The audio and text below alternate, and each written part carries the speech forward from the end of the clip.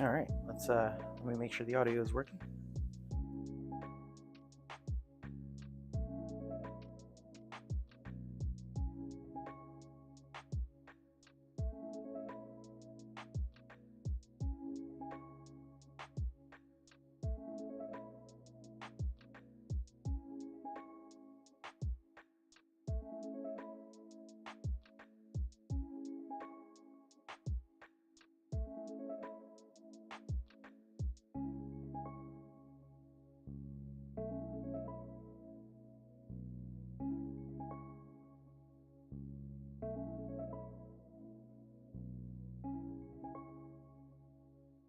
All right, all appears to be functioning properly.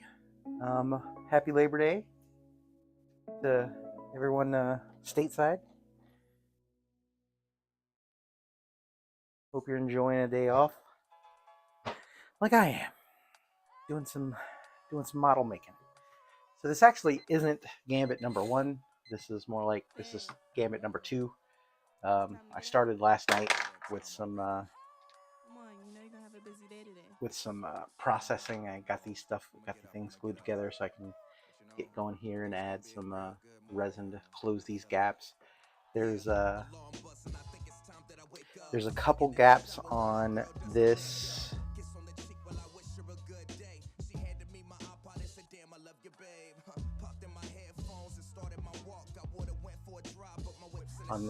crystal piece, this clear piece. I don't know what to call it. This energy thing. Yeah, I've got a couple gaps. I'm not gonna worry about it too much because I mean there's a lot of like texture going on this piece, so chances are you're not gonna see it. Okay, it's got a little hook in the front here. I have to make sure to stick it in. But anyway, yeah, there are a couple big gaps that you definitely can see if you look close enough, right there and right there. But I'm going to use a little jewelry resin. Cool thing is, since this thing is kind of like kind of bubbly and stuff anyway, I can hide the resin, the jewelry resin in here a little easier.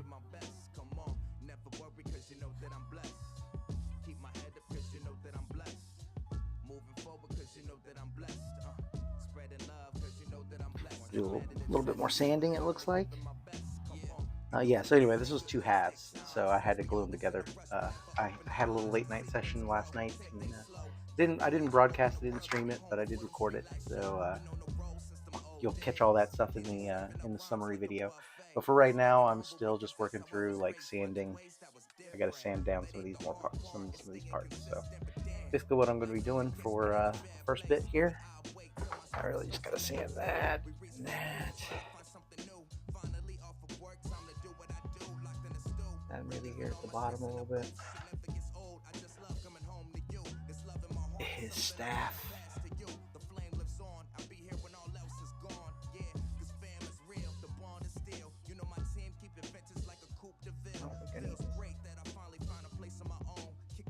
I don't think I need to sand that. Keep my head up cause you know that I'm blessed. Moving forward cause you know that I'm blessed. Spreading love cause you know that I'm blessed. No matter the test, you know. Go ahead and attach that rod there. Sand down those joints. And also for the cape part, I am going to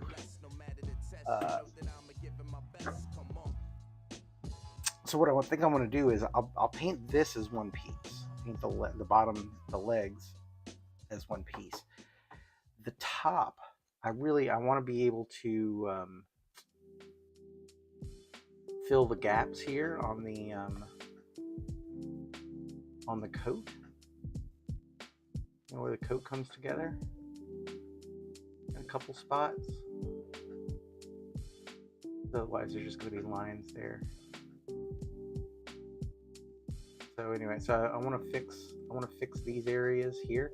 So what I think I'm going to do is I'm going to attach the bottom part of his coat to the torso, and then I'm going to cut off these tabs completely. These tabs that go in the back of the legs, they go like right there. I think I'm going to cut those off completely and then just slide the torso, or slide the coat and the torso down over top of the legs. I think that's going to be the play. So I got to cut those little tabs off and get this thing all glued together. So let's go sand some parts.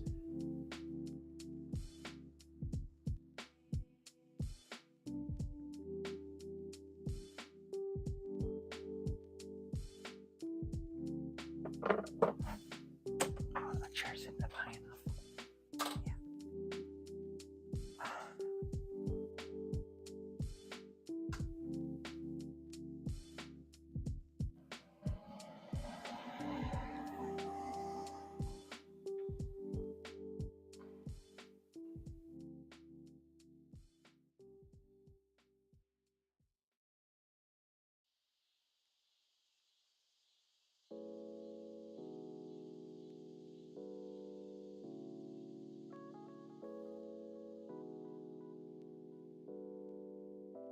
Hopefully, I get all the parts, get all the gaps filled and everything. Maybe I can be priming this evening. Get some primer on these. Be a good start. Next week, we'll jump right into painting.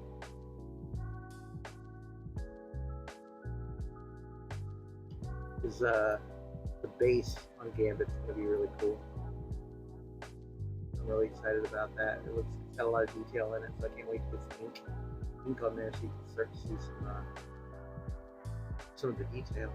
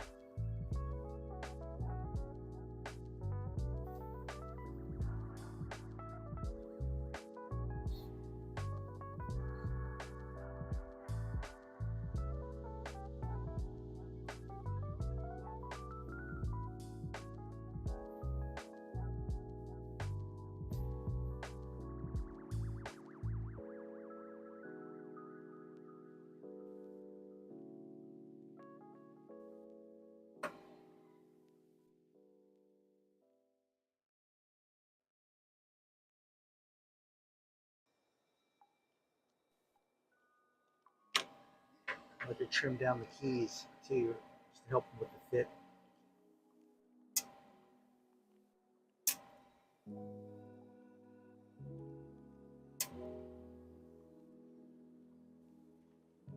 Doesn't have to be a whole lot, just enough so the key doesn't bottom out. It looks ugly, but I'm the only one that sees it. So. If I was doing this for like a client piece, I'd probably just sand it down a little bit. But this is way less effort.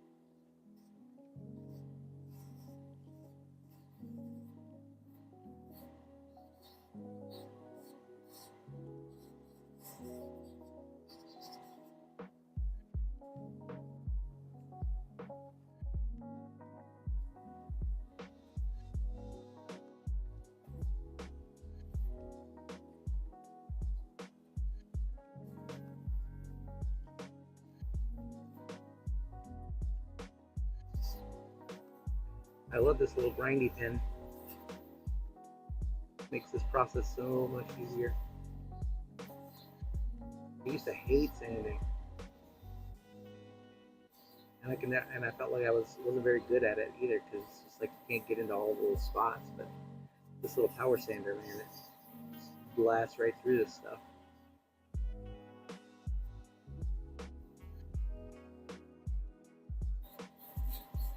Especially with this 400 grit.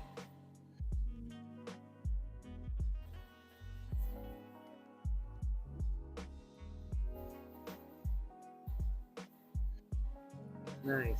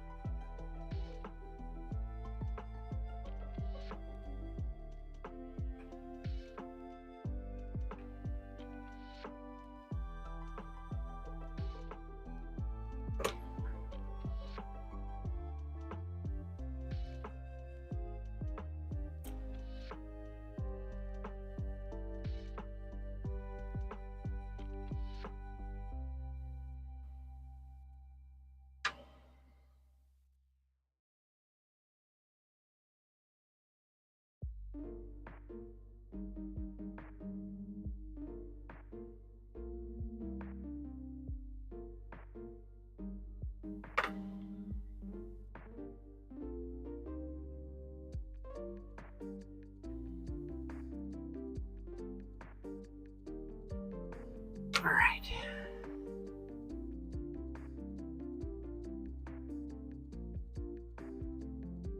Hey, Vildred. Sorry, I'm not looking over at my chat screen. Did I learn to use a brush first or an airbrush? I mean,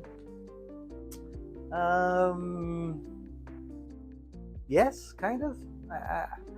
I think I kind of started with an airbrush just because I knew that was a big part of it. And I've always sort of had an artistic background, so I've always kind of done stuff like this anyway. So I wasn't wholly unfamiliar with the painting process, but it was learned.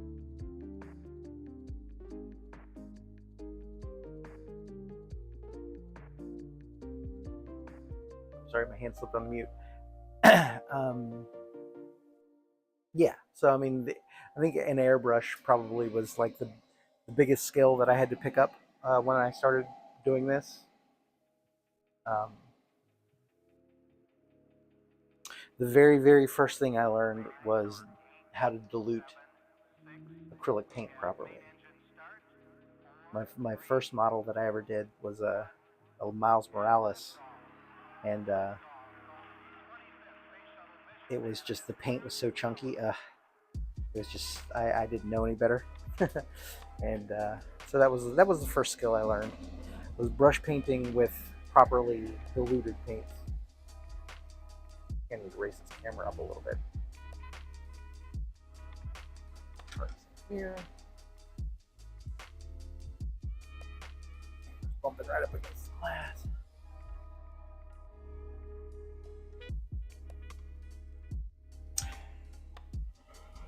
Tell you what, though, I am very, very happy that I have this hobby.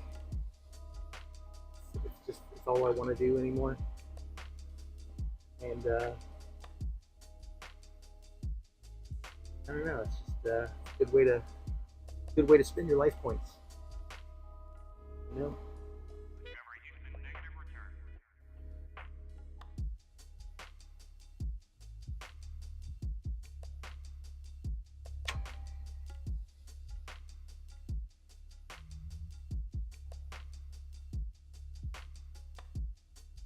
Support marks down here.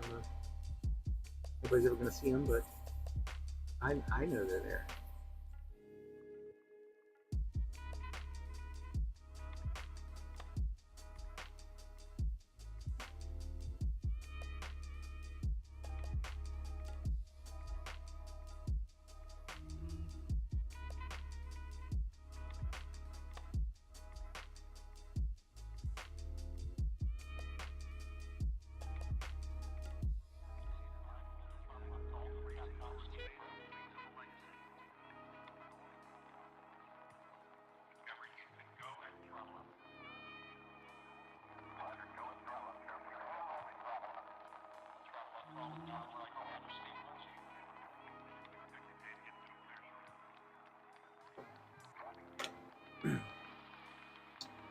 Who's hurry going to see this part?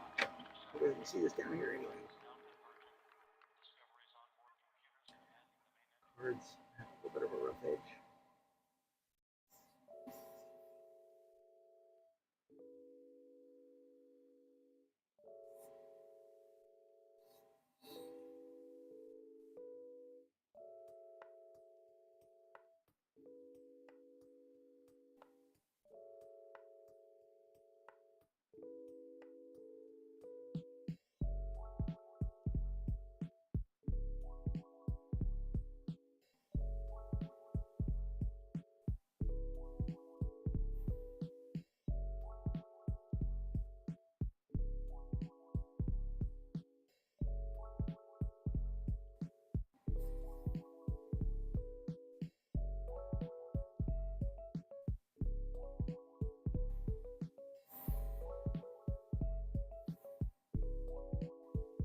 Or shave off too much.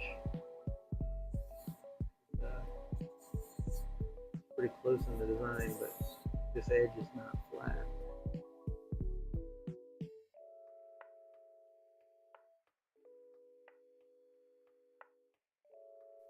And not super noticeable, but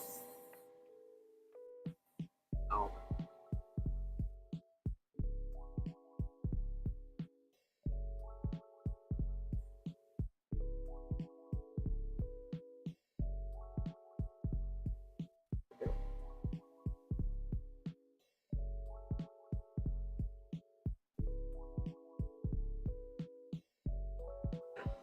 Turn down this key a little bit. Make sure it fits. Then I have to go and check and make sure, see what holes I need to fill. I don't think I need to fill any of these drain holes, but any drain holes that might be visible, I can check those out. So just getting to this where I can do a dry fit.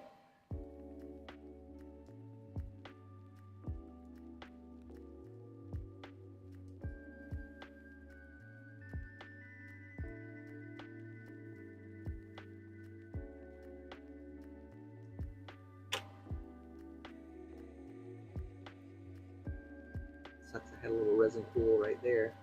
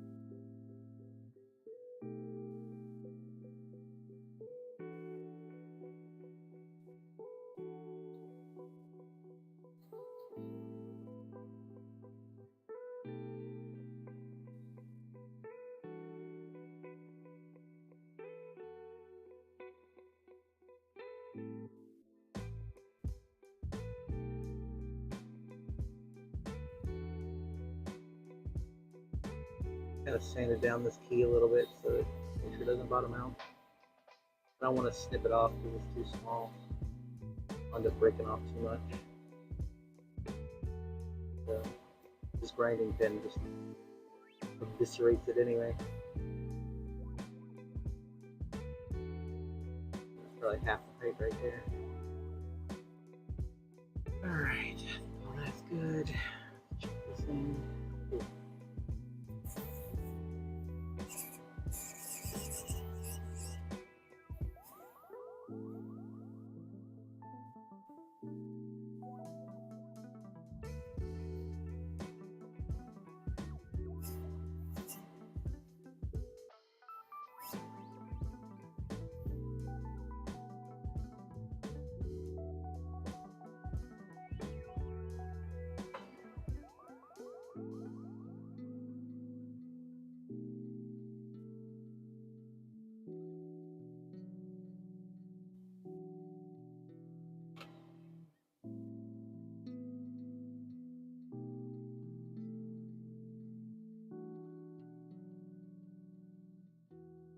Spins on there, doesn't it? I have no idea what orientation it's supposed to be. I'm just gonna go with something like that. Get a full on that skin. Like that. Alright.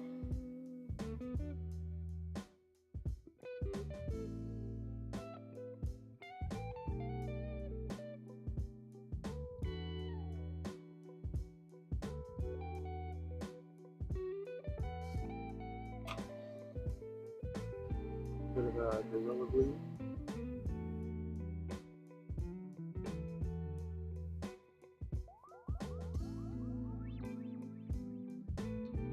Like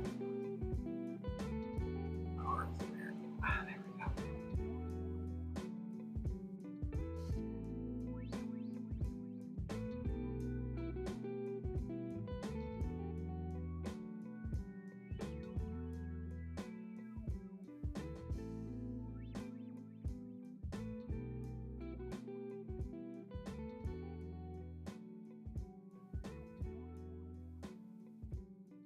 It's probably way too much. Let's see Q-tip just in case. That way, if I need to mop up some glue, I can.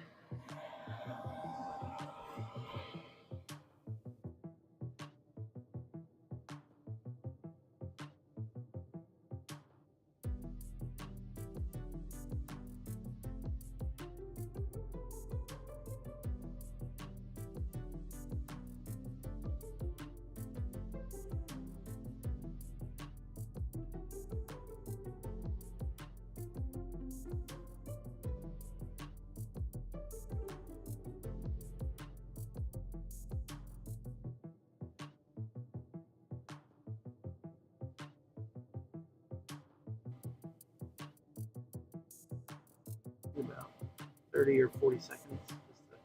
Just glue, just motionless.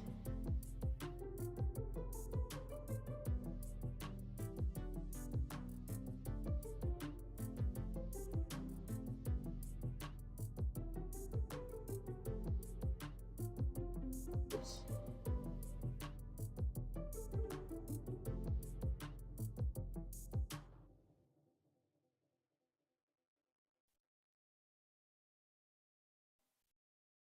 Their work complete, are headed back to the lab. Testing 1, 2. Diane, it is 4:28 a.m. You should have something for us by now.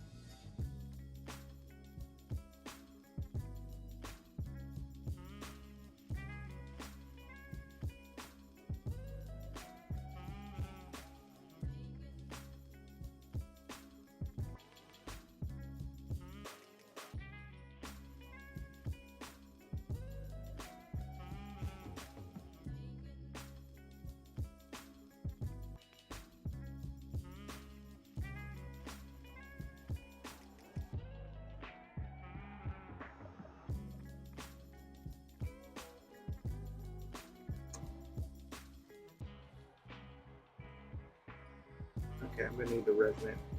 This blue is not making cut. It's not making good cut.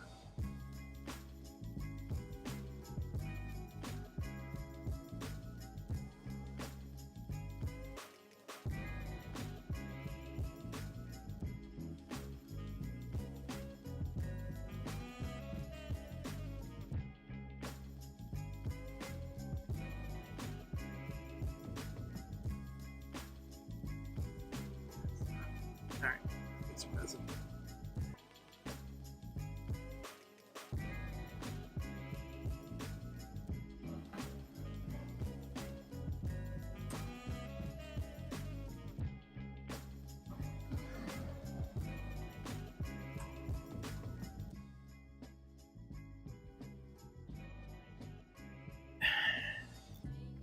And don't forget your goggles.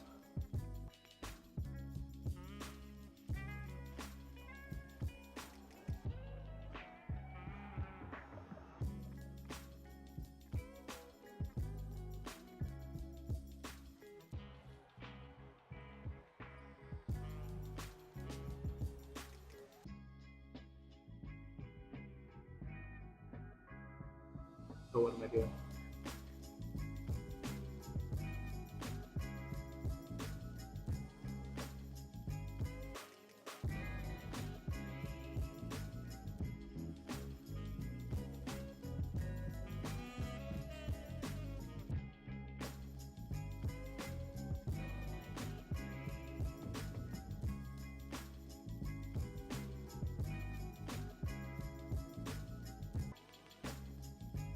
Hardest part about doing it this way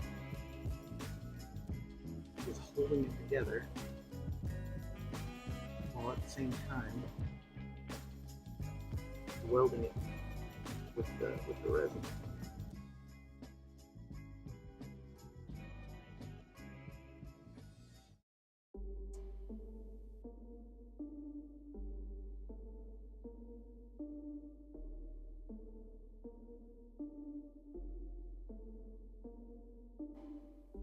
Alright, come on. Warned me 1,000 times. Memories can kill ya, but I didn't hear ya. You can only get one shot at this too, so Like a fly, woke up on the asphalt. I swear hack it. there was the last time. Hold it still enough, straight enough. Always been naive.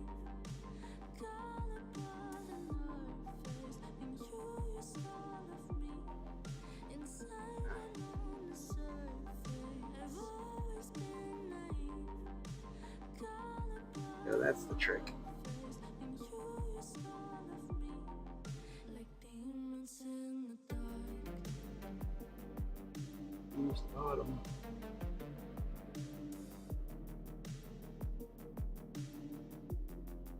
Like demons in the dark.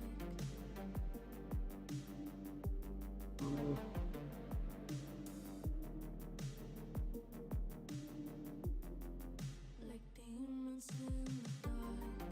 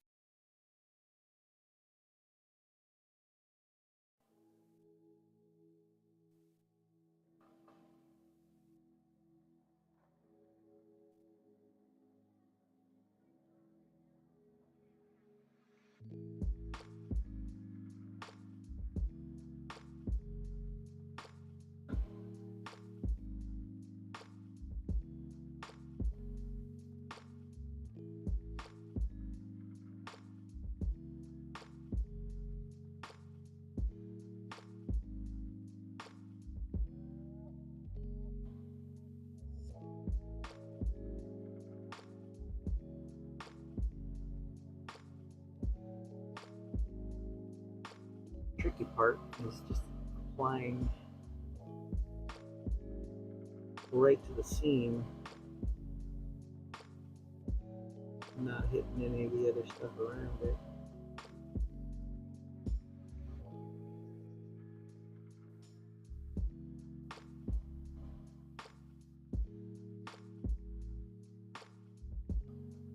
Way too much. Let's take that. There it is.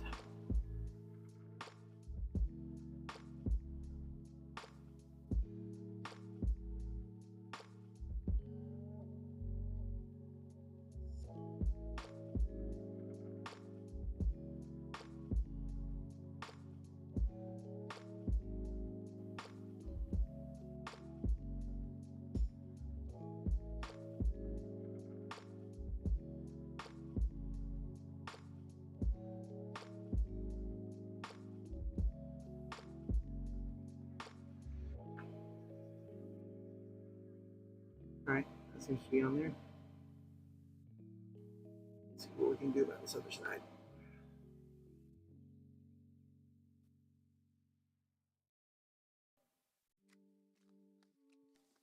Oh, it's going to be a little more difficult now that I got the back end on there.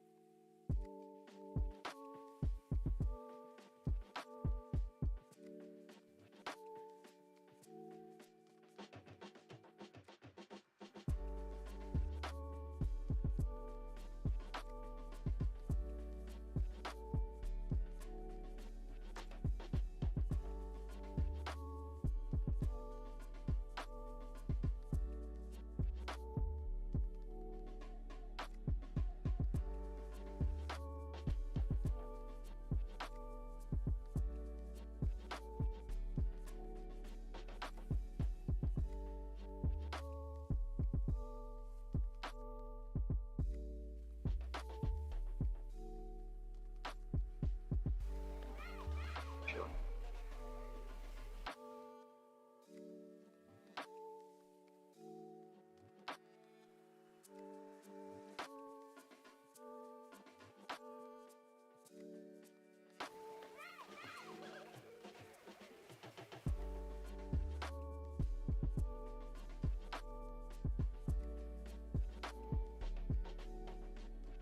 Ugh.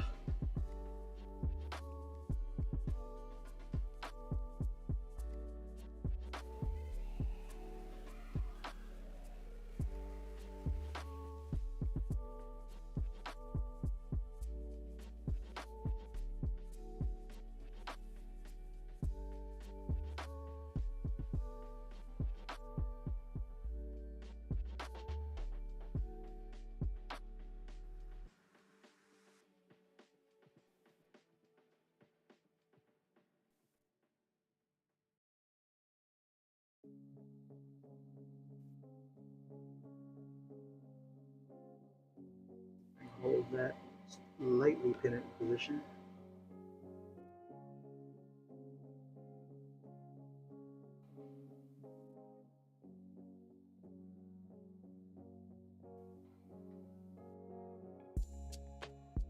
As long as I don't bump it. A little bit easier weld.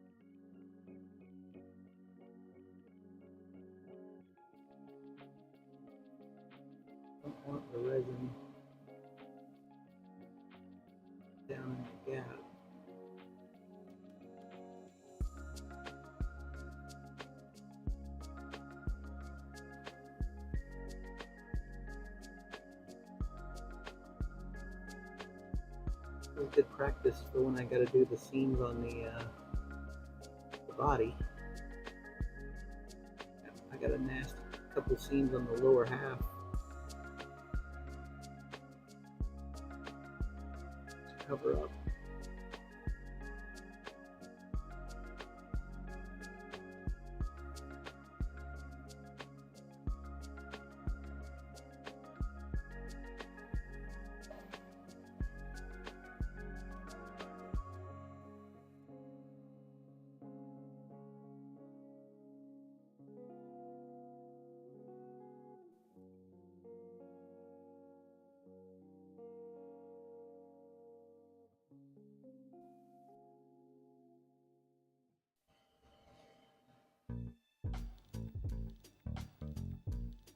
What have we gotten into me today?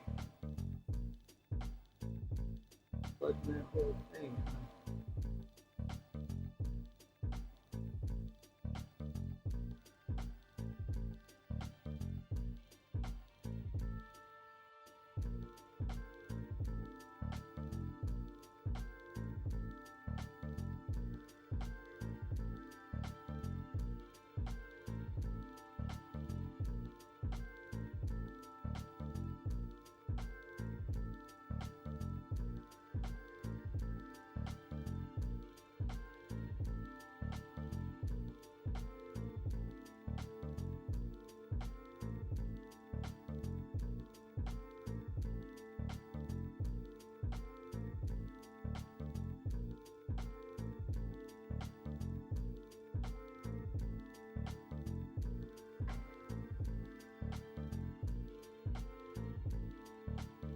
I have a little crookedness up here, but I'm gonna hit that with a heat gun and straighten it out.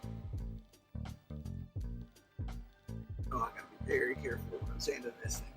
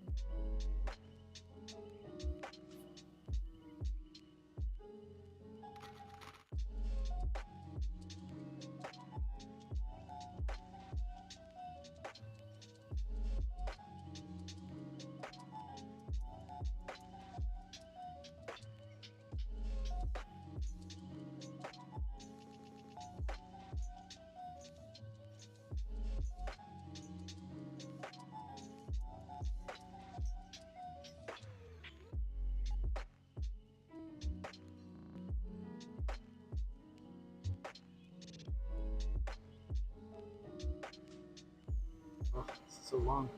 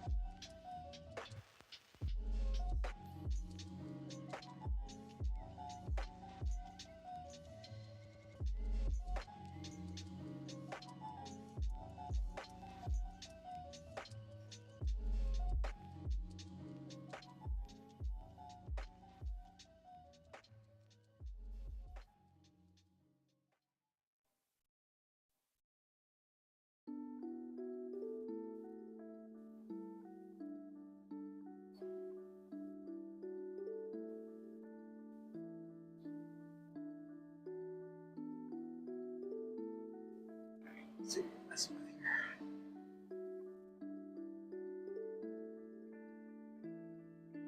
Oh, hey, sorry. So, Alejandro. LA figures.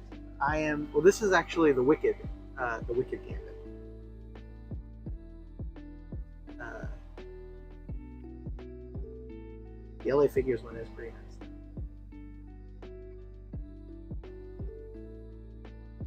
Oh, his bow staff is so long now. No problem. All right. Well, I'm happy with those connections. You can barely tell that anything was done, unless you're looking really hard at it, and you're not really going to mess up.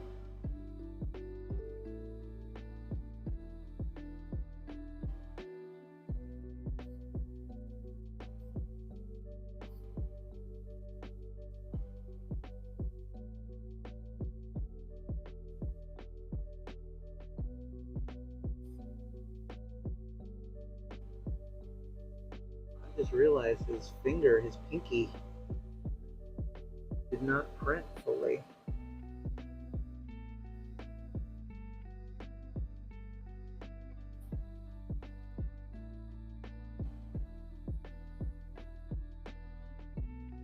Which that kind of sucks. All right, I'm gonna have to sculpt that in.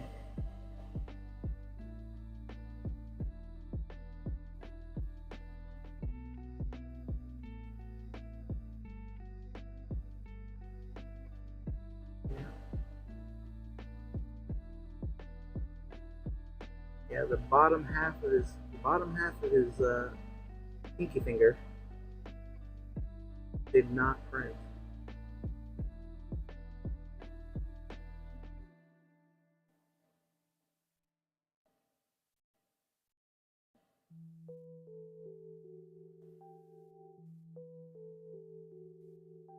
Well, shit, I wish I would have saw that before I did all that work gluing all that stuff on there.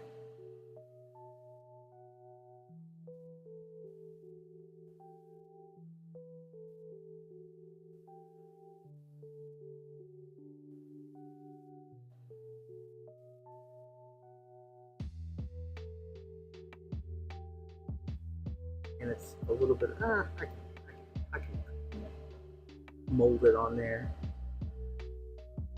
It's facing backwards, so you're not really going to see it anyway. Let me get some green stuff whirled so I can sculpt it in.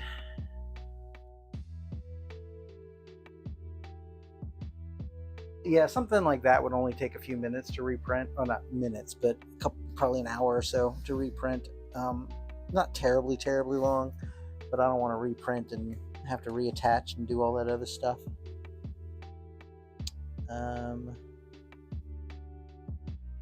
Where's my green stuff, buddy?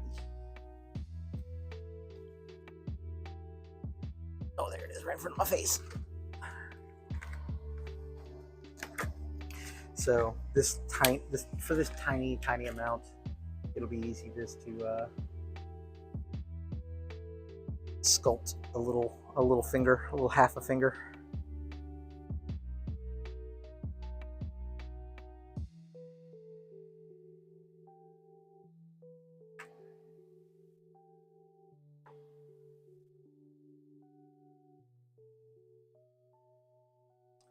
And I'll hit it with a little bit of resin.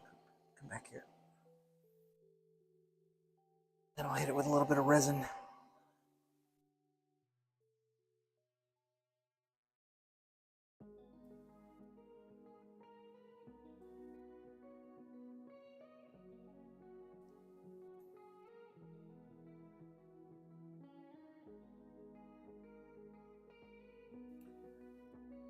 But comes with the territory.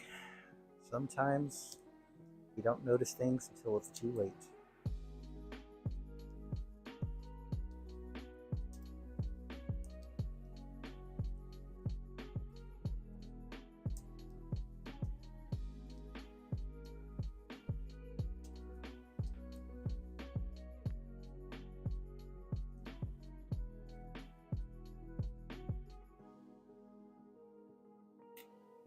Goggles off now.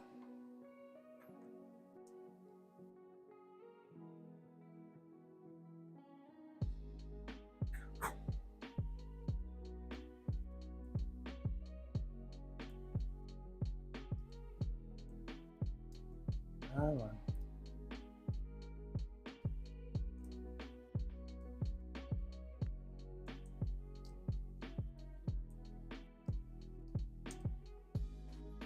Gotta mix up this green stuff putty until it's properly green.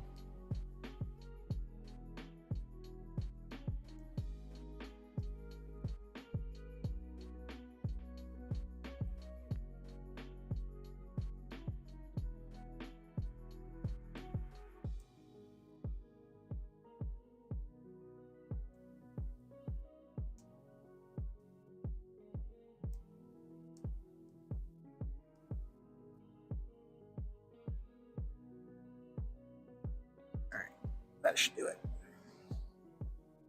Actually, what? I'm gonna go do this over on my other station. This. Oh, a little bit more working around here.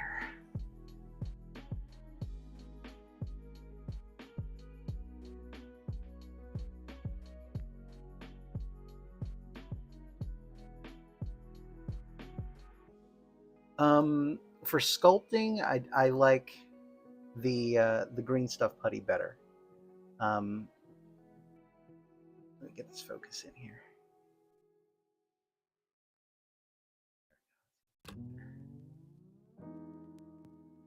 Yeah, so for sculpting, like what I have to do here and repairing his little pinky finger, I actually have to, you know, add some geometry to it. The milliput is really good for like cracks and crevices and stuff. I actually like to mix the milliput together with a little bit of water because it gives it a like a thicker consistency. So for like for larger gaps, like here, his coat's gonna cover this up, so I'm not too worried about it.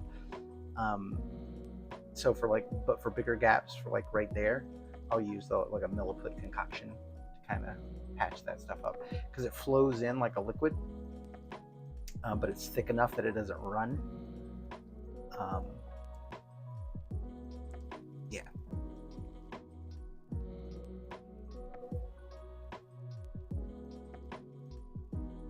So.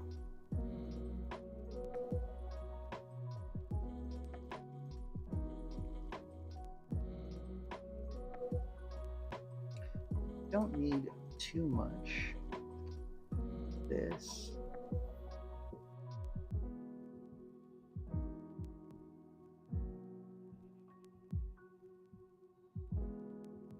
I need my little silicone. I need my little silicone tools too.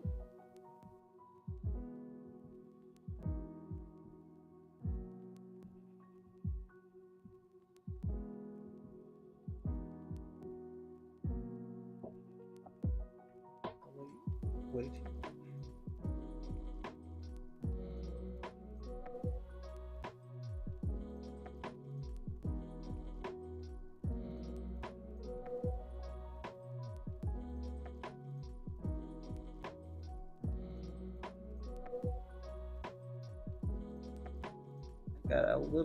I've got enough of a finger to go by that let me go grab my silicone tools. Enough of a finger to go by that I think I can sculpt this in relatively easily.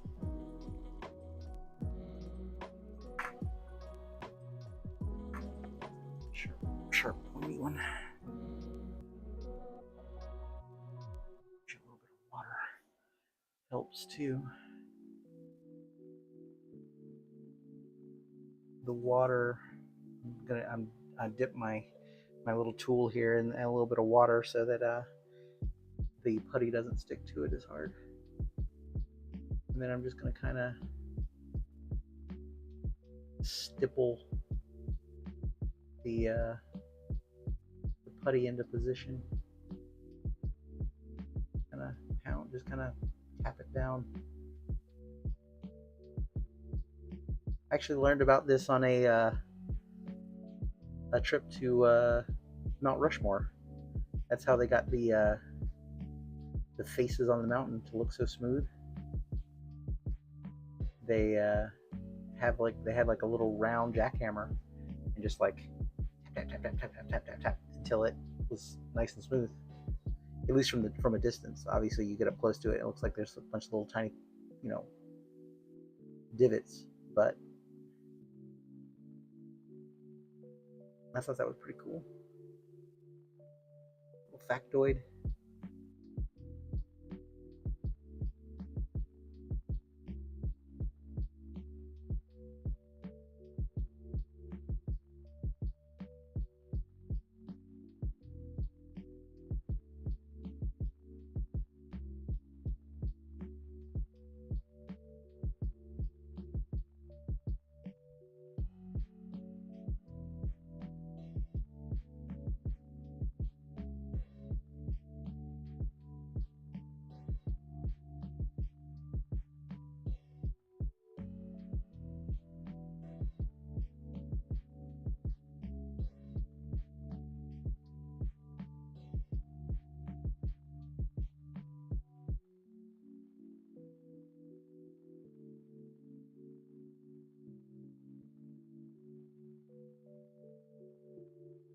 Want to make sure I get a little bit of a detail in there, like around his little pinky knuckle.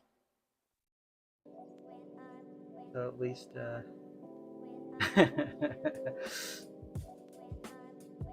see, there you go, Alejandro. Glad you're one of the many offerings I have here is useless information. I guess it's not useless. It's coming handy. It came in handy right now.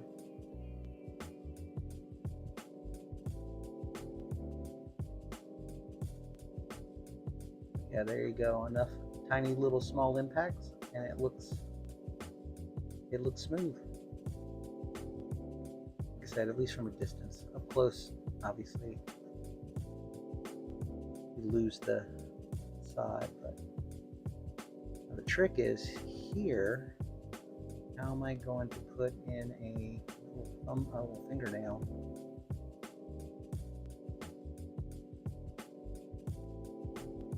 I've cheated on with some paint.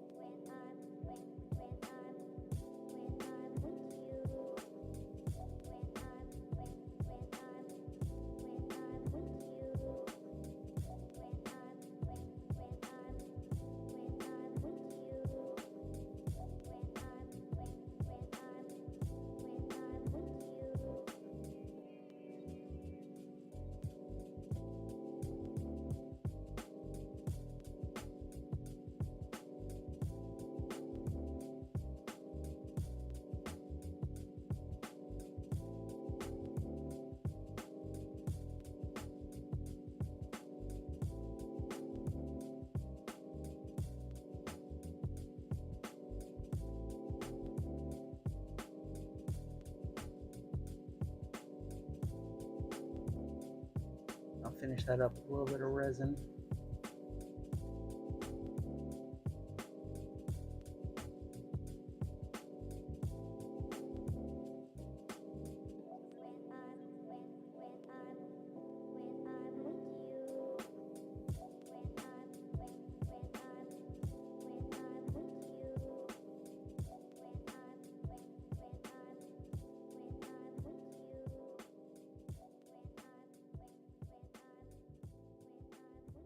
All right.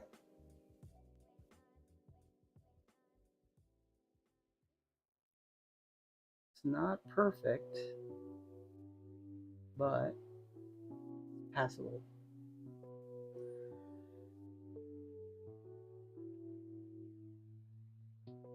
I'm pretty sure. Let's see. Like this, right?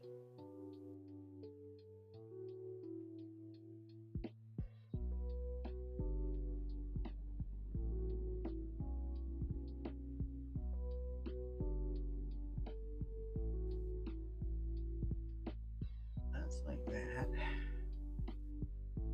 That's like this. Well, it is pretty visible.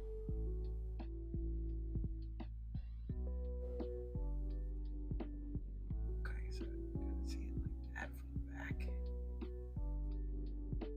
It sticks out like a sore green finger right now, but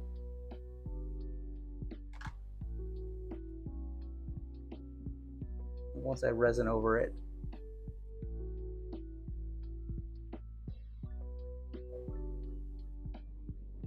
from underneath here, didn't quite see.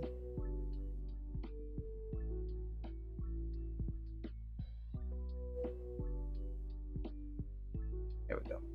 Yeah, so except from once I get some little bit of resin on there, I'm not even gonna notice it. Hey, what's up, Mando?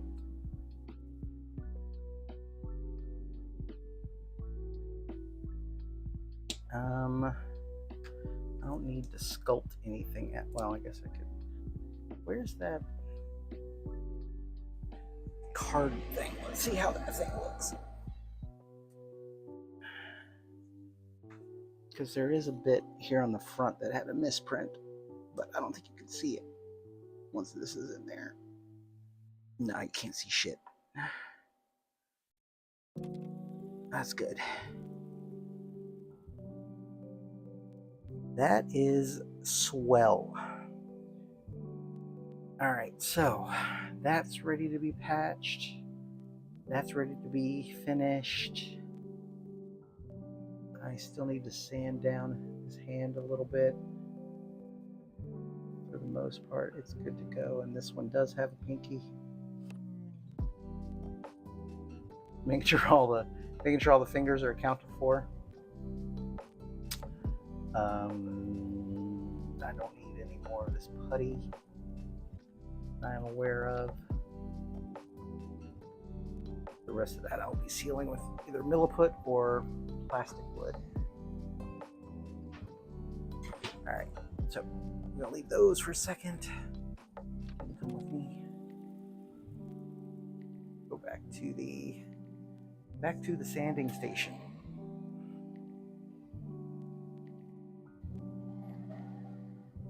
Get this resin out of here.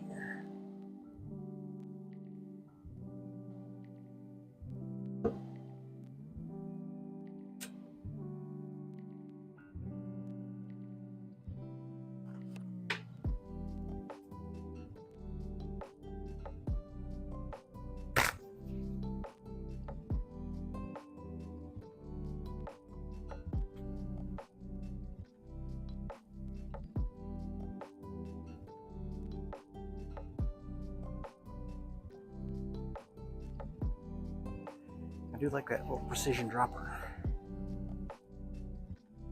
That thing does come in handy.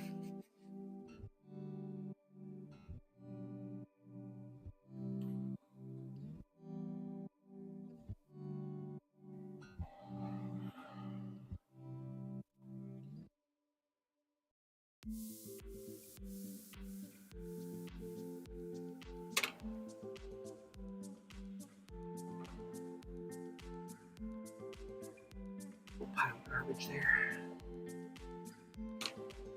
It is really nice having this sanding enclosure because it makes cleanup really easy.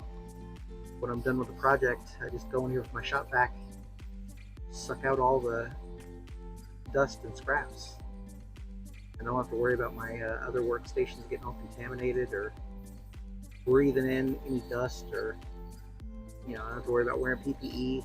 I don't have to worry about getting shot in the face with a loose piece of resin that I clipped off. As you can see, it as you saw, it kind of shoots off everywhere. I used to find little chunks of resin all over the place in my office.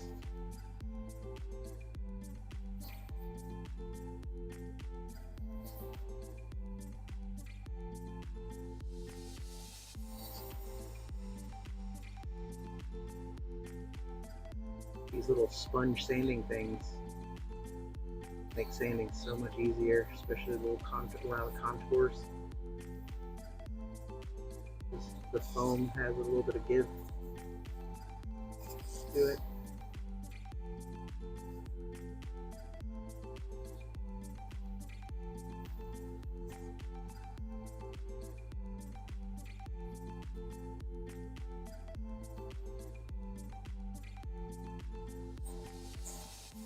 Taking down this edge just a bit because once I start getting paint on there, it's thicken back up a little bit.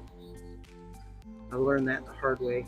These tight-fitting pieces get extra tight after you get it painted.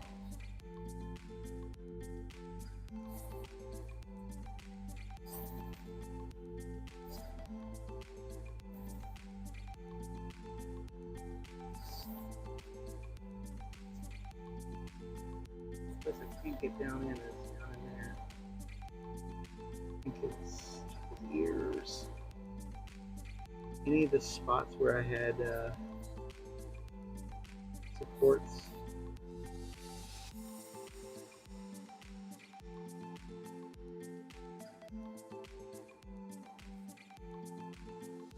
Try to hit those.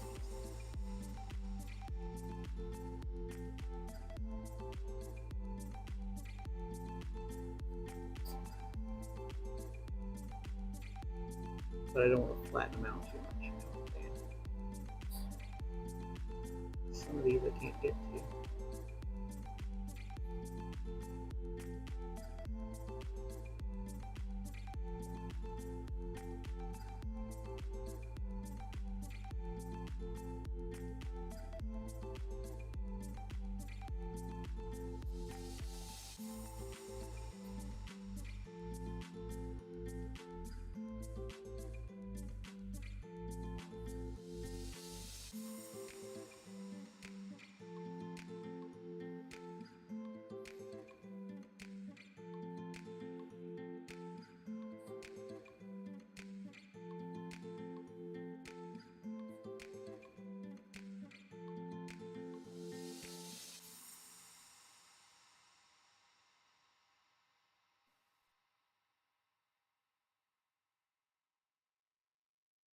Oh, the pen. Yeah, this thing is the bomb right here. I'm telling you, totally changed my whole relationship with sanding.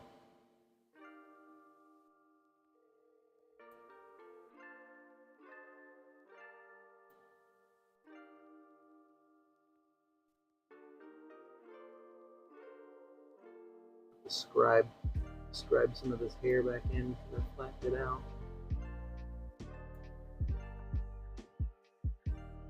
You do have to be careful with that power sander thing, that pen, because it's got a lot of torque. It will just destroy a model if you hover in one spot for too long. It will just obliterate anything, any resin it finds. So just be careful with it. Learn that shit the hard way.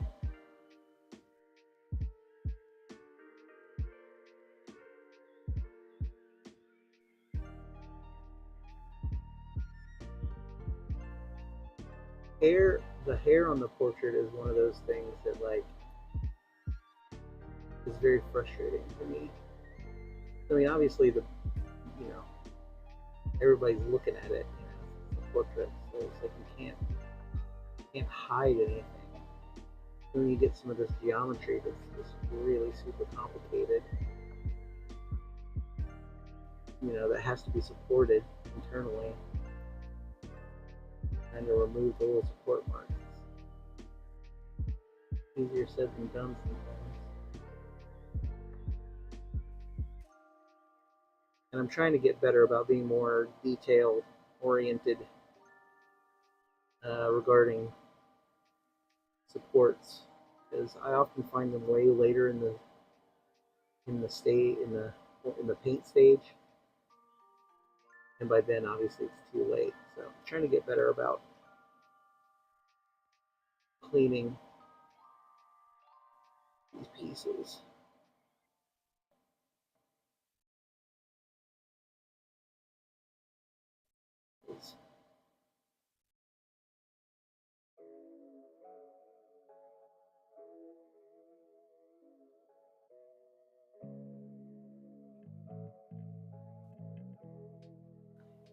Just a bit.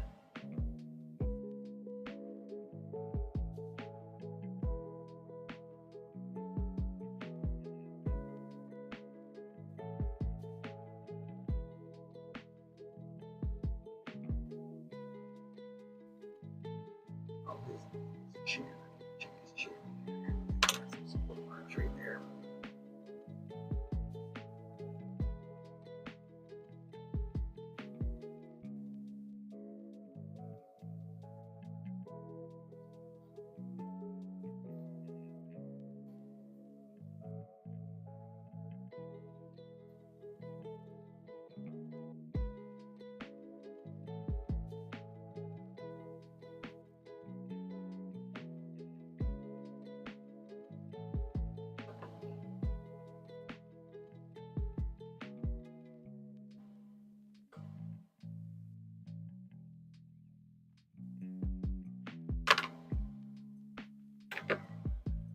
Come here, paper.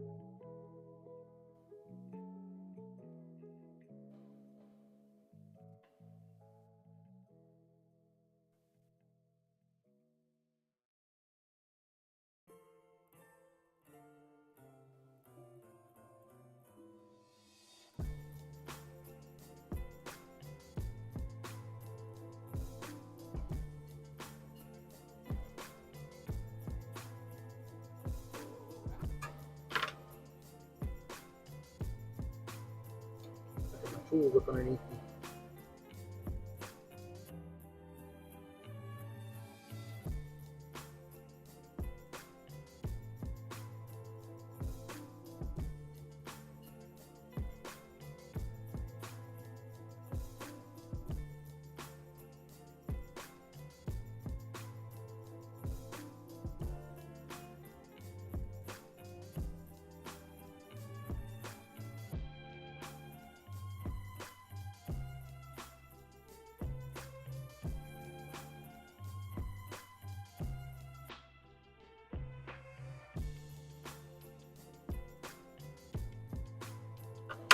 All right. I think that is about as good as that's gonna get.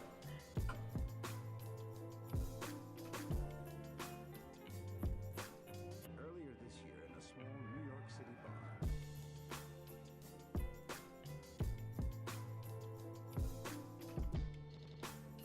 I'll give it one more cleaning before I do the final before I do the priming. Hit it with that airbrush. After I do a dry fit, trim off some of this heat.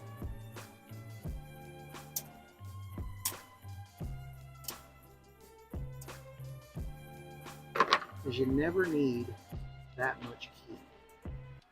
It always bottoms out, at least from what I found, is like the expansion and contraction of the resin in the keyholes. They'll get long, like you just don't need that extra bit at the bottom because it'll bottom out and will prevent, you know, making contact, solid contact. It's all black back there anyway.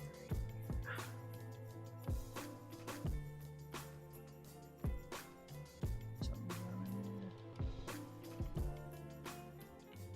there. Weird.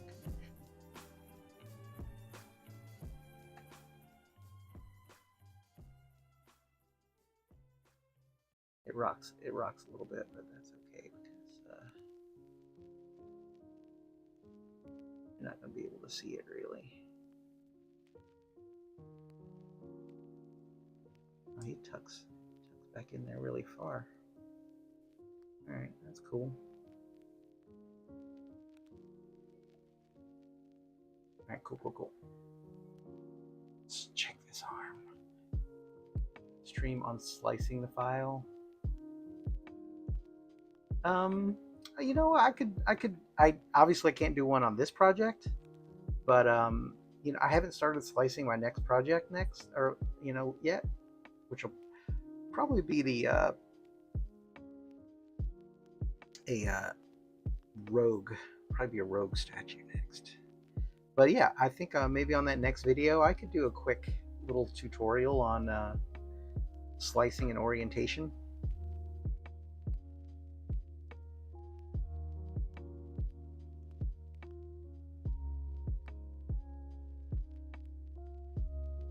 Alright, those actually fit pretty good, and I'm not going to need to seal those because the gaps are recessed,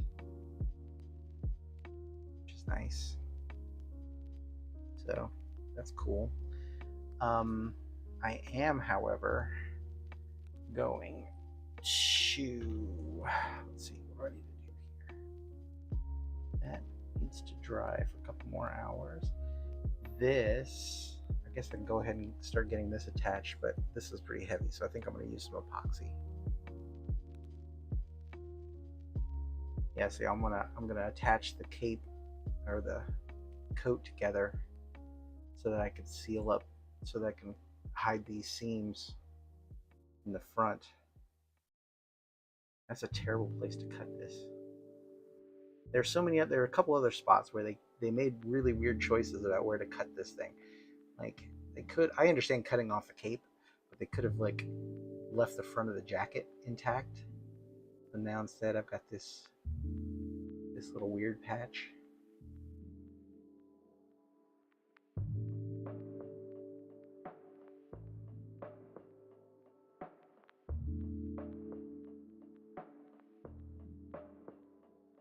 Yeah, so I'm going to cut these off, these inside keys, because they're supposed to snap into the back here like this. That means I have to keep the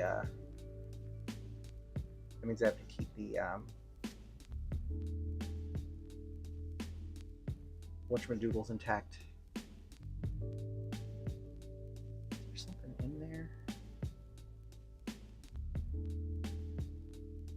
Nope, again, that's just where that keyhole, oh, it suspends out, that's why it's not supposed to go all the way in. Alright, anyway, regardless, I'm gonna cut them bitches off and do this my own way. This thing needs to be glued together. Yeah. Let's cut this thing off.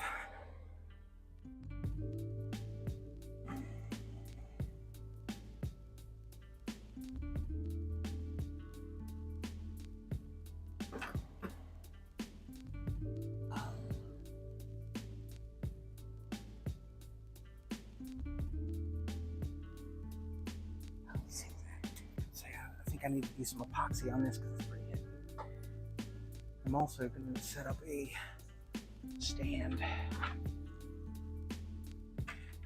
so that I can stand it up while I work on it.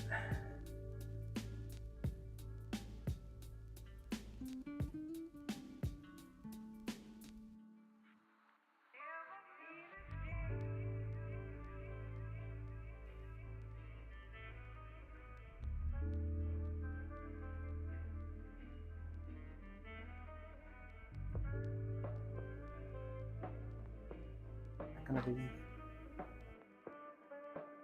don't think that's gonna be stable enough. Oh, you will know.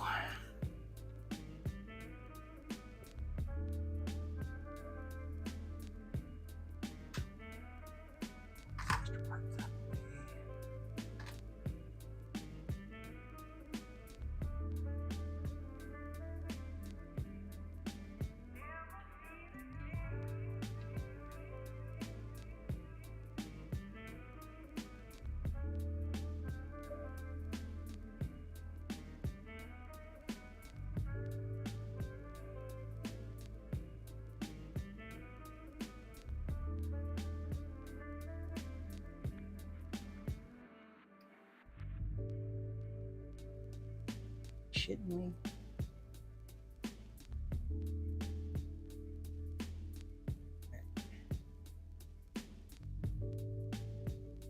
Feel better if I had two.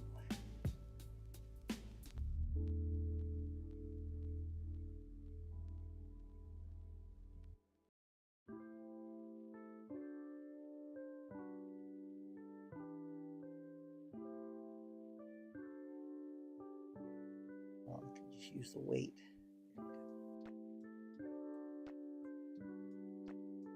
You guys can't see what I'm setting up right now, but I can get that on camera, is it? No, it's too tall. That's funny.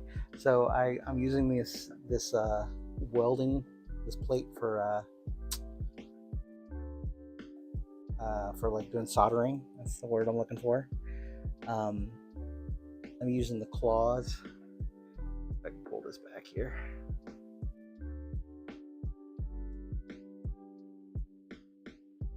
Yeah, so I'm using the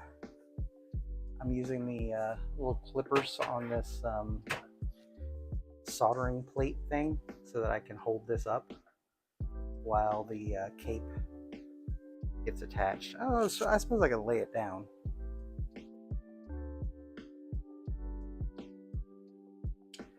I'm trying to think. How am I gonna?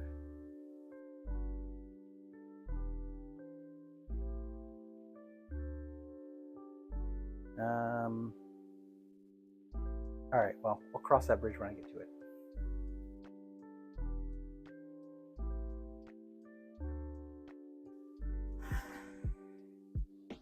I love these models because each one is a little bit of a different challenge.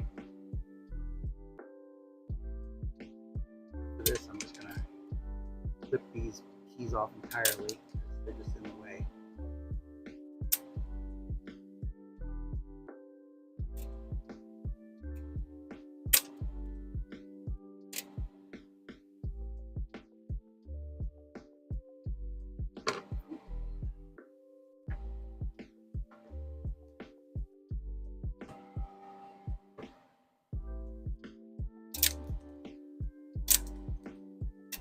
I still flinch when this stuff comes flying at my face.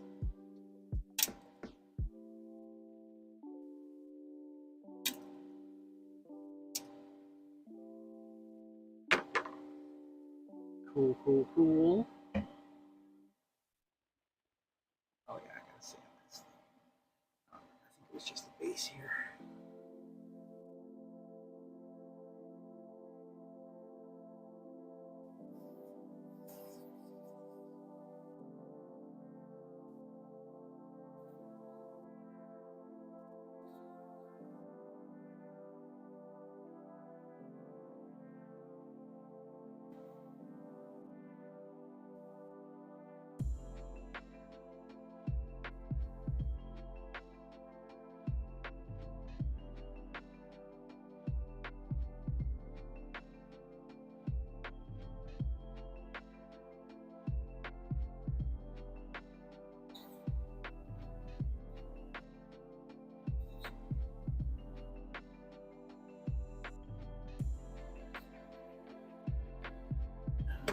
There was anything.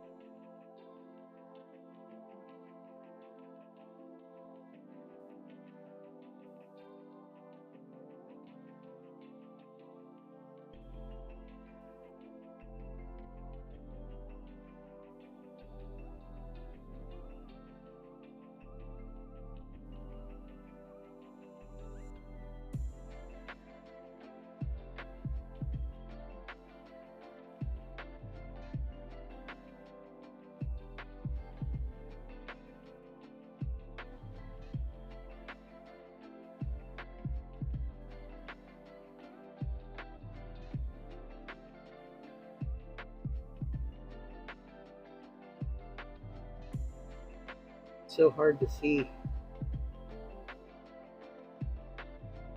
the imperfections when it's transparent like this.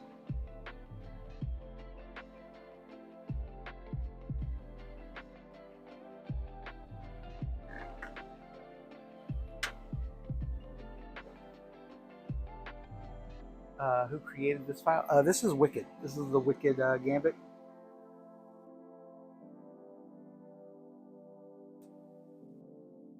I've had this sitting in my queue for a really long time. They came out with this a while back.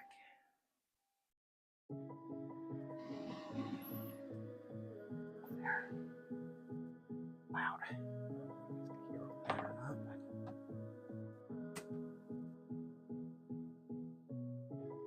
All right, so now I should be able to.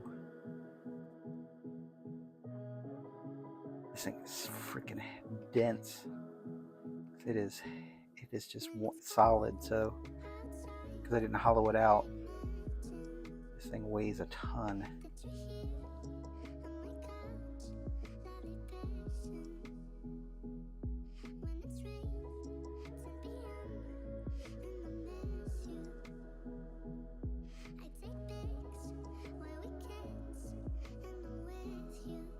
I think probably going to be best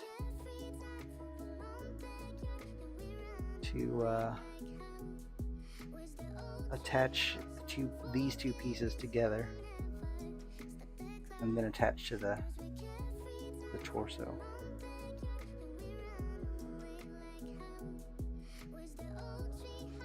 The seam mostly is hidden, except for the inside, obviously, but you know.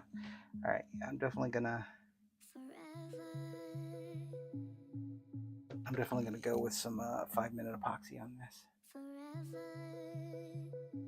Oh yeah, the Deadpool Wolverine diorama they just released. That does look super sweet. I'm pretty stoked about that one. I don't like to jump on things as soon as they come out. I like to see what other people come up with.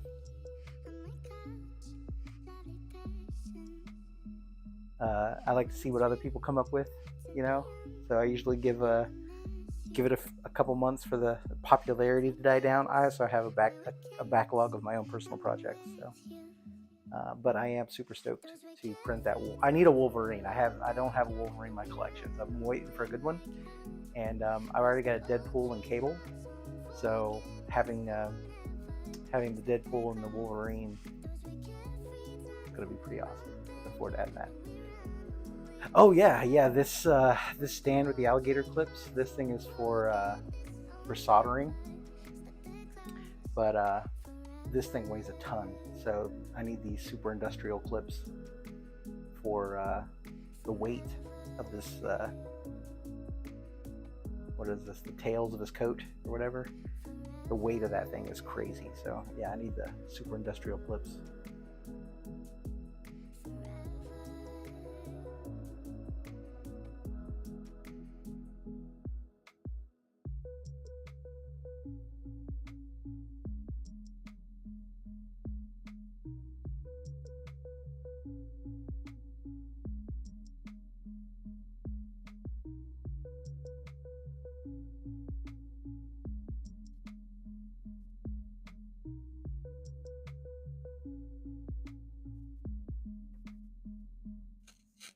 All right. I need a little dish or something. Perfect. All right. So what I typically do is mix up this 5-minute epoxy, and so basically it's the resin and the hardener. Mix that together in equal amounts, and then it is very, very solid. I use the epoxy for heavy items like this, or like structural stuff, like holding if there's going to be a whole lot of weight on something that could slide out, I usually will use the epoxy. Anyway, I don't use it that often. But when I break out the epoxy, something serious is about to happen. So, all right. So first thing I want to do is score. I just want to scratch up these edges a little bit so that the epoxy has something to bite into. I sanded these so smooth that you know, there's not a whole lot of bite left, so there's not an easy material to grab onto. I'm gonna go back and seal this up anyway, so it's perfect. Score up the top while I'm at it.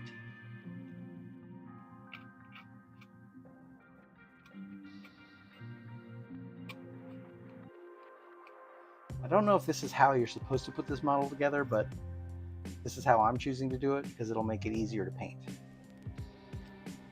By cutting out these internal keys that were supposed to go into the legs, I should be able to just slide the lower half and the upper half together after I paint them. And then the seam at the waist is not worth trying to hide because it's pretty minimal. I mean, he's wearing like an armor plate thing, so it's not like it has to be flush, you know, completely. At least that's my opinion on it. There are some gaps that I absolutely have to fill, though. Like, for whatever reason, like I said, they made some weird cuts on this model. And they made one of the leg cuts like right through the thigh. Instead of cutting it down here at the leg armor, you know, what do you call that?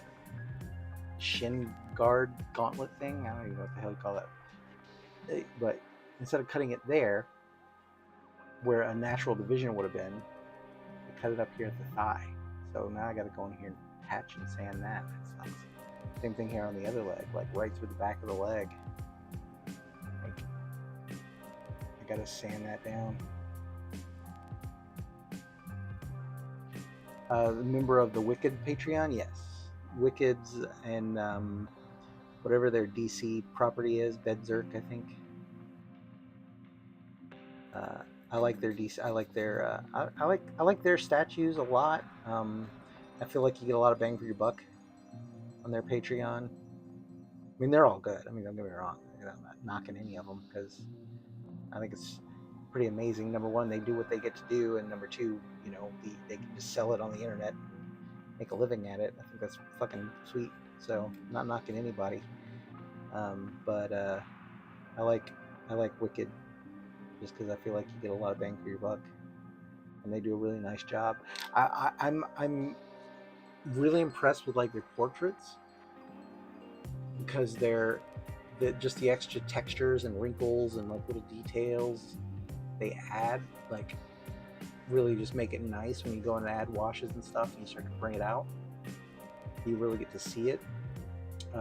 One thing I noticed on that CA Studios Green Lantern I just finished was that it was very smooth. Like his face was very like, didn't really have a whole lot of character to it. I know he's wearing a mask and all, but still. Yeah, I like the way Wicked does their portraits.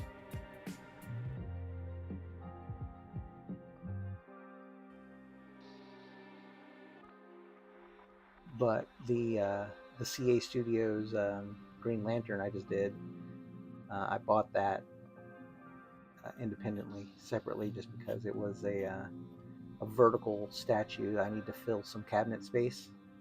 Has some very specific sizing for some cabinet spaces. So I needed something tall and skinny. And the Green Lantern's like one of my favorite characters, so I decided to do that one. I didn't. The Wicked Green Lantern is one of their older files, and he's got this like he's the king, or the one where he's the older version. He's got a cape and like armor and stuff. I didn't like that version. I wanted the Hal Jordan, tall and simple. So I'm just trying to work out how this thing's gonna fit together. Because once I go to hold it, that's what I'm going to be doing for a few minutes, or at least a few seconds. I'm going to put. So what I typically do is I'll put the epoxy on the majority of the bond, but then I will put a little bit of super glue to hold it in place because it dries, you know, in just a few seconds. So I'll use a little super glue to hold it in place. There you go, that's the fit right there. and till the epoxy dries. Yeah, that's how I gotta. I'm trying to hold it so I remember like how it feels in a comfortable position to hold the glue in place. All right, let's mix up some epoxy. I'm talking too much.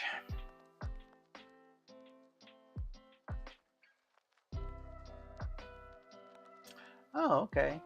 I will do that, Mando. Thanks. I'll reach out to them. I used to sub their Star Wars as well. I kind of fell out of wanting to do Star Wars statues. I have enough in my collection already that a backlog that I need to get into. But right now I'm filling in my other cabinet holes in my office. Kind of has my priority. Eventually, though, I am going to make a Star Wars character soon because I've got a Star Wars display that I'm also working on, pair with my lightsabers.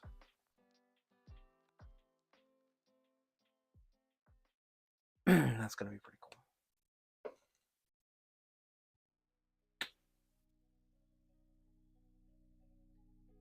Savage Land. Oh, that would be cool.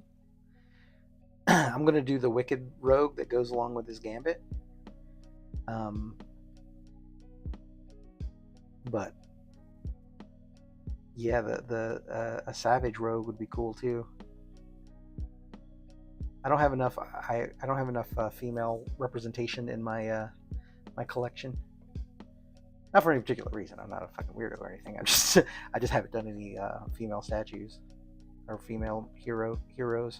I need to do a rogue and I need to do a storm for my X-Men cabinet. I may bump those up on the list. Definitely gonna do. I think I'm gonna do the rogue next.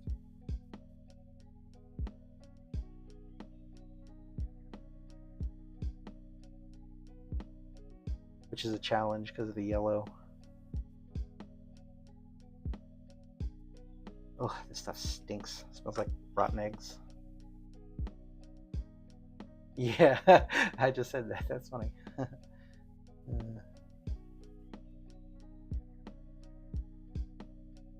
much.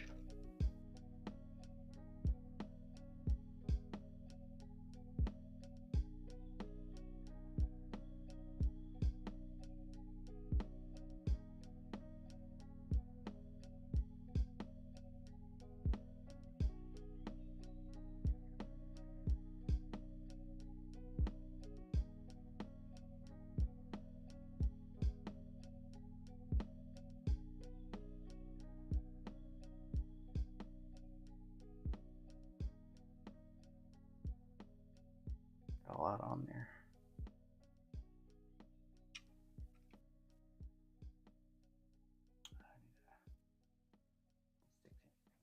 Towel.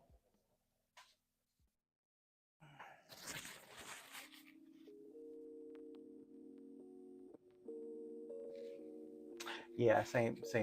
Yeah, that's the thing too. I think it's for me it's just like a personal taste kind of thing. It's not like but I don't know. I get it. People can create whatever they want to create when it comes to male, female characters. But I do feel like sometimes it's a little overly sexualized in the market out there.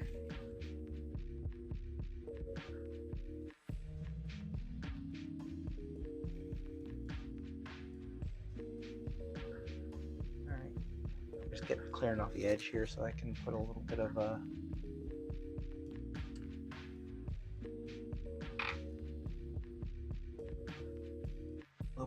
super.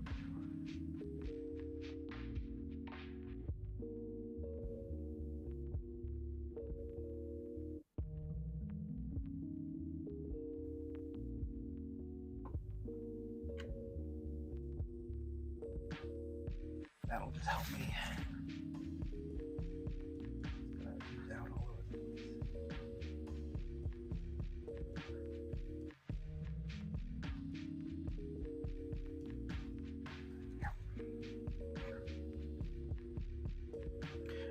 Right?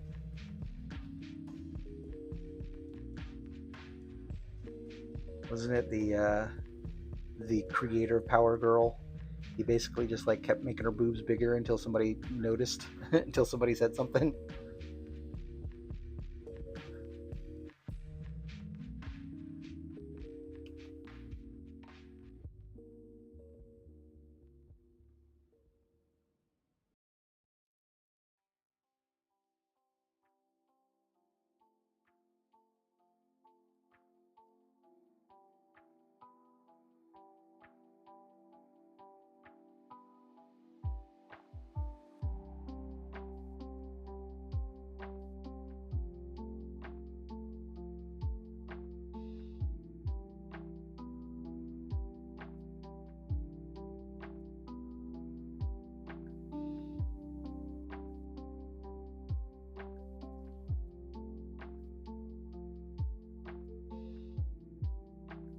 All right, I just gotta hold this for a few seconds.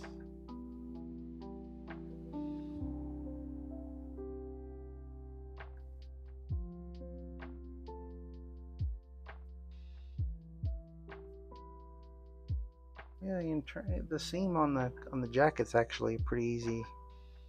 I don't even think I'm gonna mess with trying to hide it. It's perfect. This is nested right up against the a big thick seam. That's kind of cool.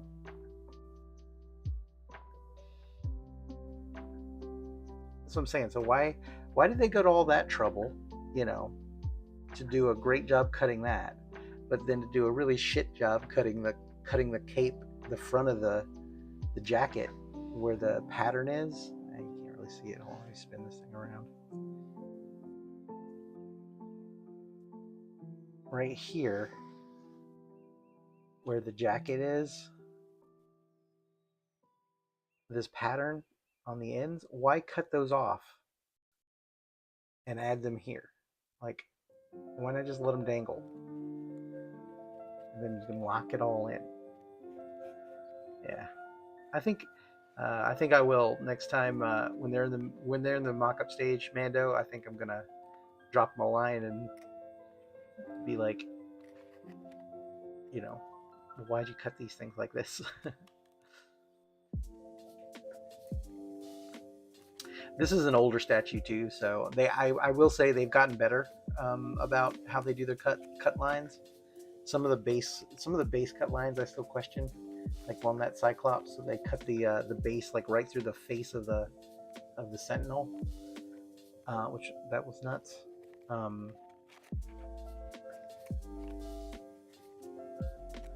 Yeah, sometimes they could get a little better about how they do the cuts. Let's say the Cyclops wasn't that old. It's still one of the older ones, but yeah, I like them a lot. It's cool. I'm glad they get to do this for a living. You know, I'm glad they get to like, you know, focus on doing this because it's a cool way to live. You know, I think, and they deserve it. You know, they seem like they're cool people and they do excellent work, and you know, that's what living's all about, right? They have gotten. I have noticed that they have gotten super good, and they have been making improvements from model to model.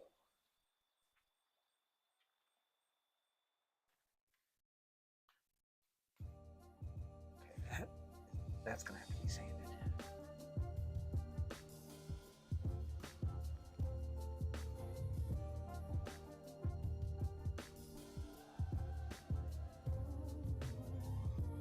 I think it's pretty well attached now. All right.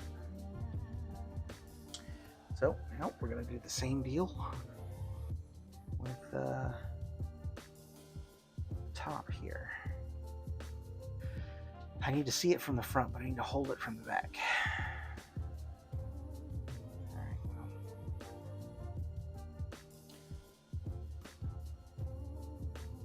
Let's get you guys out of the way. I noticed a significant difference when they started doing their texturing, like their like skin textures and face textures and stuff. Like that has definitely improved.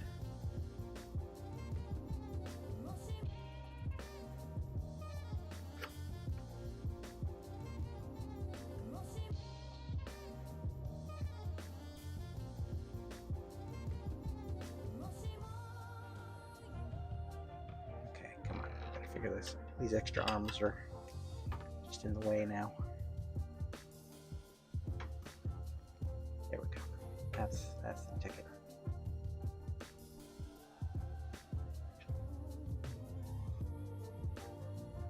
Oh, it's not even screwed in. That's part of the problem.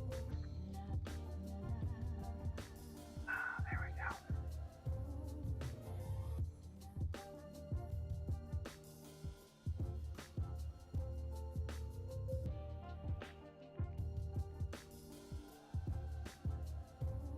You know what?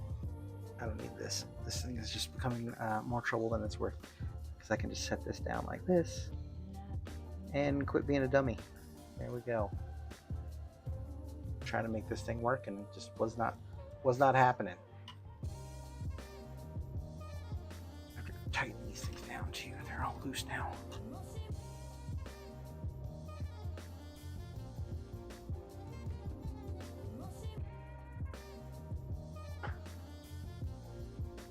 Alright. My little octopus out of the way. The thing does come in handy for like wiring and stuff. Like if I need to support a top half and a bottom half while I'm attaching wires. That thing comes in super handy.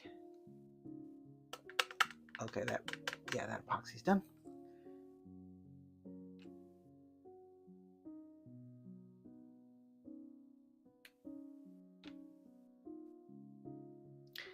I really hope this works because I am in it right now.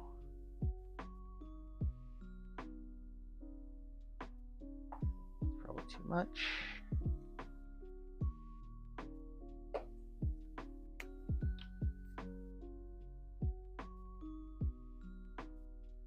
Am I the only one who just eyeballs this stuff? Because I don't think it has to be like dead on accurate, right?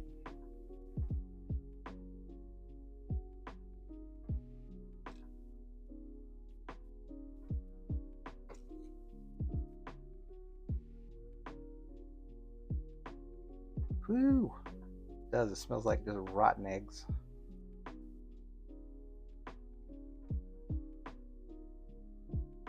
Yeah, this is true. I can't turn back now. I think this should work. Like I should just be able to slide the lower half right up underneath the jacket and connect it. And then just let the epoxy do its job. Just hold everything together. I still don't trust this seam right now, but so we're gonna go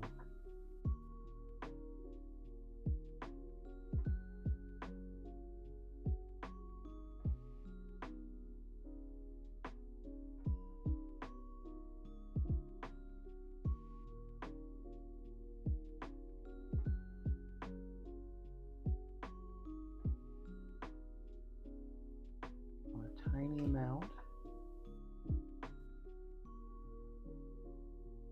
I'll end up doing a bunch of resin. Hide these seams anyway, so no sense in being shy with this.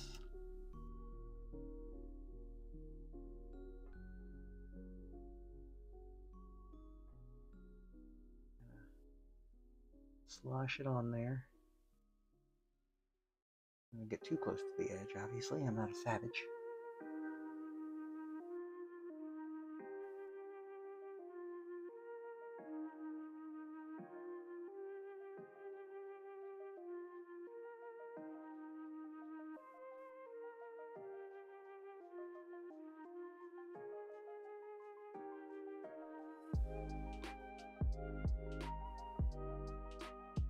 And this stuff seemed to stick pretty quick, so I think I'm gonna skip the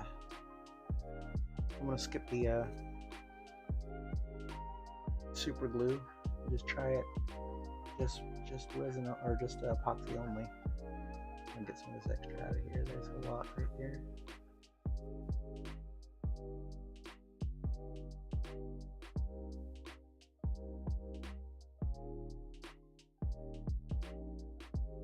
On the back and the insides doesn't really matter that much. You're not going to see it, but on the front, you're definitely going to see it on the front. Alright, so I'm going to set this so that I can.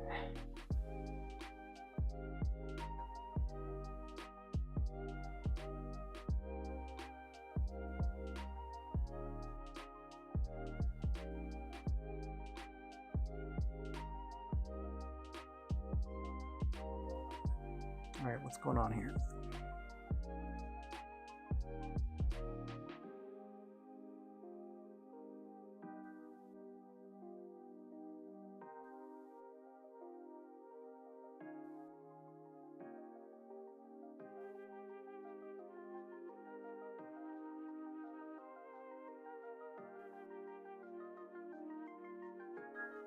Okay, these aren't even close to coming together. What's going on?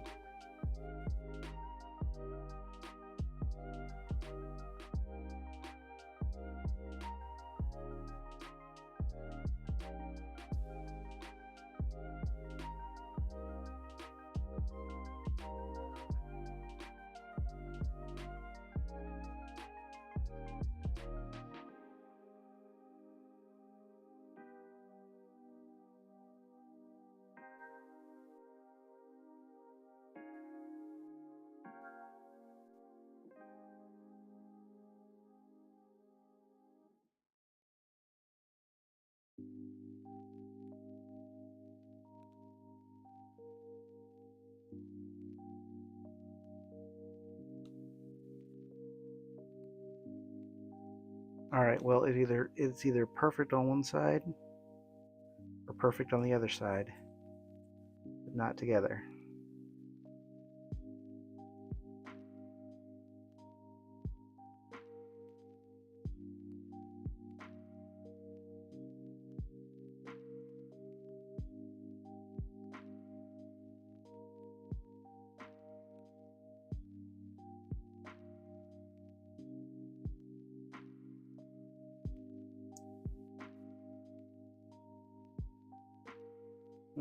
All right, well, I need to pick a spot here because I'm gonna have to fix it no matter what.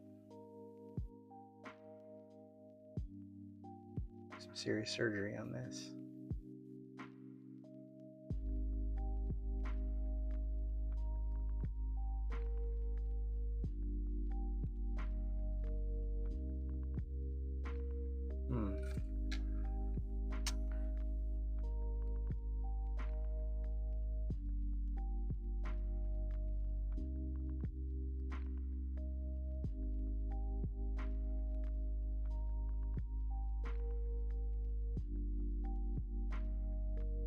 Split the difference.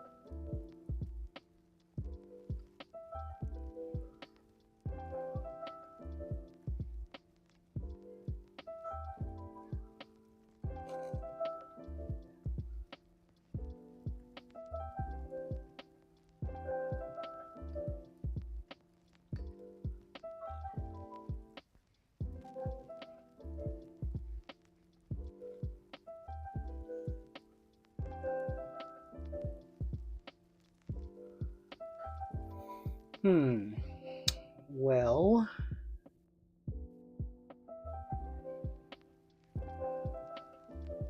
now it's got to go back that way some because of the way the pants kind of fit in there. Let me check this real quick while it's still got a little bit of motion. Oh, don't fall. All right, where's those fingers at? This finger, this finger. You go in there like so.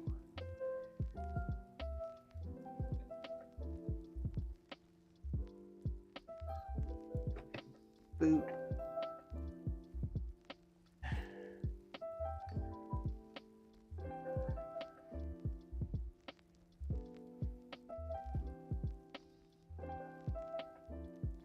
Okay, so the good news is totally fits just fine.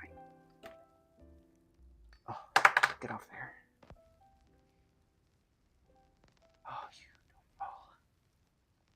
All right, so really all I gotta do is pick a spot here. Why are you over there? Get this resin. Get this thing in position.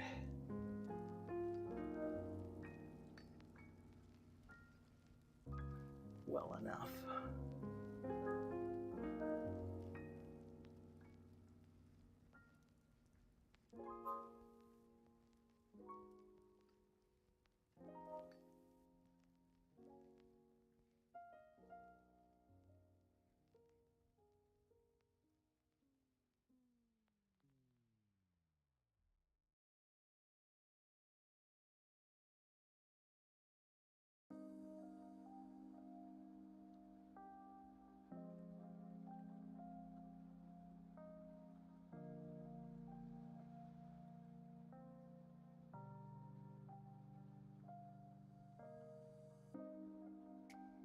All right, well, this epoxy is now hardened, so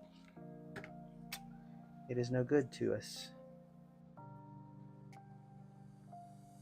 causing making it so I can't attach this evenly, which was difficult enough anyway because it doesn't seem to want to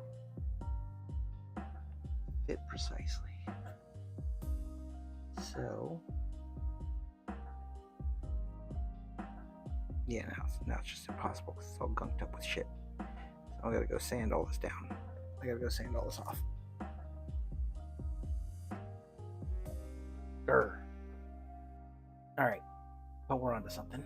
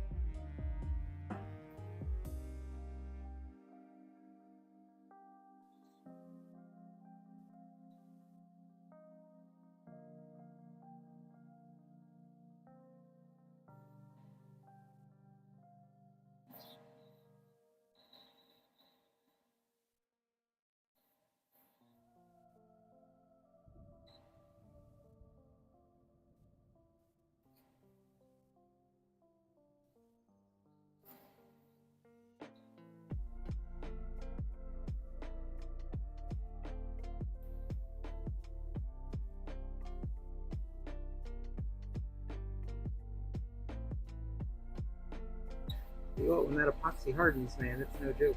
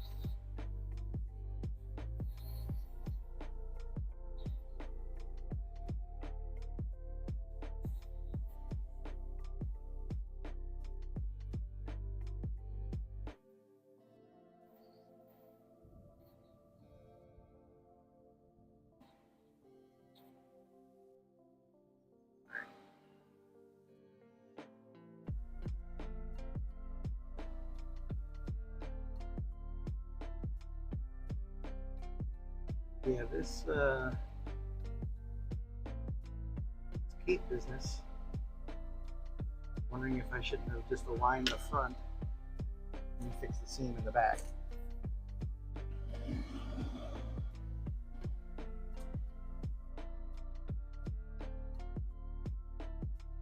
Because now I have to sculpt a bunch of shit in the front.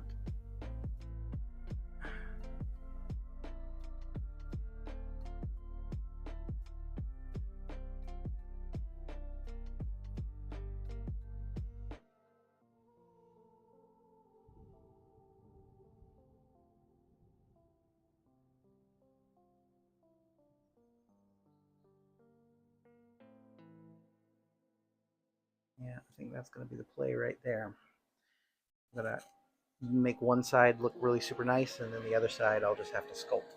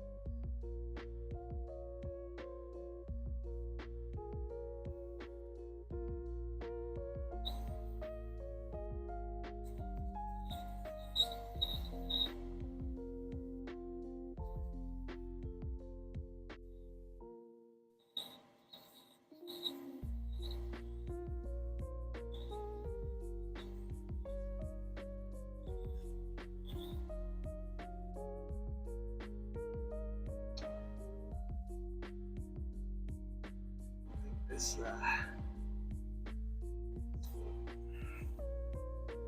little sanding pad doesn't have any more bite to it.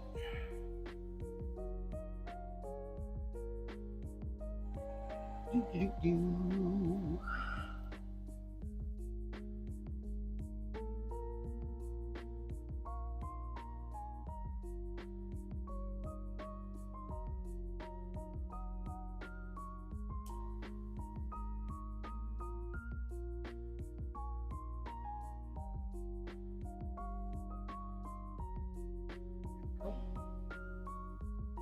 More efficient at changing those out.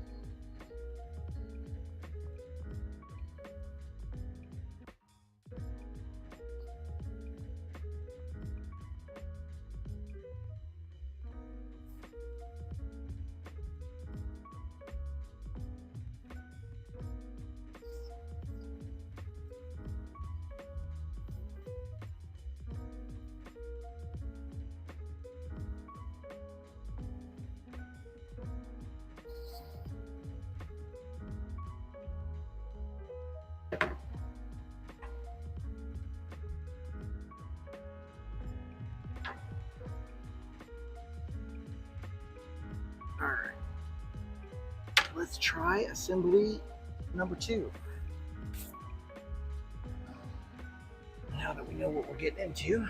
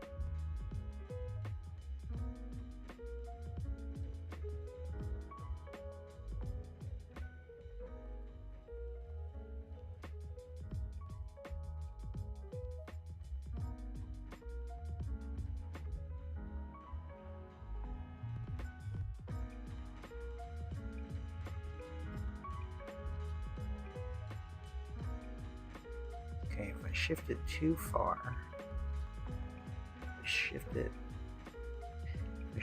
over there to this side to make this side line up. I have quite a discrepancy over there.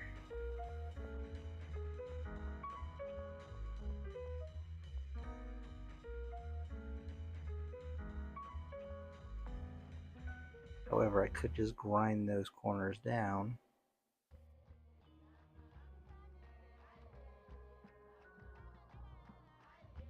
Just grind that down. Grind that down.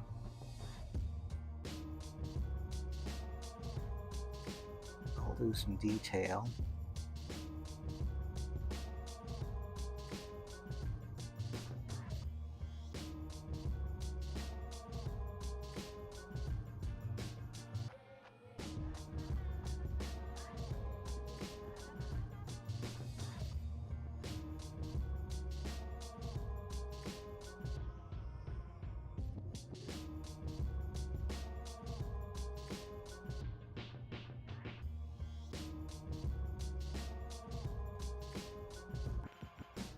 Or is it just or is it just a sanding job? Can I sand, if I sand this down in the back?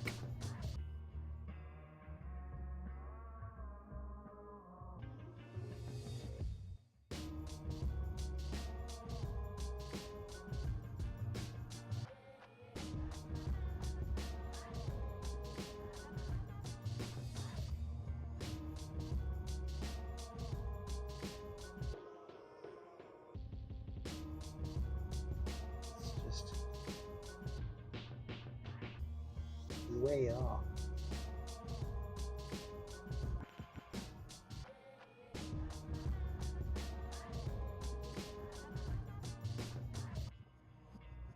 That's also where that extra piece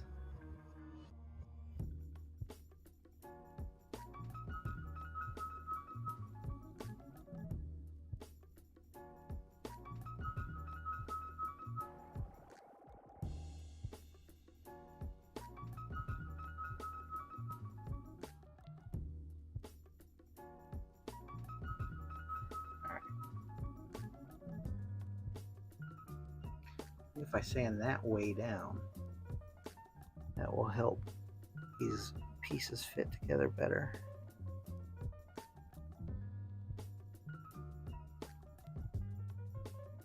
Then I also need to leave space for his little tail thing, his little this. As it go on, it goes on like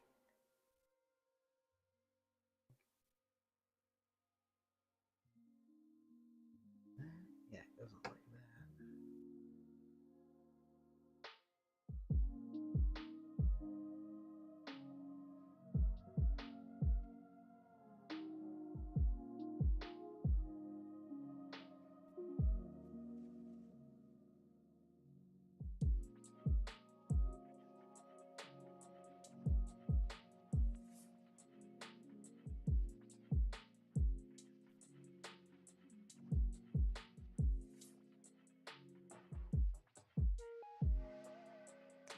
I can drop that down some. Making sure it's not going to be, just making sure it's not going to be too tight. gonna have to. Yeah, I need to sand that way down.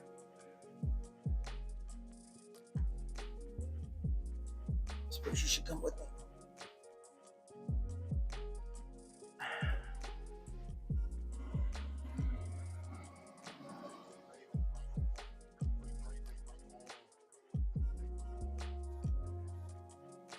Oops.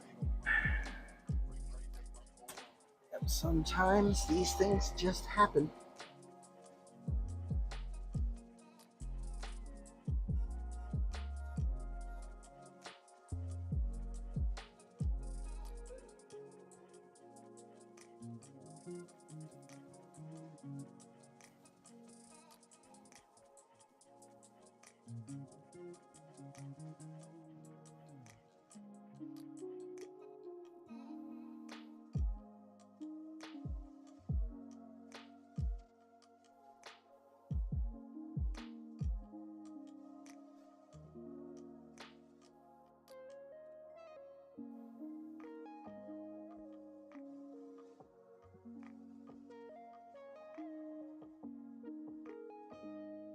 Sand down this whole like hump area here.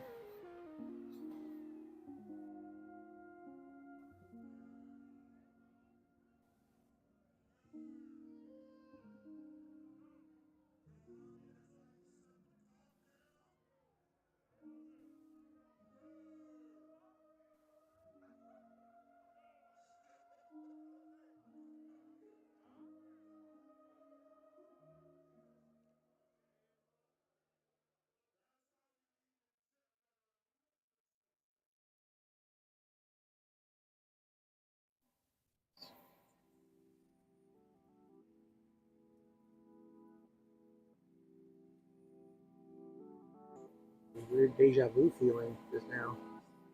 Like I've done this before.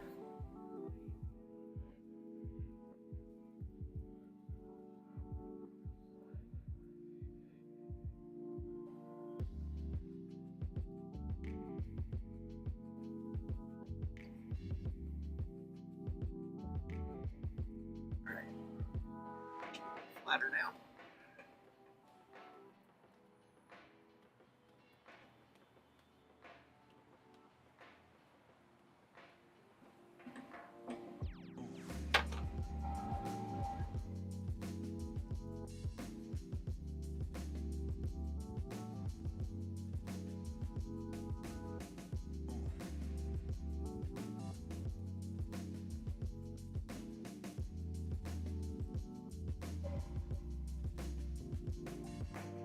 Well, it's still way off, but at least it's a little more flush now.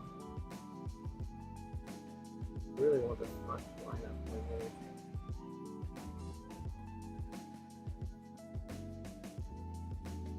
I can fix an edge. I think I'm just gonna line up. I'm gonna line up this front.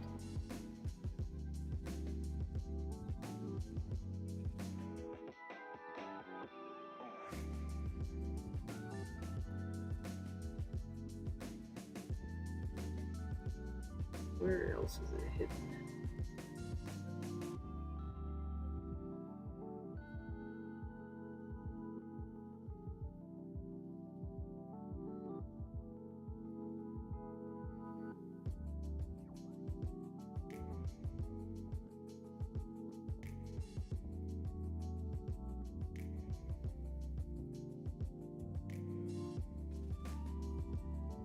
Am I not thinking three-dimensionally enough? Does it need to be rotated? That where my problem lies?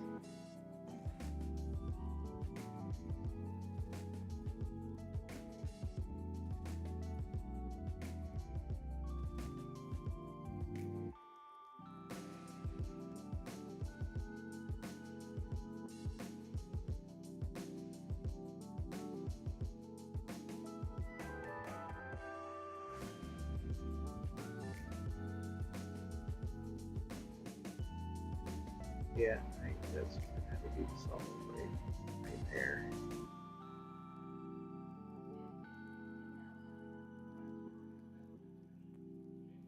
And I always have to patch up the rest.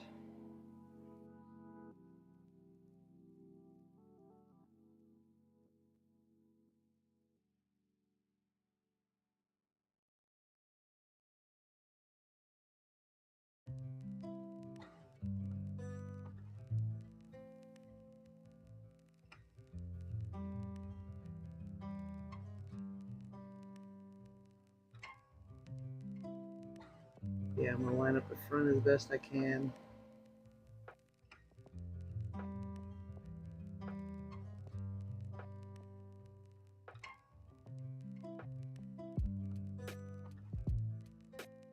The back is not coming together.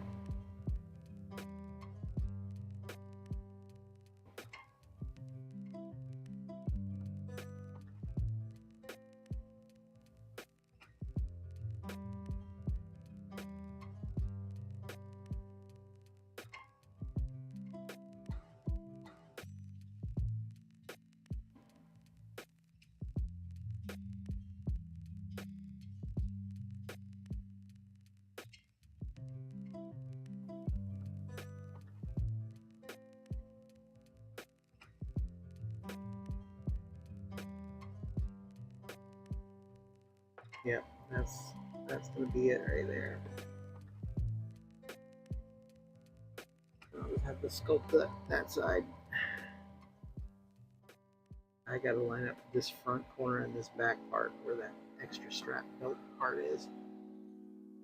Those are the two key points.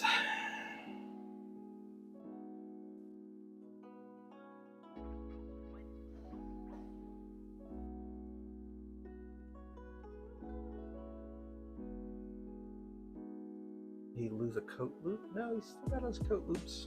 I think it's one coat loop is attached to the other band, to this other piece here, where the other loop is. But the way it fits, that's what I was saying. I've got to make sure to leave it like loops around like that. I got to make sure to leave a little bit. It's gonna be so cool. That's what I'm gonna attach that at the end. I'm not gonna try because I don't want to try to I don't need to seal that gap. It looks nice. It'll just be in the way when I'm trying to airbrush. I'm also trying to be smarter about the order of construction, the order in which I do things.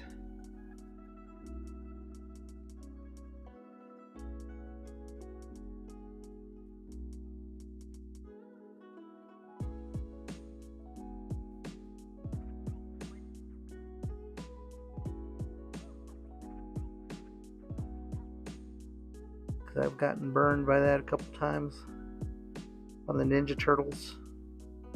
I attached their weapons and stuff way too early.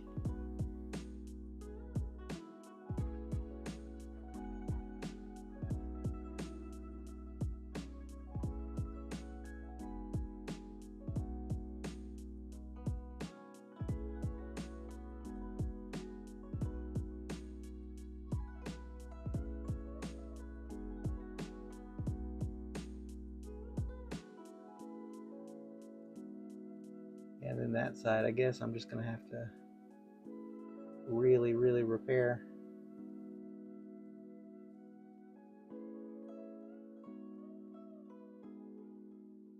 That's okay.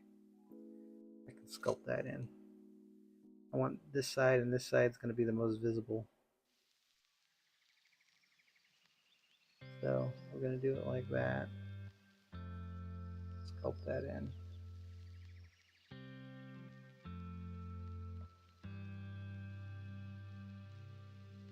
All right. Oh, why the belt was flying around. I got you. All right, let's see here. One more time.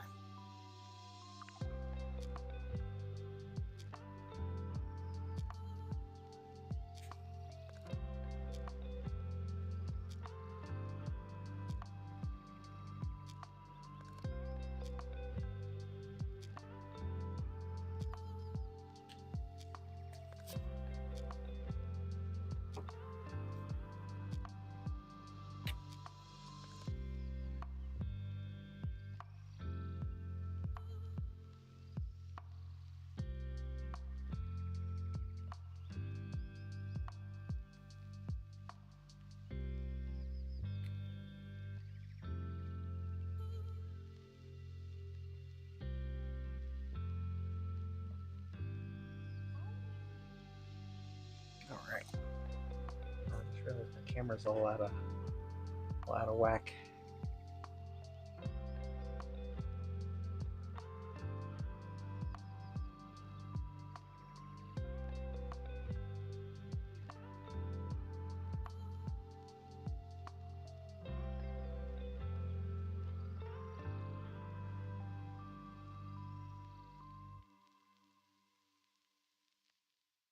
I'll fix it later.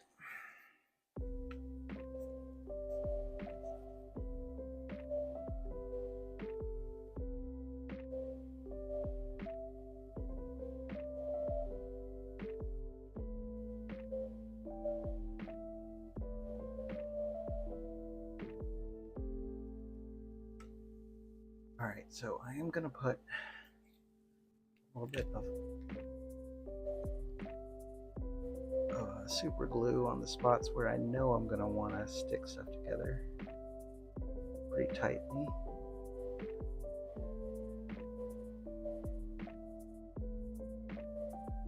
Try some over here.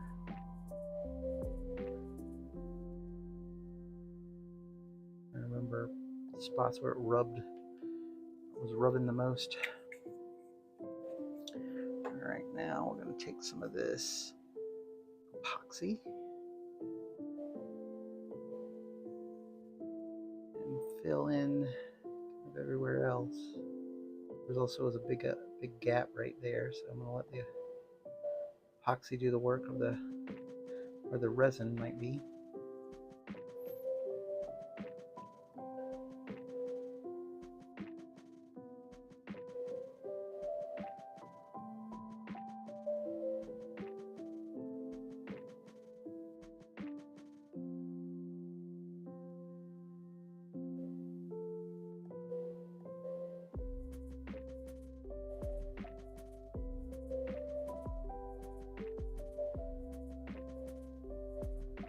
All right. One more time for the win.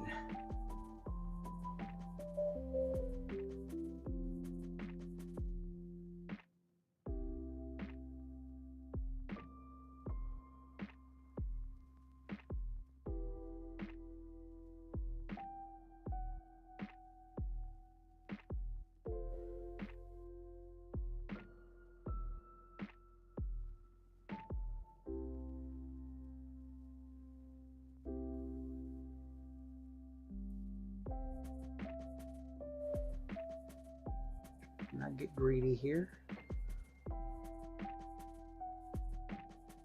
I'm gonna end up fixing a little bit on both sides. It's good.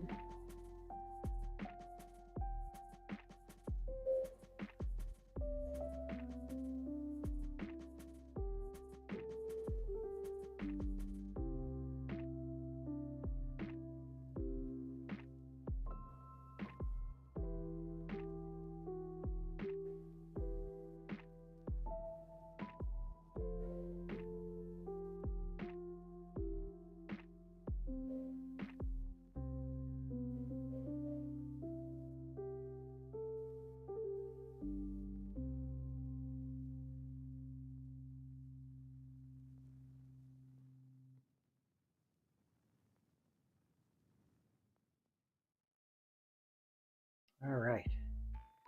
Now we're just watching glue dry. I don't want to set it down.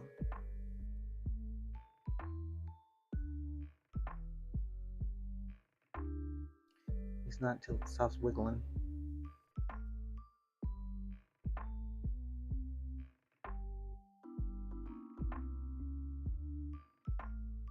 Yeah, I'm gonna have quite a bit of fix over on that left side, but at least the right side's not gonna be too bad. And that side is very visible.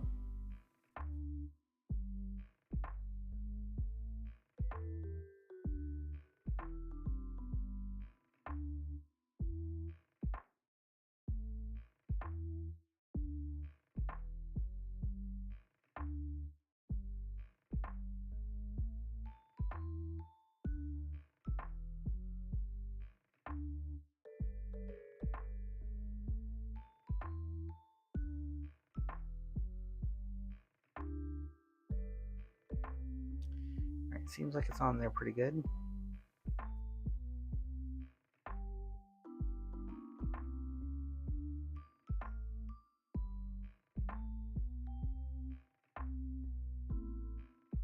I'm going to give that a few minutes to dry. And while that is drying, I'm going to take a little health and safety break because I've been at this for a couple hours now. And should go check in on the rest of the fam. Make sure all is well. So I'll leave that to dry.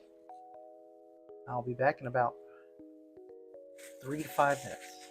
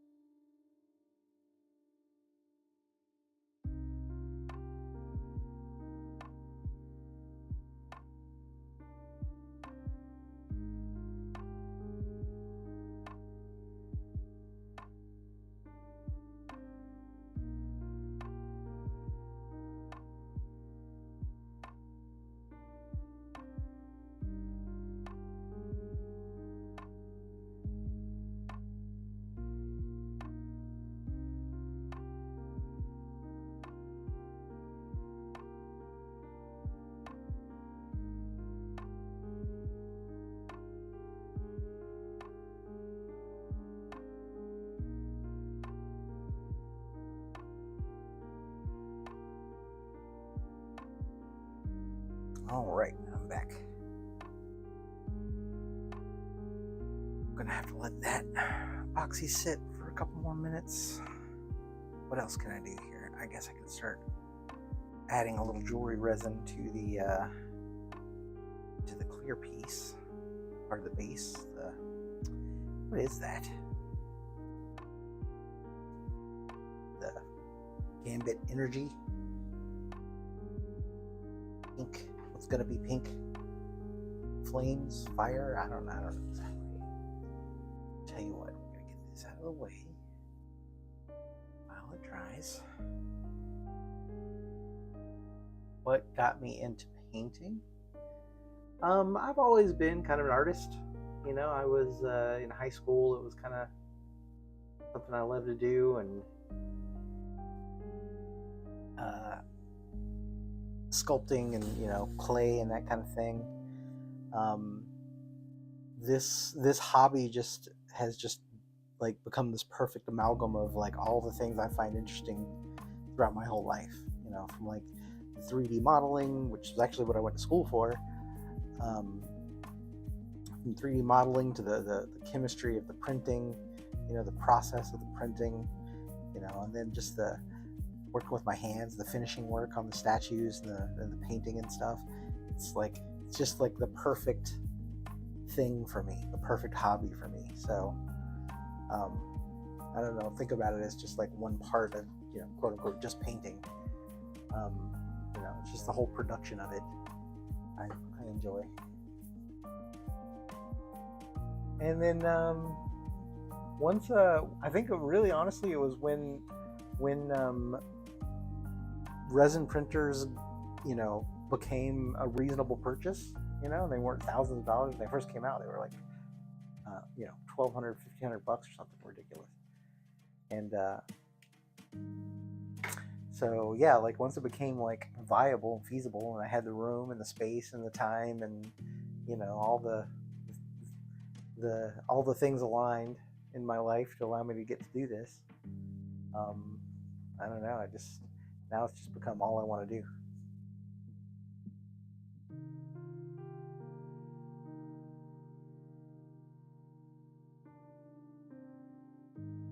I always wanted to have statues. Like I always wanted to have a collection. Buying those statues, that's a significant amount of money. And I just don't feel like I would get the same joy out of it that I do in making them. And so to me, that's always been, I don't know, it's always been kind of why I do this. All right, what am I needing here? I'm going to be applying UV resin. Q-tips are over there. I got my goggles. I got my torch. Do I need? I need my little turntable so I can spin it.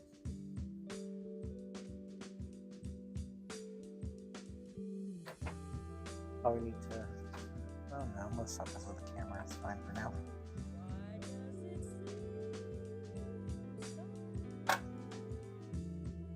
You guys can see that, right? In focus. I try not to mess with my cameras too much. See, I've also started an assortment of colors. I'm gonna do the little. There's like a hand, like a sentinel hand. I'm gonna do that in this elven armor blue. I just think it will look really good with the pink. For his armor and his chest piece, I found this Zephyr pink from Army Painter. It's an air paint, but it should be just the right metallic sort of look for his armor. I think if I do like a zenithal, it should give me all the tones I need for the metal to do just like a thin pass with it. And if I need to go back in and lay in some more wash or something, or some shadows, I can do that too. I guess I'm not going to use. I also grabbed a couple other pinks and this Power Node Glow. I don't know if I'm going to need this, but if I want to do some like OSL kind of thing, I might need this. So I went ahead and picked it up. I have reached a point where I've got a ton of paints. I need to assemble a new paint holder thing and hang it high. I think that's where I'll put a lot of my. I have a few duplicates. It's kind of annoying. But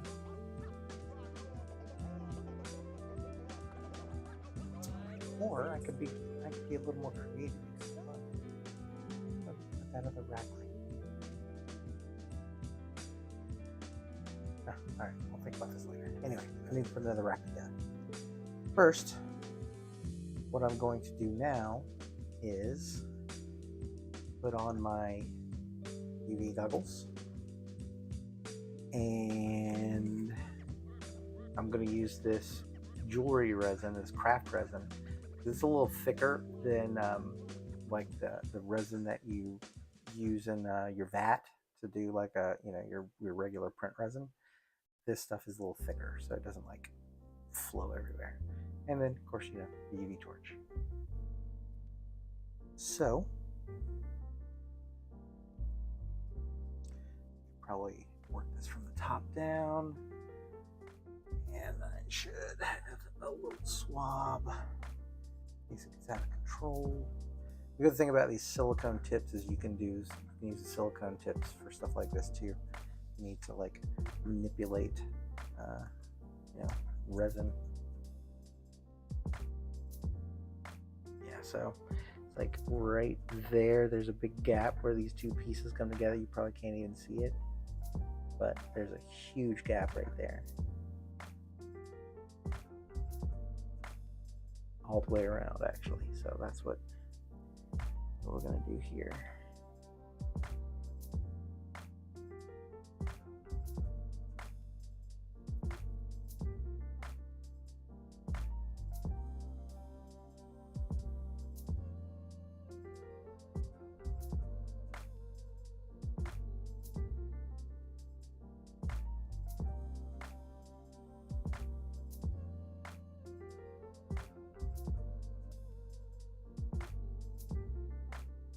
Yeah, this is gonna be perfect. Now I can seal these holes, and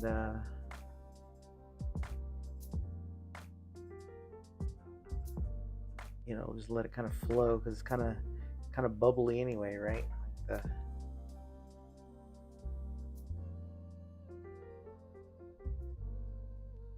you don't have to worry about it too much as far as the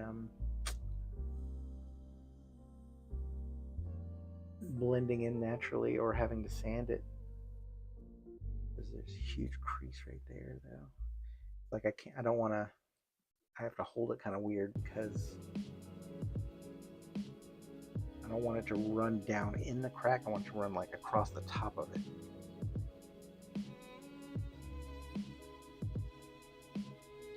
And it's really difficult to see.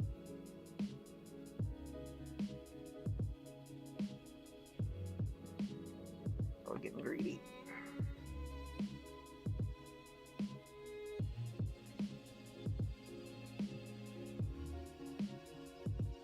Add a little bit more up the top now that I can see it.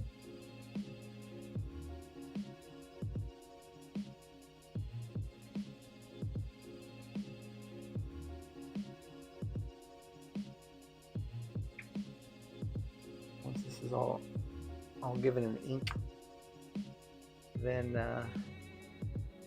tinting, it'll all kind of come together a little nicer.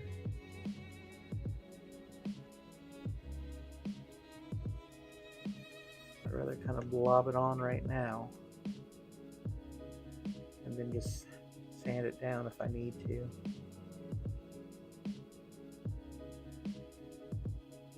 This is going to be just fine. Really just difficult to see because of the transparency.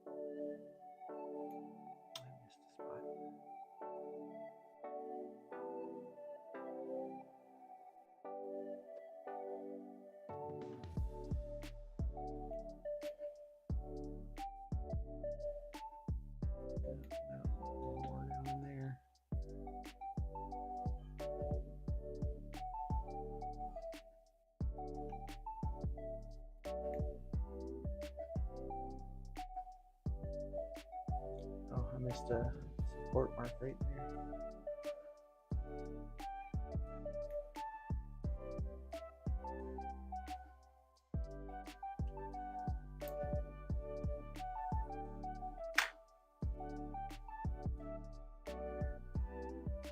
Now I want to sweep that out of there.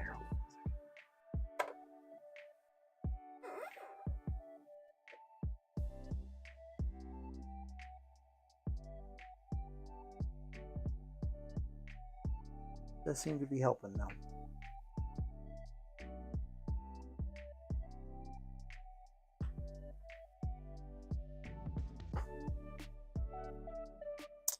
Oh yeah. I don't want to use that brush.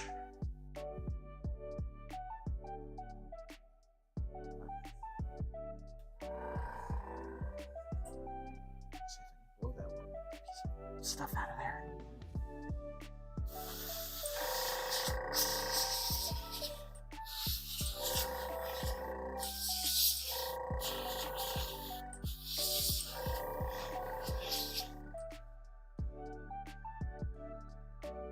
I'll tell you what, with this this thing being fully solid, it is a brick, man. The thing is heavy.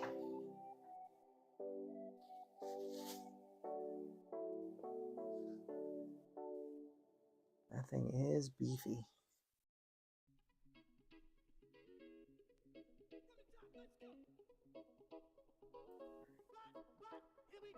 Find a place I can put my thumb.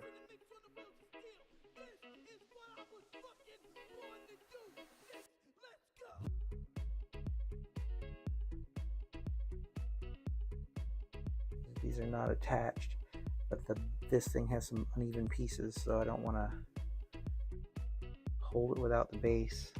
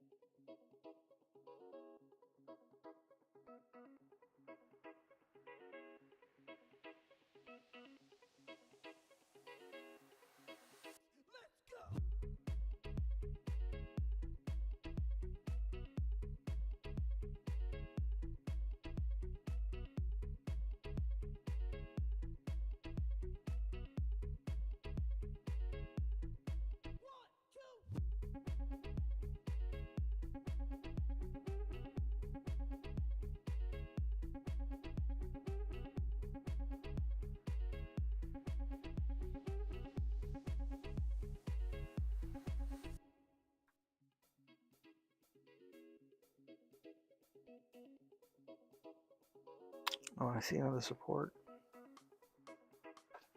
Oh man, tell you what, it's like giving me a workout here trying to hold that thing up in the air. I wish I was lying.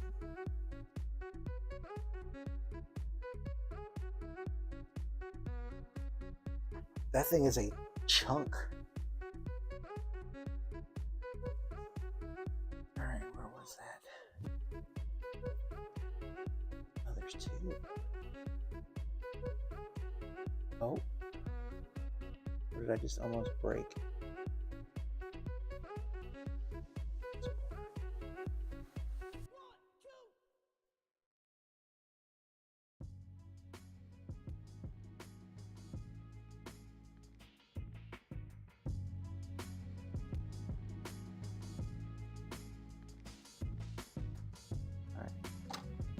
that one needs an X-Acto.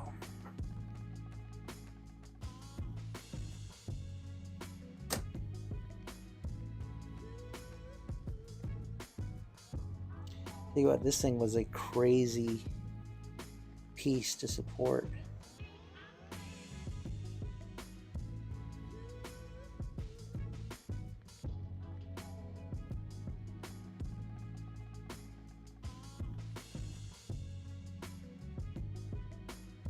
Oh wait, is that? Maybe that's supposed to be there. No, it is not supposed to be.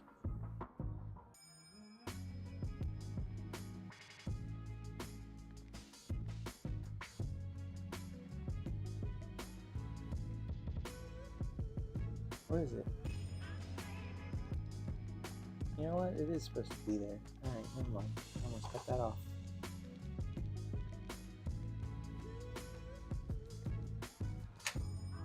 Back to what I was doing. Oh yeah.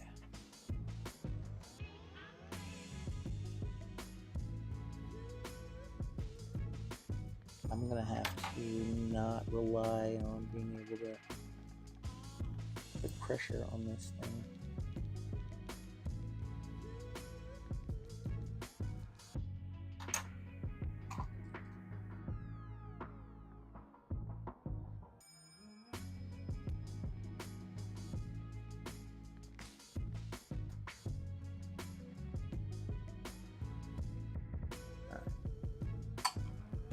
Now, back to what I was doing.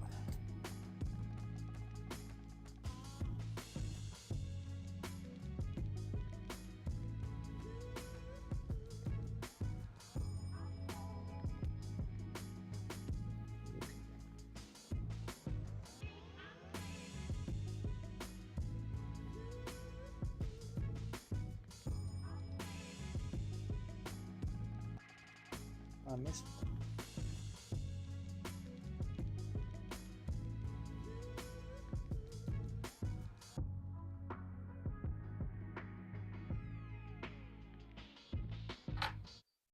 Allow me to introduce myself. Who knows what dastardly crime he might perpetrate next? He's a very clever arch criminal who must be put away. Another innocent victim of his suicidal maniac.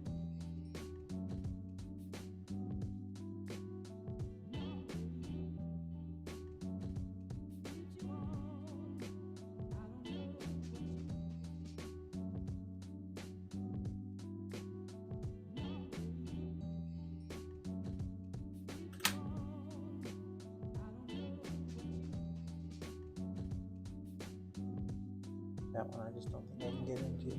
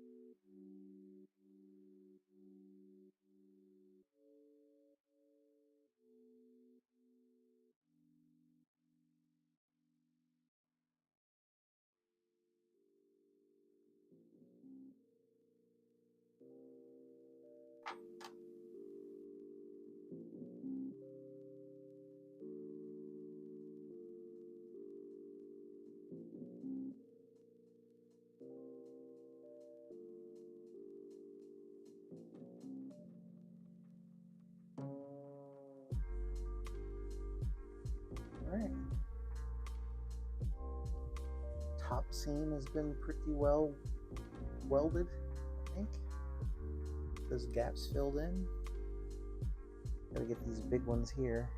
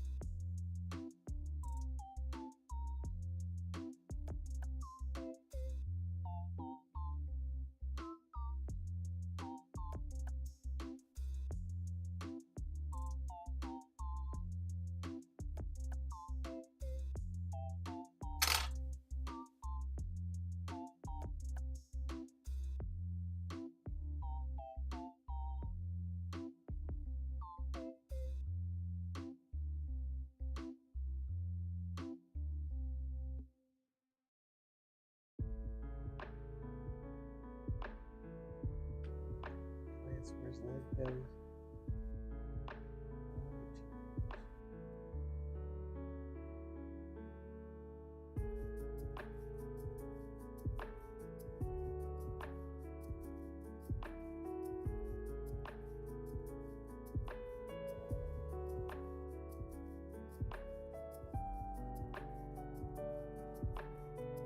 My God, there's so many supports I missed.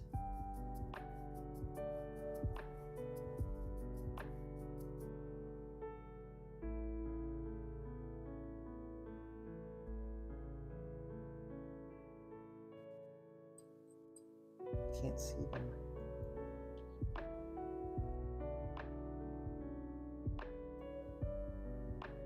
And I can't just keep the UV on it because it'll overcure the resin.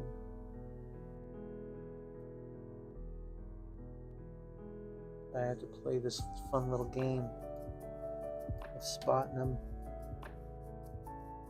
turning off the light.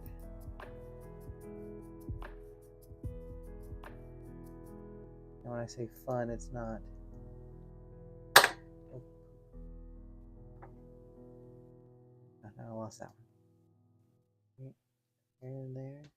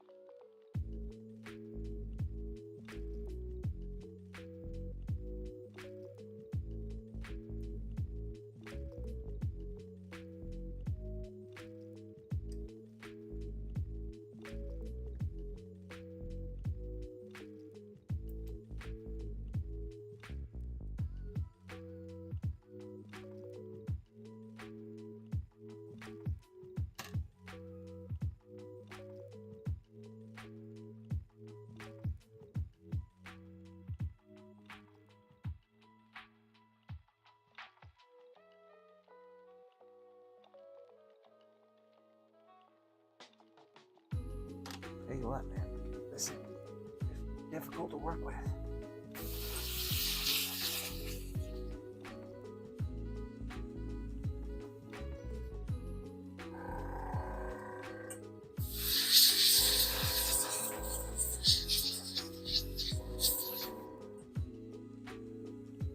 Just using it for a blower.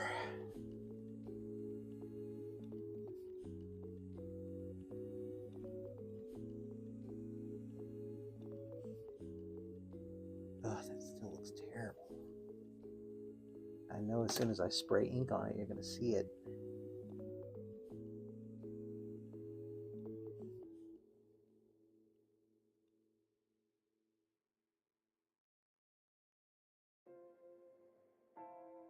But there's nothing really I can do about it.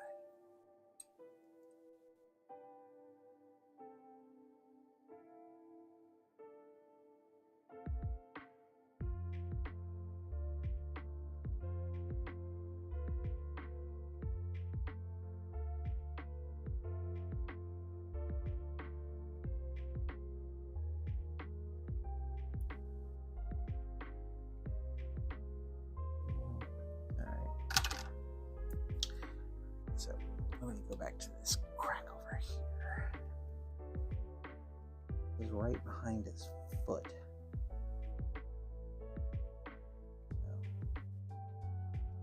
So, said I don't want to mess with that.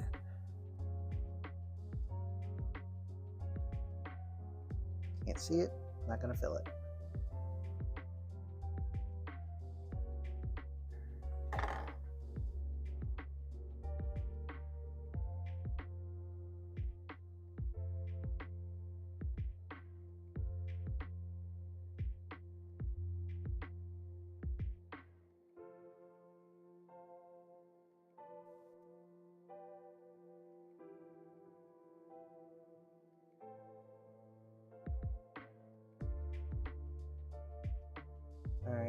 think that's all the gaps.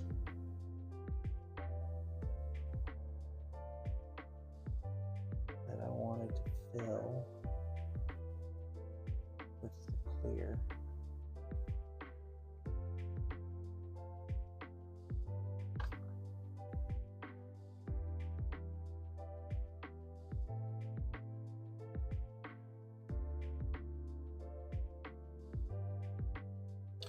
So I'm not even gonna try to sand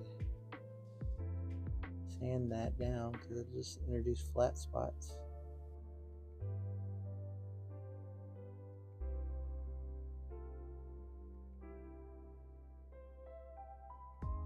And with all the texture and stuff, with everything else that's going on down here, I don't see this as being a issue.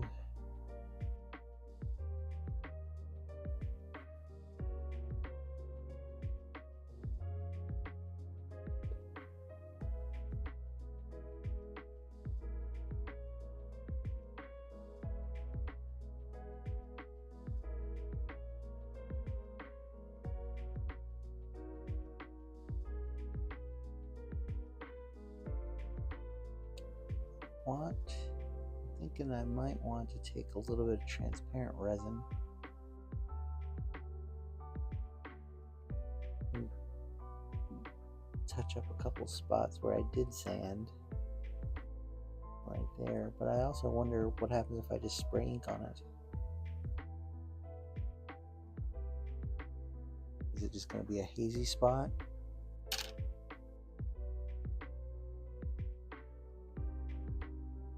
Let's just go ahead and take care of that while we got our torch and our goggles out.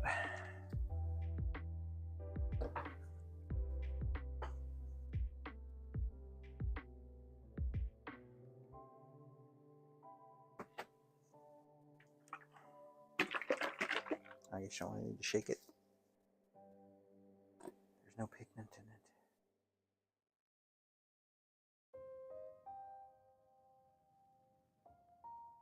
Mount a resin brush.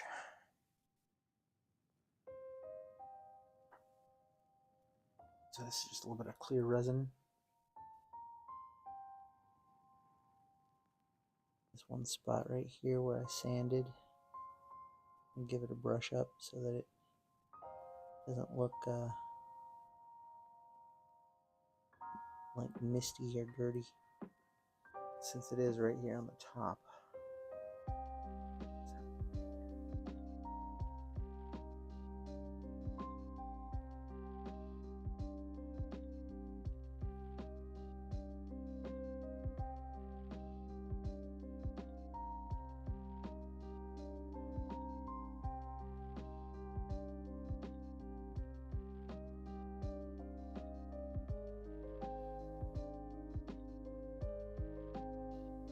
Just a very thin coat, just to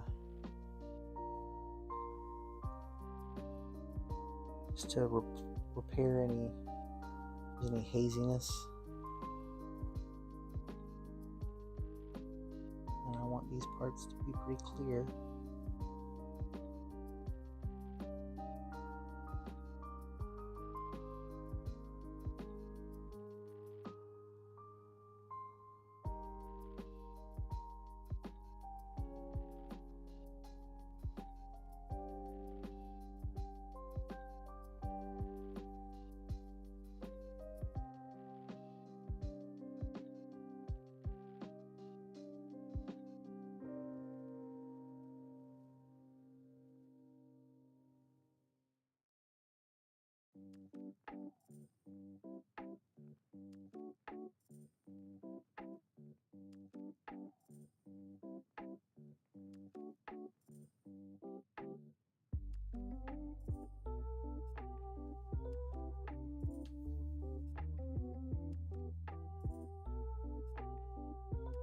Hey, what's up, Jeffro?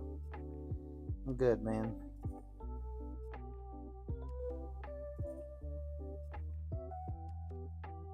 Working on this Gambit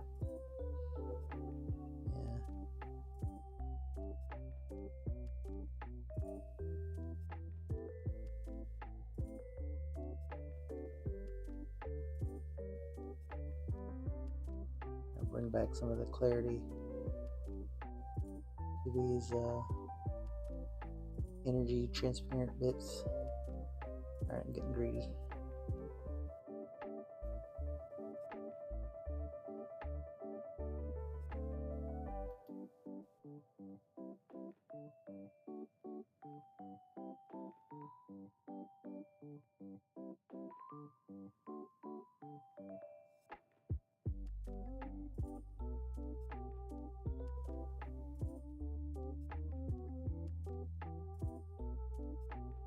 Alright, I don't think this is making that much of a difference because this thing's dense. Oh, there's a support right here in the very front. Tell you what, man, quality control. I'm almost afraid to move on to the next stage. Like, am I gonna find something else when I'm in the middle of it? It seems like I always do. I always end up finding these supports. And in this particular case, like this thing has a crazy amount. Can't see it. There it is. Alright.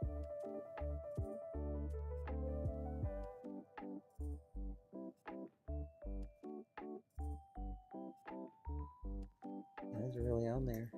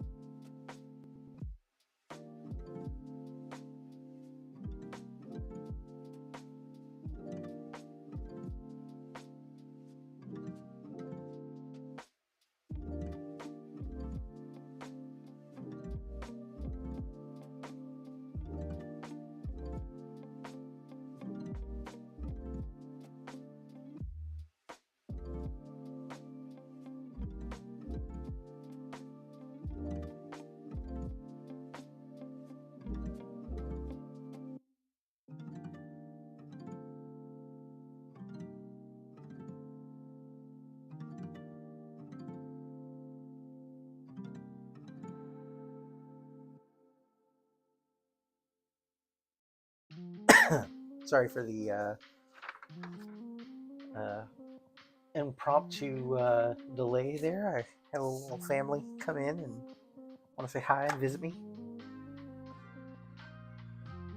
Alejandro, did I see the Sinestro from LA Figures? I don't think I have. I've seen the Sinestro from Wicked. I think I'm done with this, right? Yeah. Not touch anything else. Everything else is broken. That's ready for ink.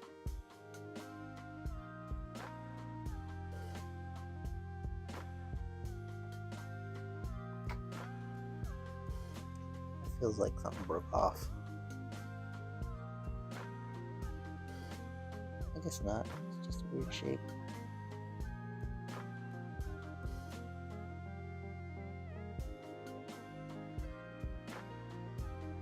I'll have to look into that one.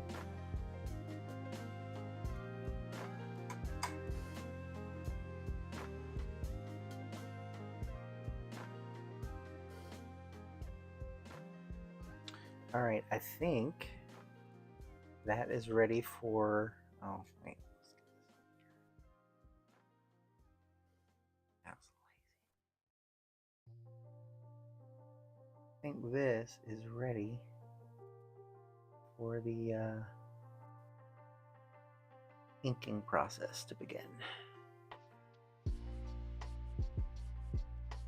But before I do that, I'm going to start filling some gaps on the legs there. I'm going to do the close my eyes. I'm going to do the tops of the there you go. Do the tops of the fingers here. I'm going to do those in or do those separately from the rest, so then I can get the ink down in there and prime this hand, because I gotta get like way down in there. So there's no sense in doing that with the fingers in the way. I'll do those separately. All right.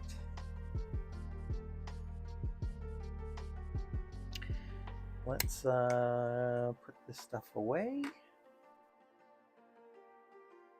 And then fill some gaps. How long do I cure clear resin?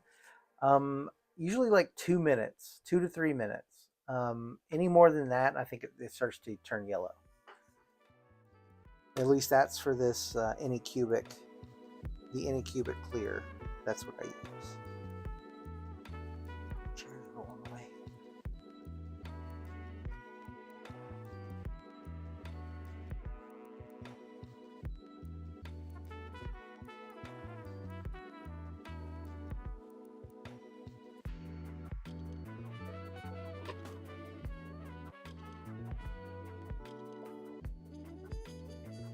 Check his hand. I think his hand was good. I didn't need to add any.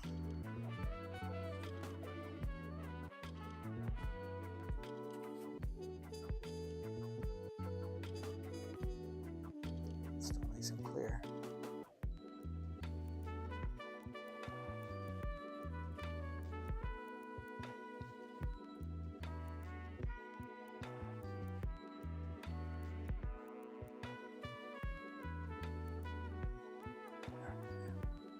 So yeah, I'm going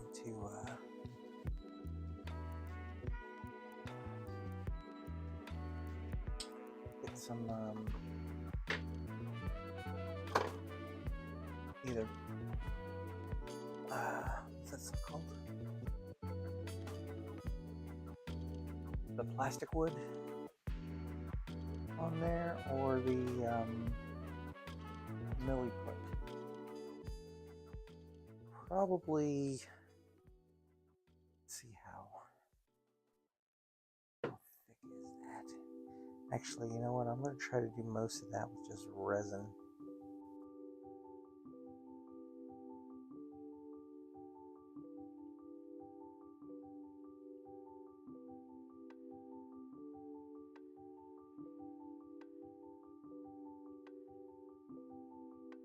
It's not. It's not super. It's not a super big gap.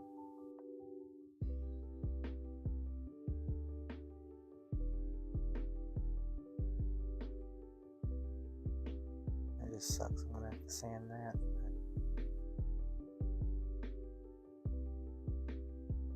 Try to be gentle. And then yeah, I gotta add a little bit of resin there. Sand that.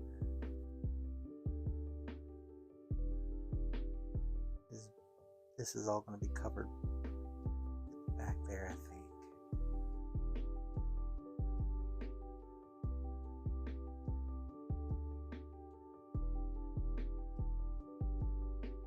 You can't see any of that, so I'm not gonna worry about the backside.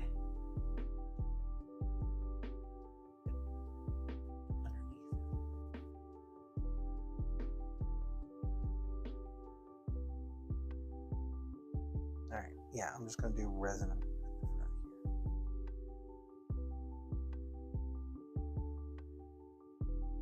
And along those edges. So, actually, I guess I should have left my resin stuff out. Come back here. You. And you. I need you.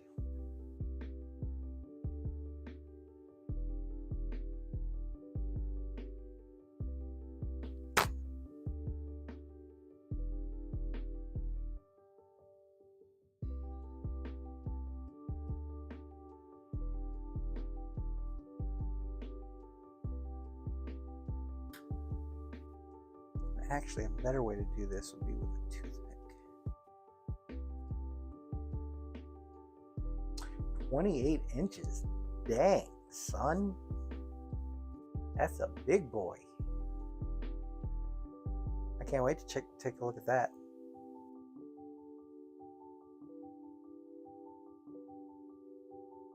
I haven't sat down on my computer in a couple days because it's Labor Day and I don't feel like it.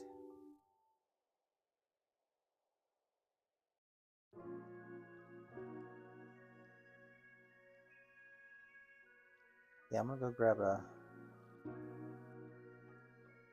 Well, maybe I can apply it with this.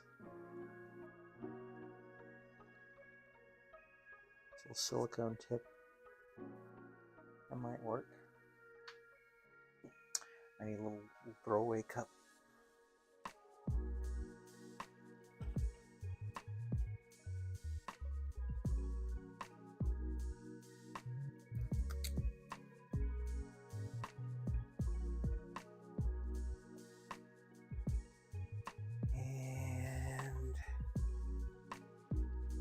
Go find a toothpick.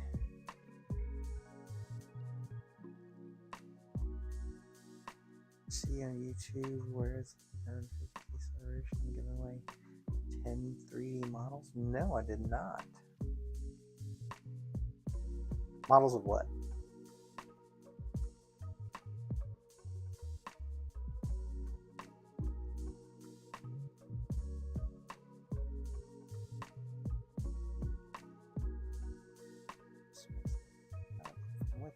Oh, okay, interesting. I probably have all those anyway.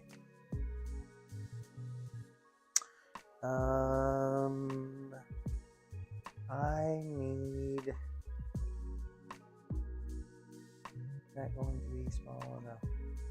Does it pick up the resin? It does indeed pick up the resin.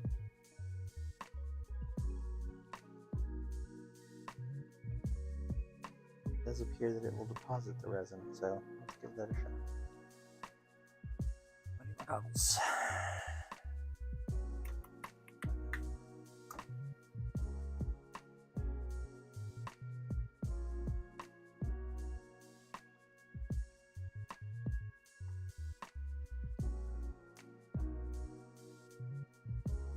This model's got a lot of prep work.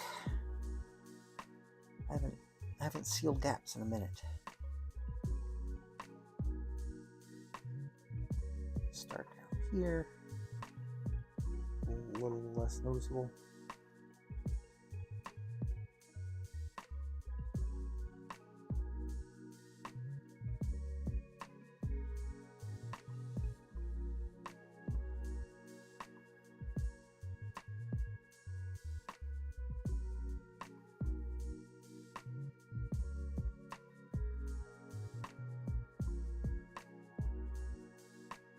This is not small enough. I'll grab a toothpick.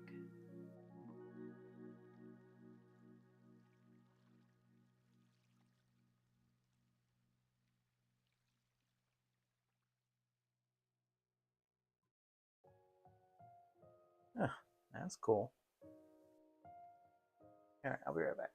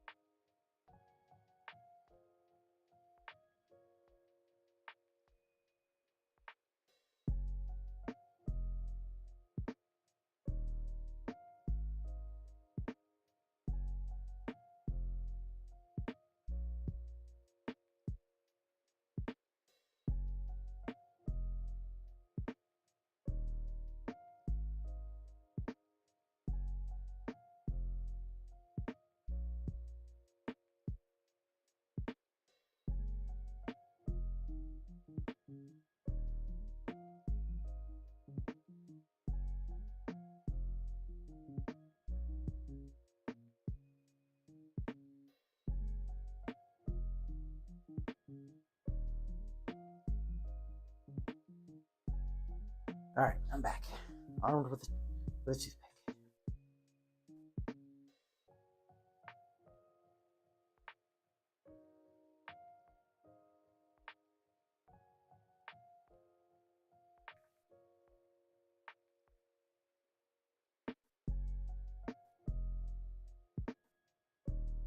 No, this is just falling right down into it.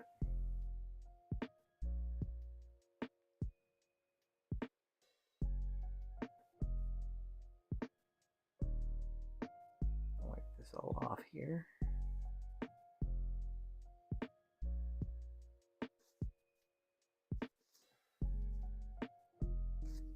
Doesn't leave any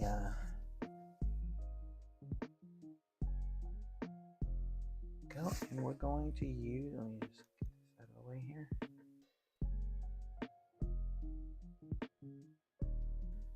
We're going to go with the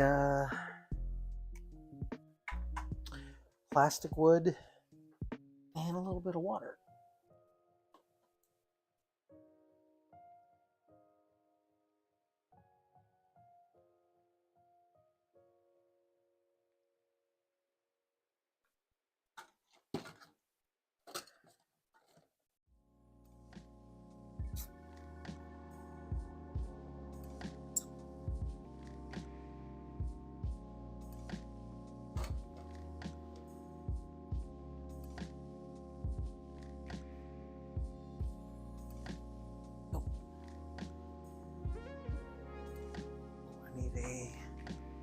Mixie stick.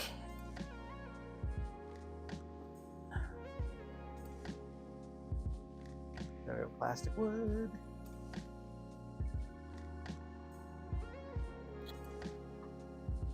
Got a little bit of a little squirt in there.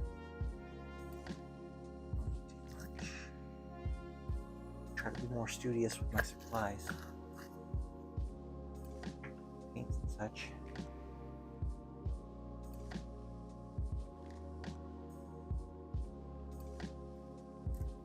This one wants to be pretty liquidy.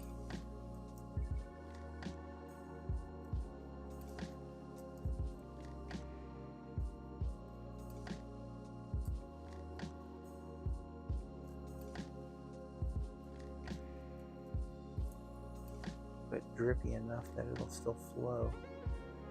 Want to like kind of cling.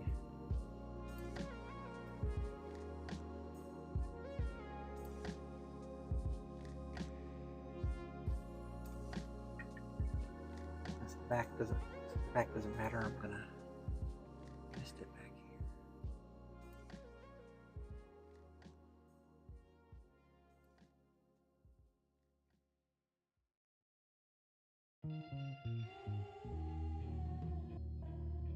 Still sinking through.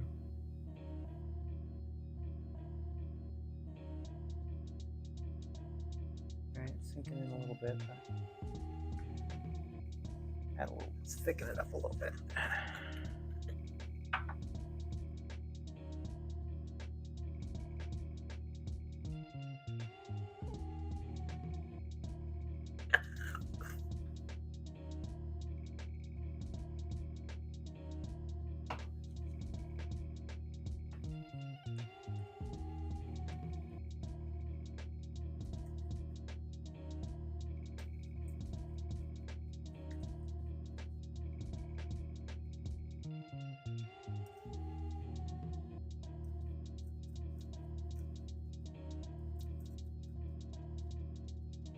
Now it should be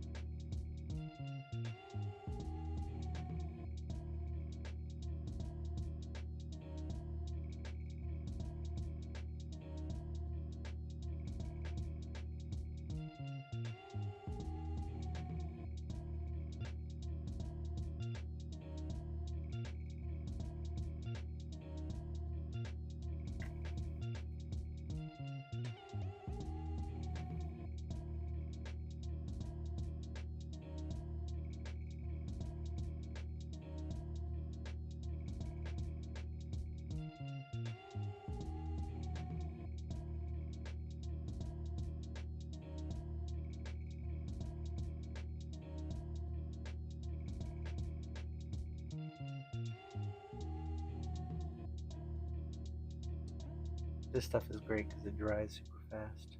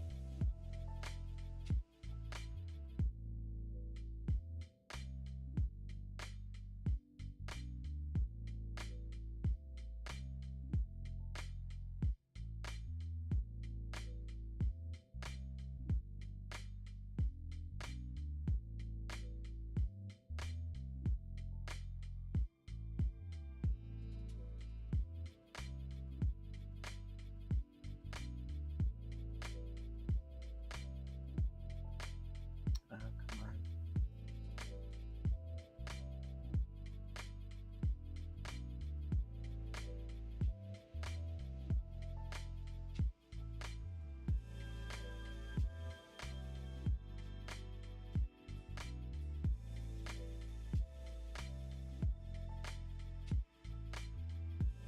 Can't get this bead to move.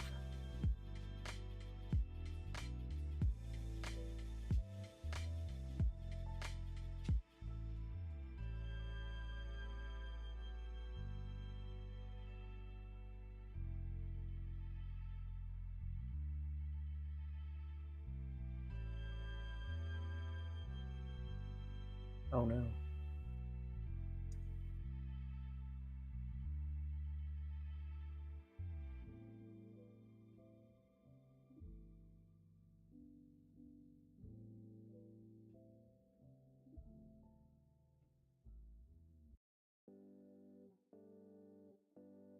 I was gonna see it under here anyway, so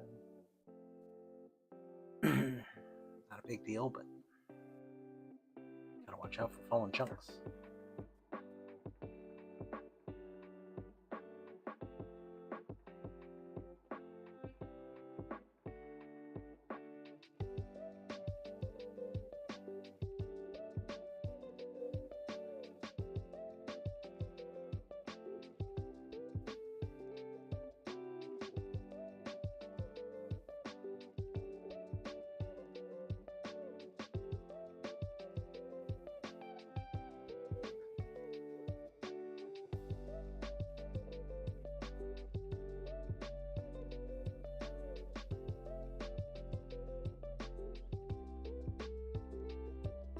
Try to keep sanding to a minimum here in the front.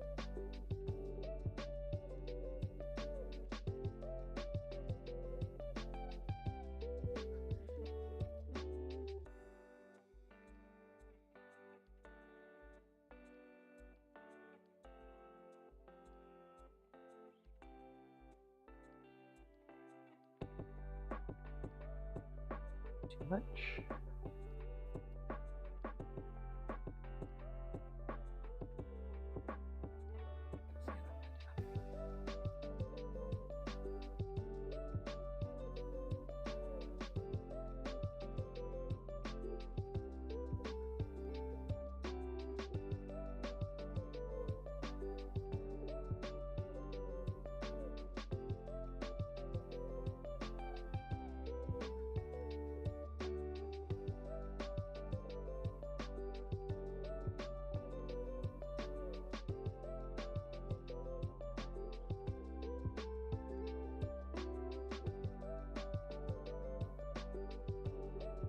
This is gonna fill the majority of the gap, just to kind of fill the dead space.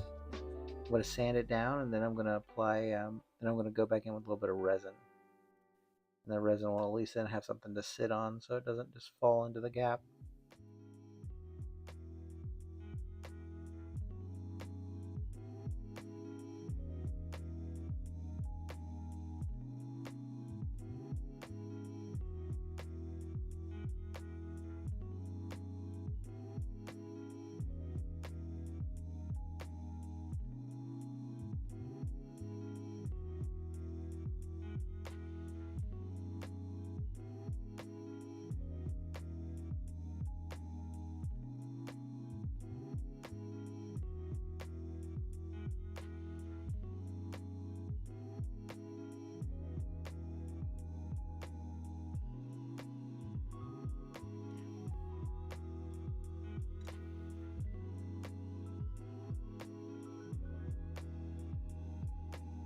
Like right there, that's pretty significant. Chunk missing. I'll fill it with a big piece of resin there. Hang out there for a second. It's gonna be a minute to dry. Might as well go ahead and fill this in.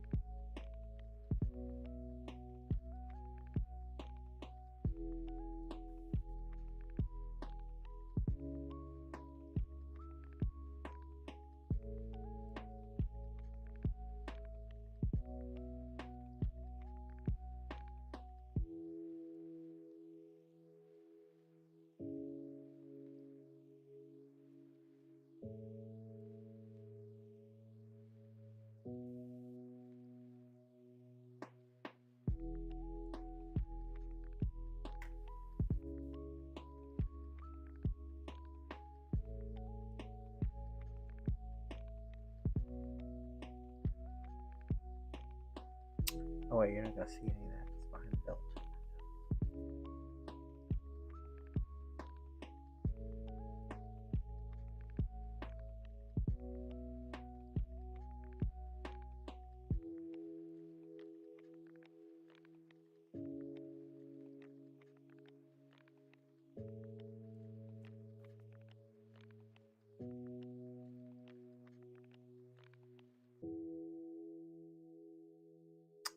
That's gonna be sculpted.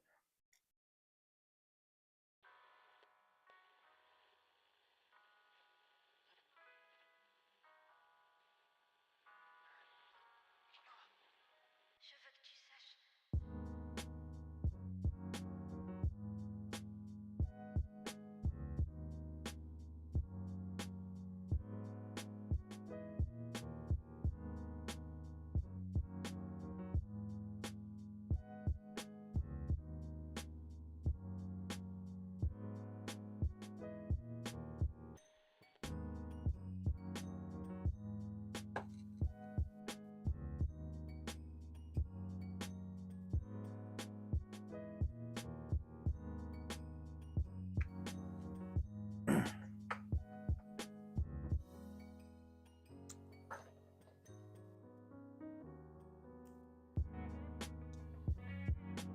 Go with some green stuff. I'm gonna see if I can. I gotta patch up this whole side right here where it's just a misfit. I'm gonna basically just kind of sculpt that in, connect those kind of pieces, and then I'll go back in, connect that a little bit, and then I'll sand it all down, give it a little bit of shape.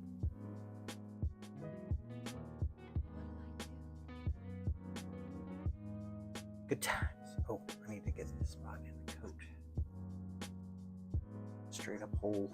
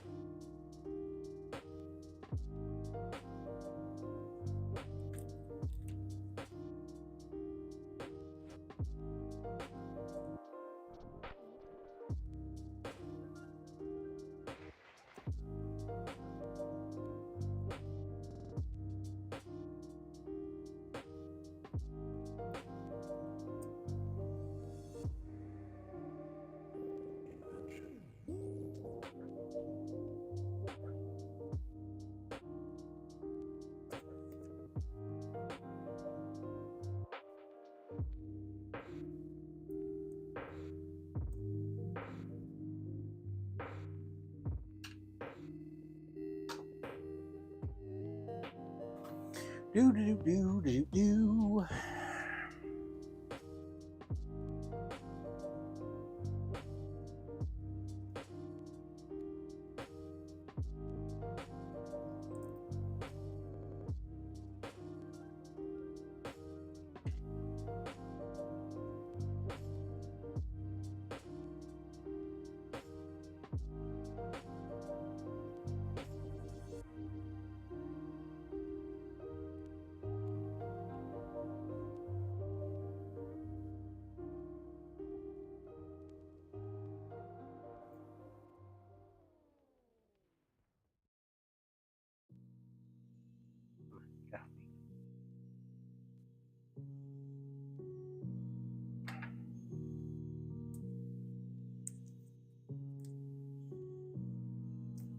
I think I'm going to paint the arms separate too, to make it easier to paint this other stuff.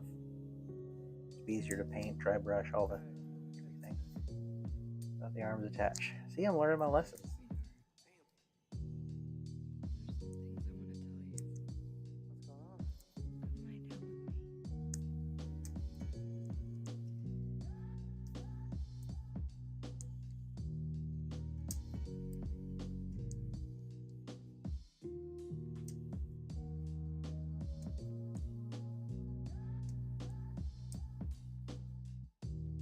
Sorry, I'm on camera. I'm just kneading this green stuff.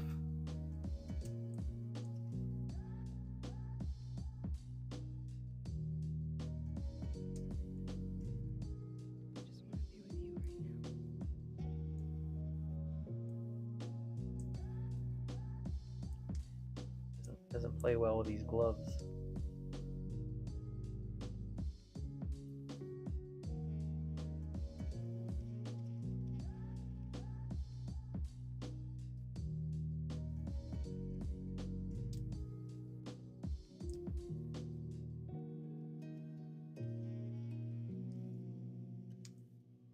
Are you leaving me?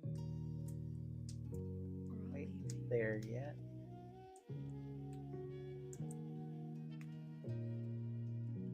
A little bit of unevenness in the color here.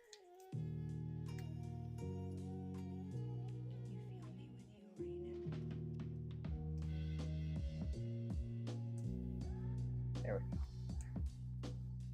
All right, let's see what we got.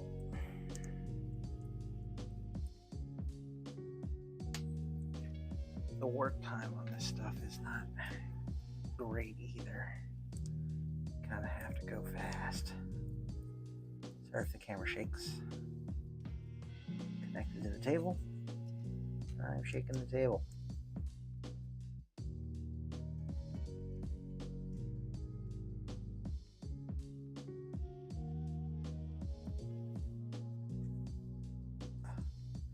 Stick to the pad.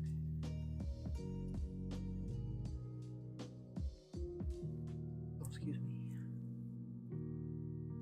Mouth open. Alright. Side.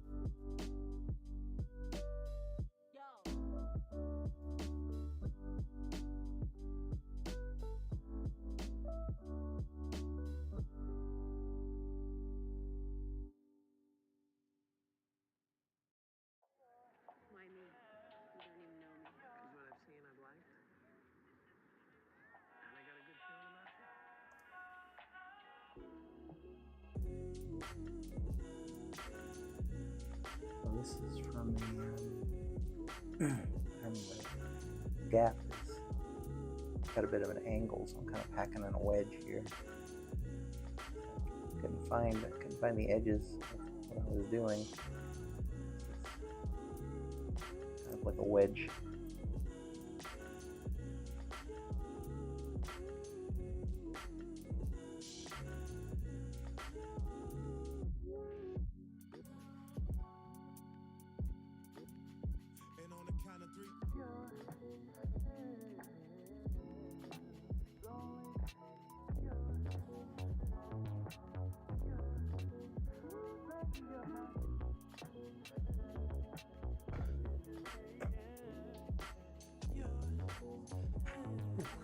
Back to the thing.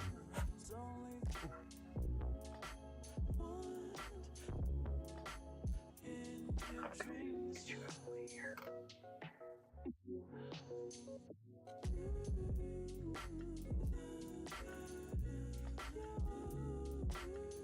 Now this probably going to take me a minute. Make a wish.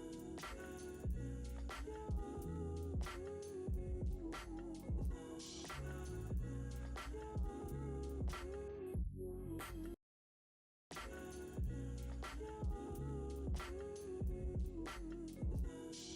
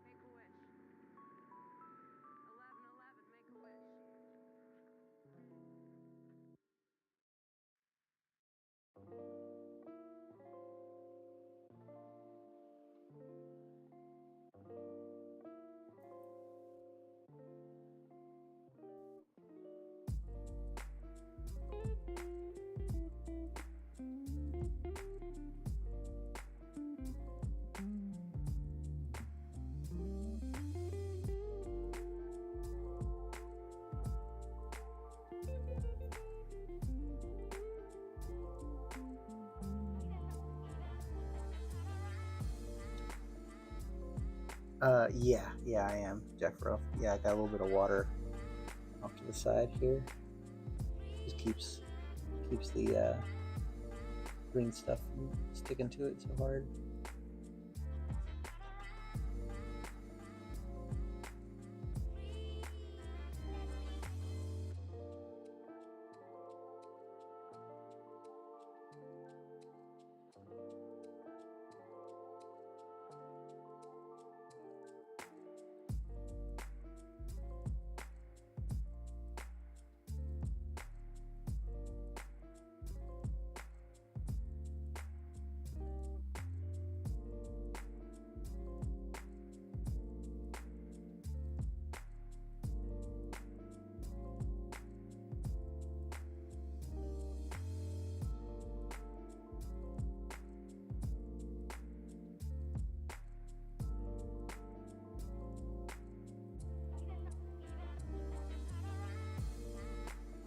That very visible part, I'm happy with that.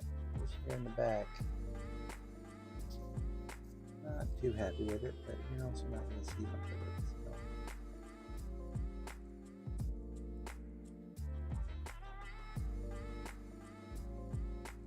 Too low.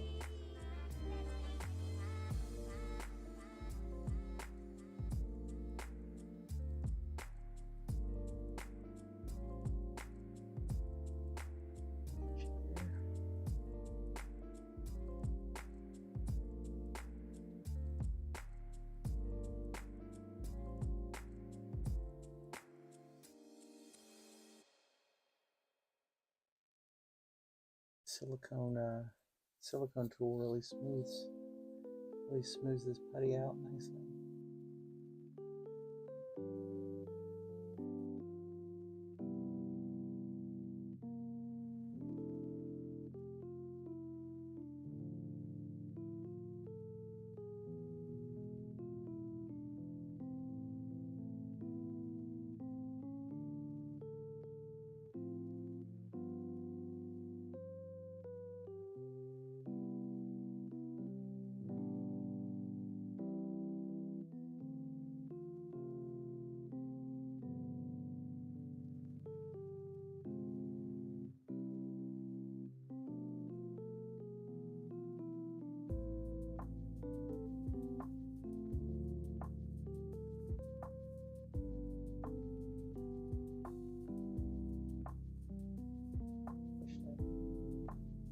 a scene into it. I didn't mean to.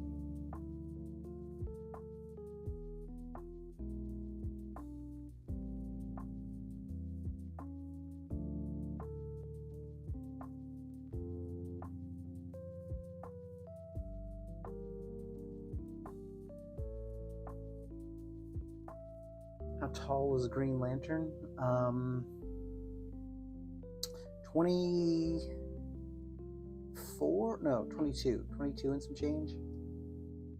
Magneto's, but 24.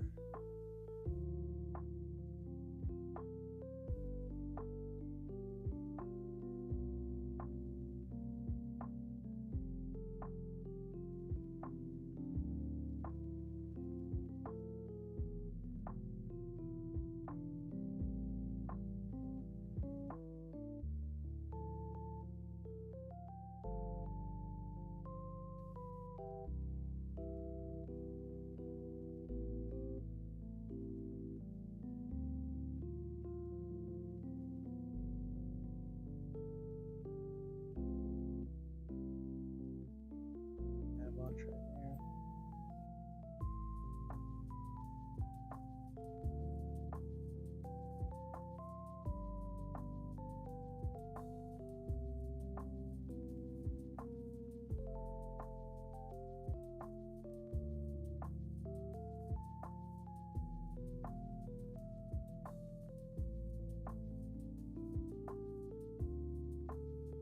Stippling some texture into this. Blends in with the jacket a little bit.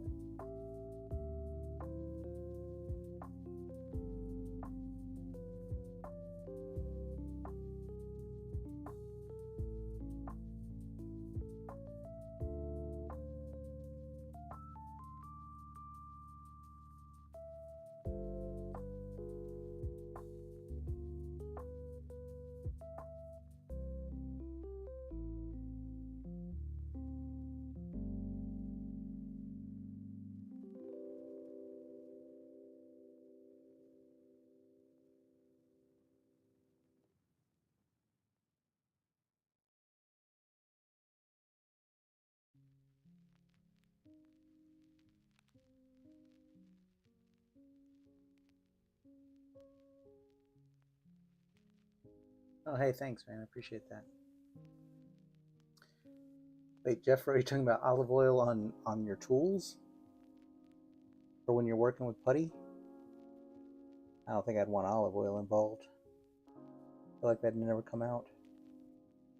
Like water evaporates, you know?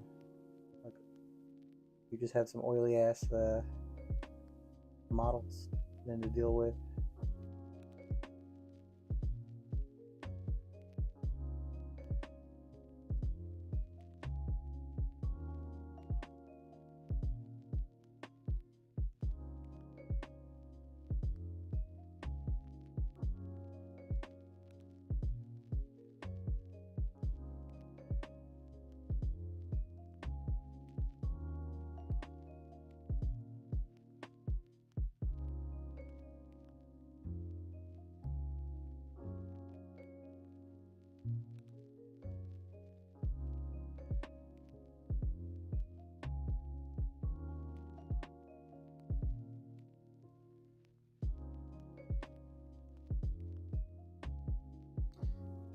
Pretty smooth line right there, I think.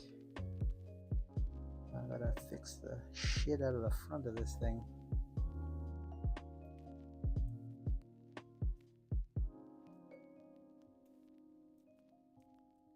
I'll tell you what, this,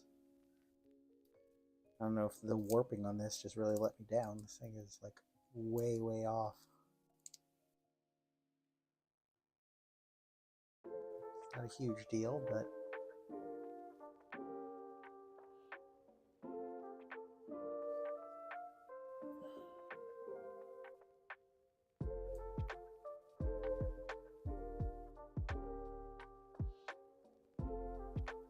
once I get it all sanded down, you're never gonna know.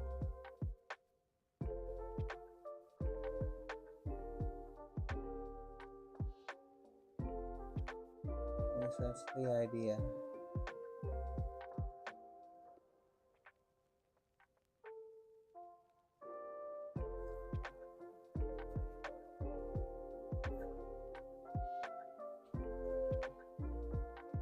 Oh, hey, what's up?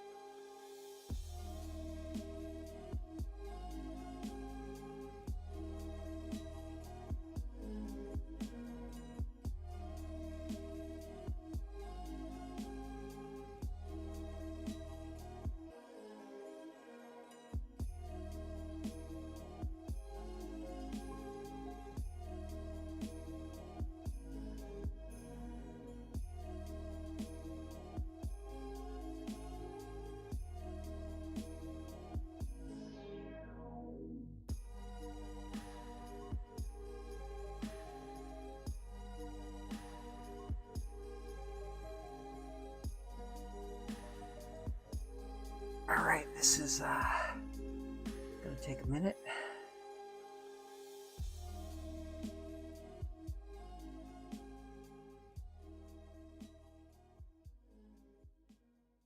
For this part, I'm gonna add a little chunk there in just a second. But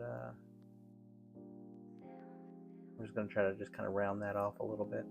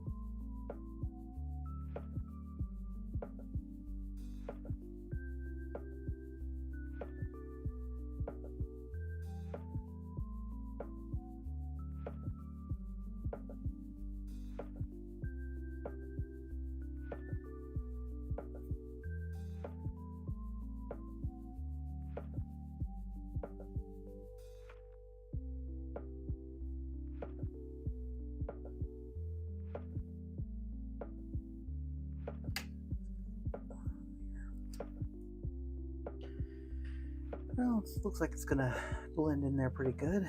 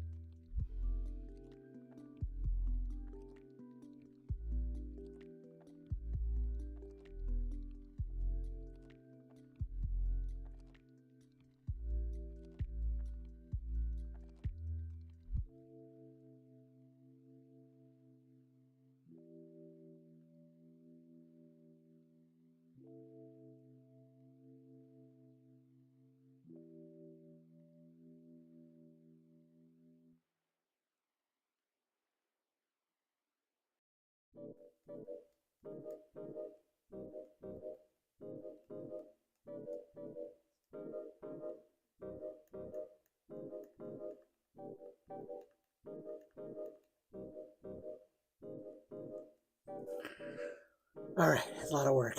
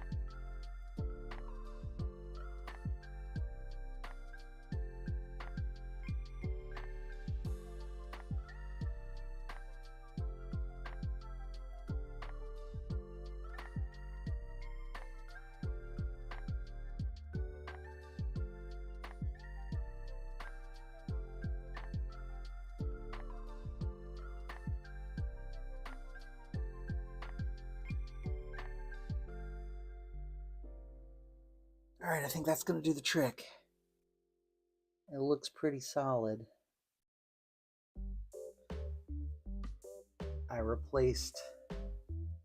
I added that whole kind of section there. I replaced the little pad division line. Oops, I just messed it up.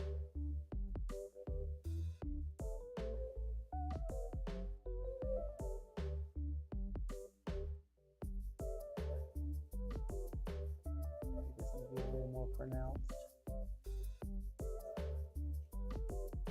And then I put a little bit of a lip on it.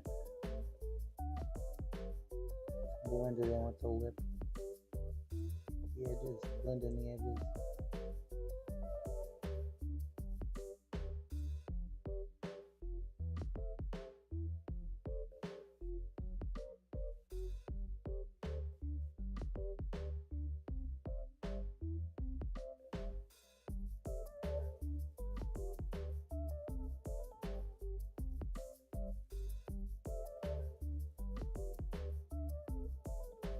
And make that division a little more pronounced.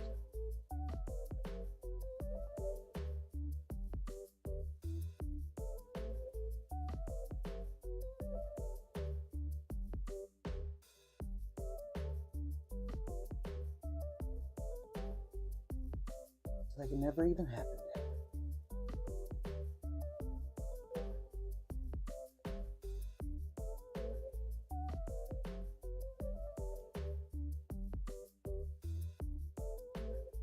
Oh, that's the missing ingredient right there.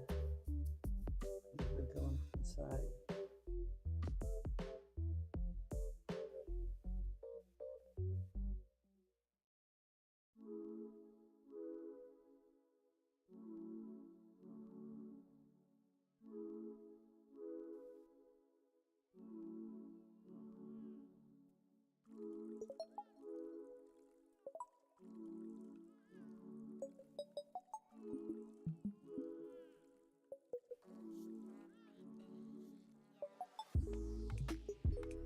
Give a little bit of texture. It does stick out a little higher than the others. Amp it down.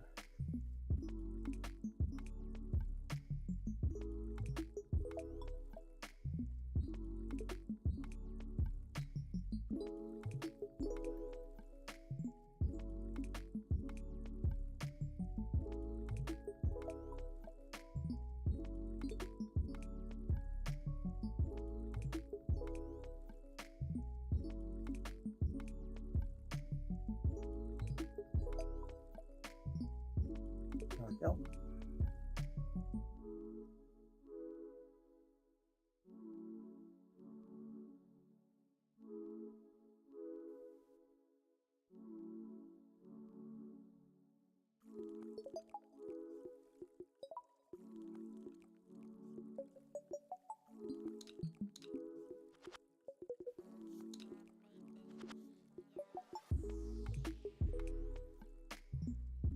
It's a prime over that, you're never gonna know.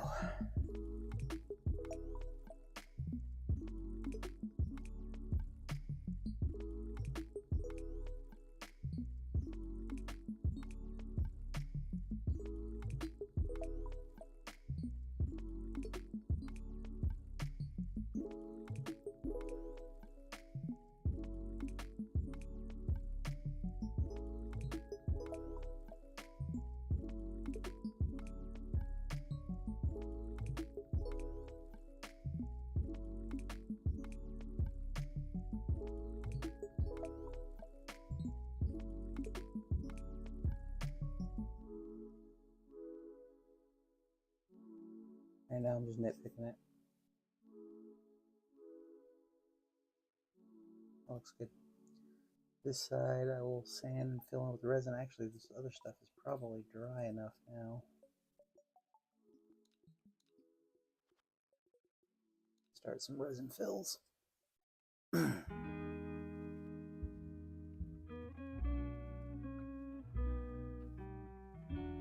That's the only thing I need for the sculpt, right? I think so.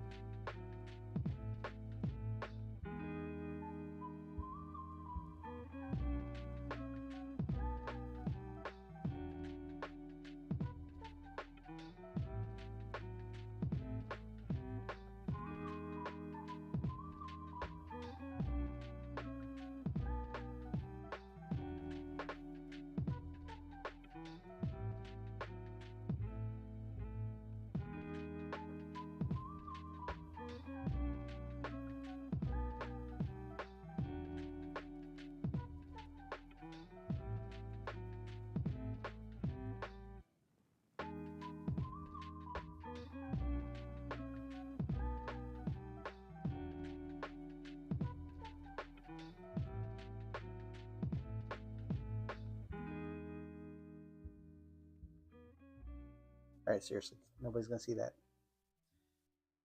Now I just need to resin up the rest. Good to go.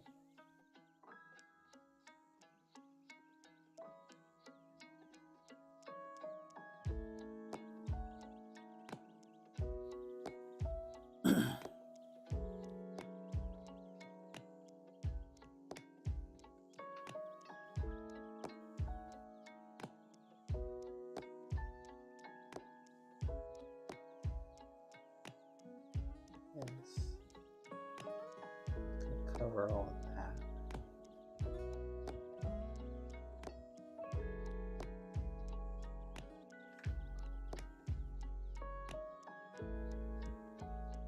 Yeah, that's gonna cover all of that. So it's like sort of ready to start.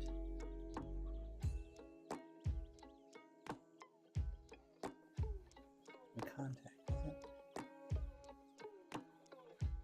Now I just have to be careful not to bump it.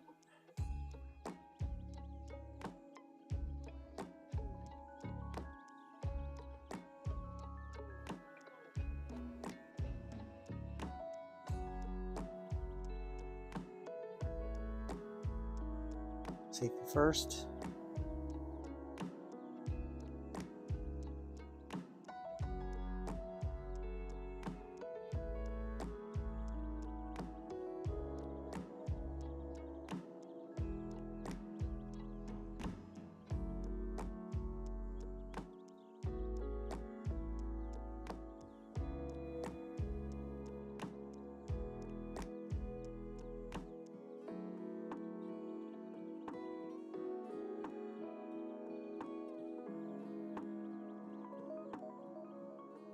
Going a little crazy.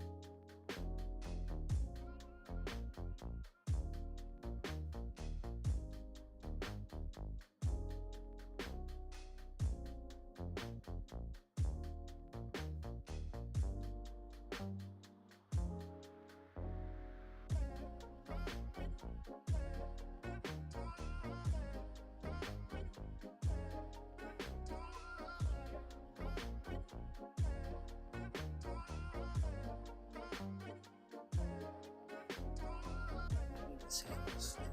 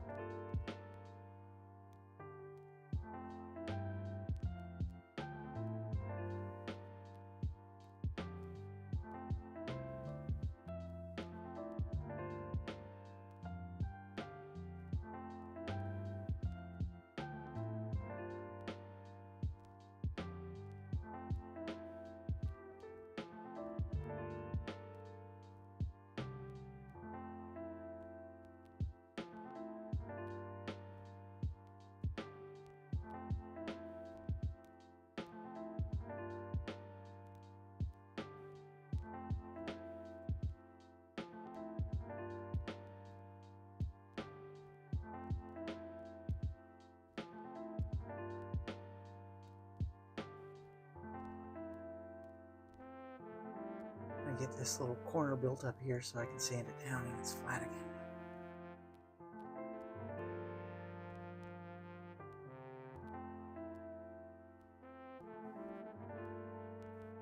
But all in all, it's not a whole lot of sand.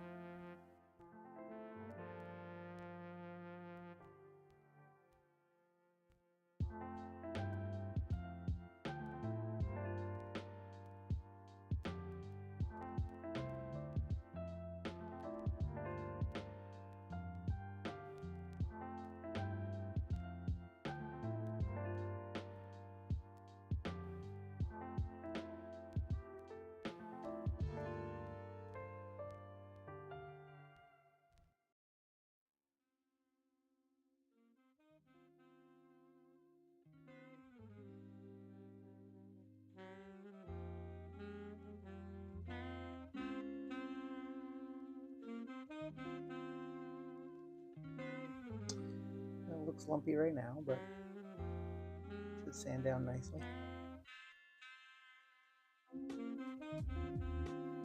It's gonna need to dry overnight. I think the rest of this should be good. I'm gonna seal up the rest, any of that, because the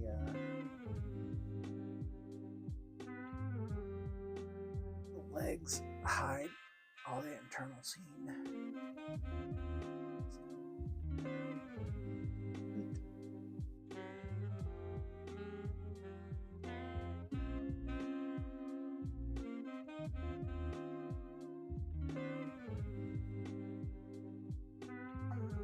Your drying phase. I'll sand that out just a little bit before I apply some resin to it.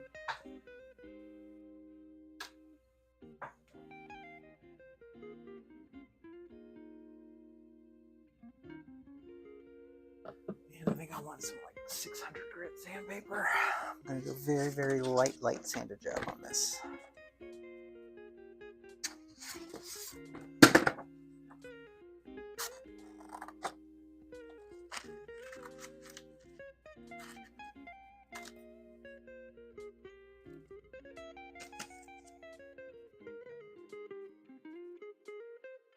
Super duper light. Oh, cut out.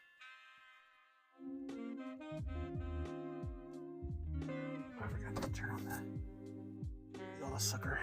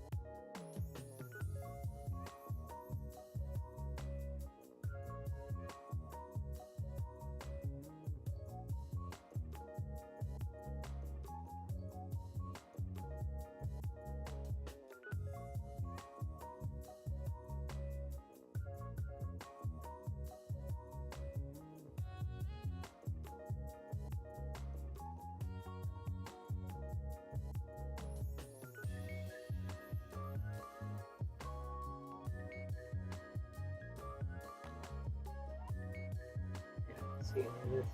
Why I'm missing that?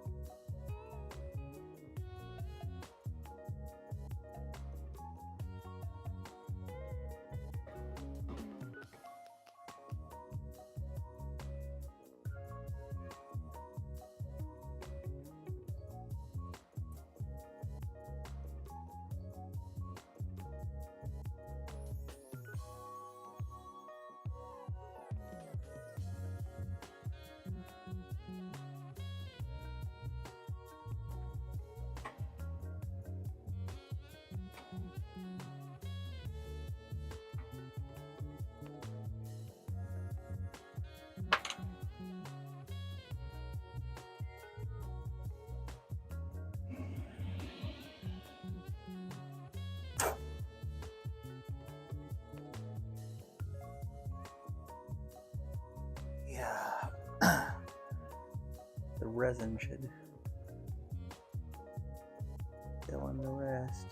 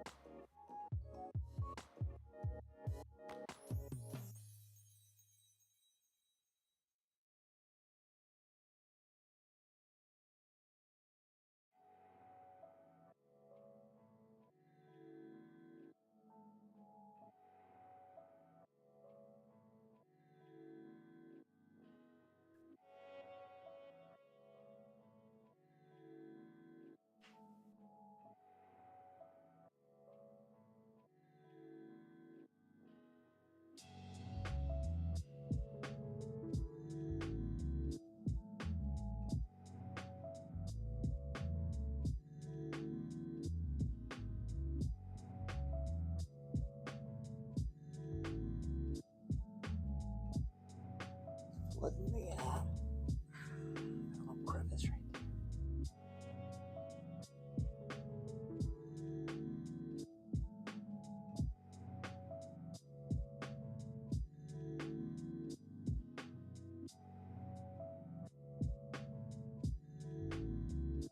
What's happening? You know, just filling in gaps.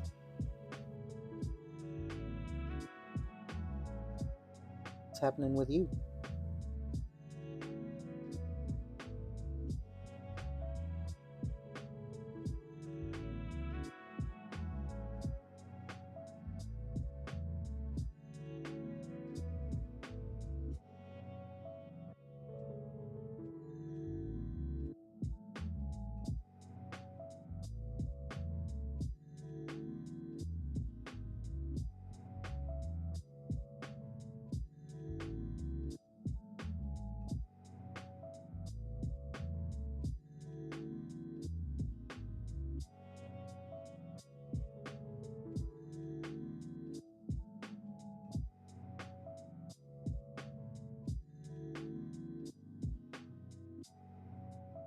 Running through, that's the problem. Build it up a little bit.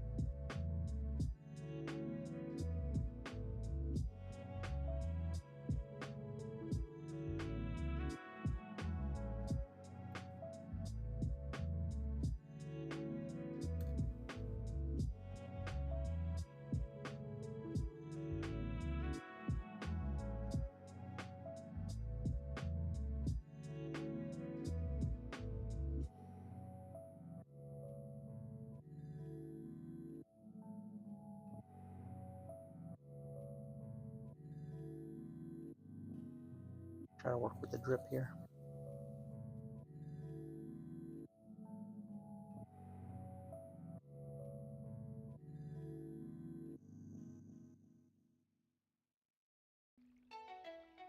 That actually worked.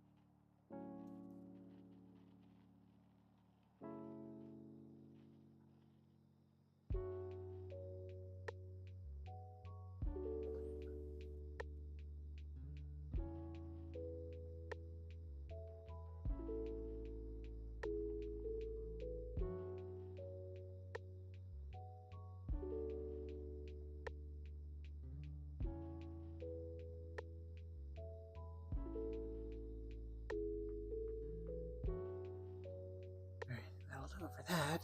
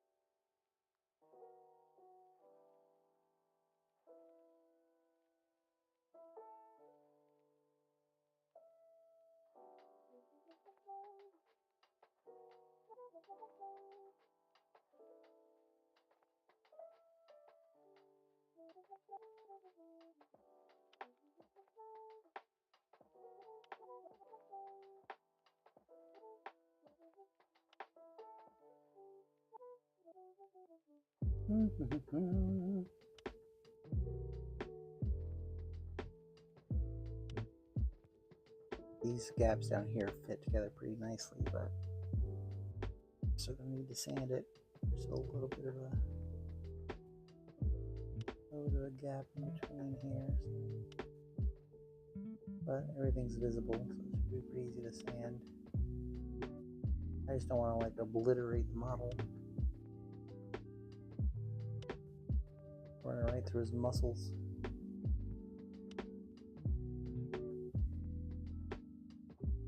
I'm gonna do this part very, very lightly.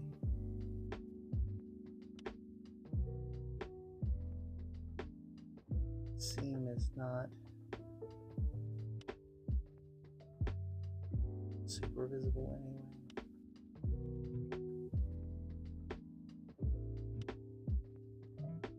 Do it.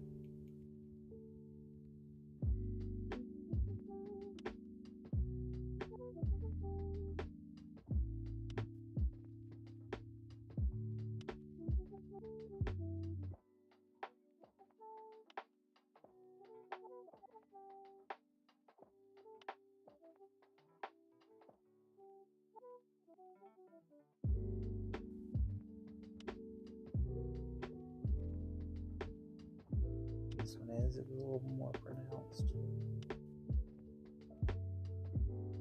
There was an actual like difference in size right there. Like that sanded.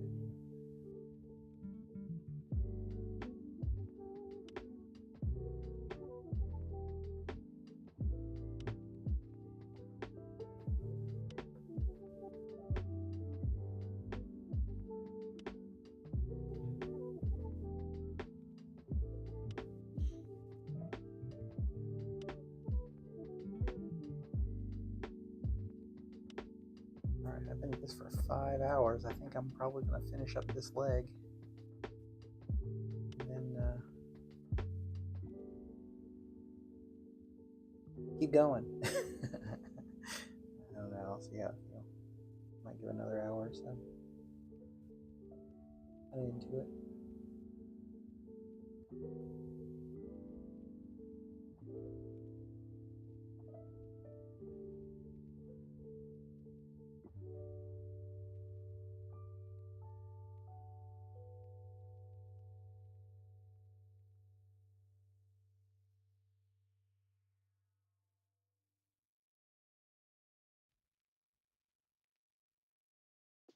Yeah, it is.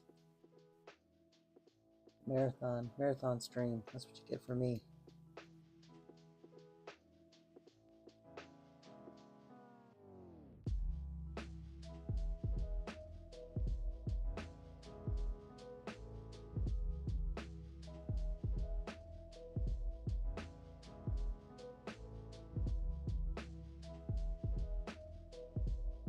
I haven't talked this much in a while.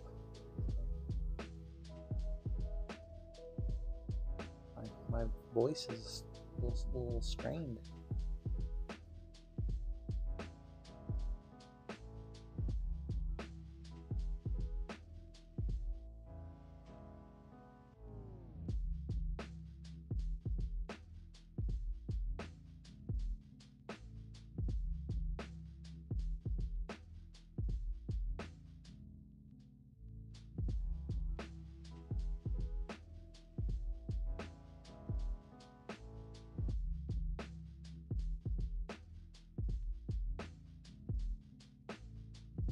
Yeah, I did. I got quite a bit done, I think.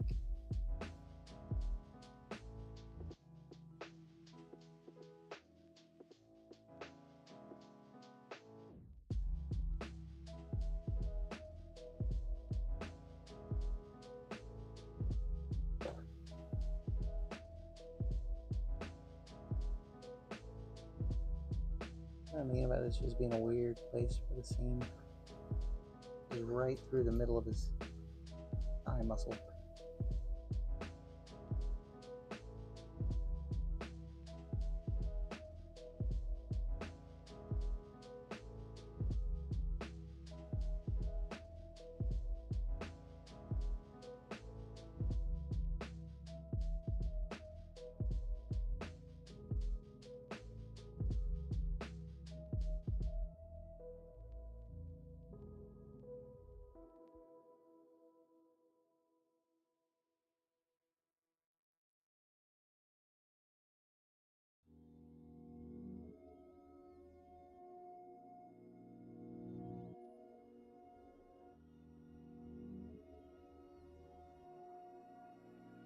A lot of sand in there anyway.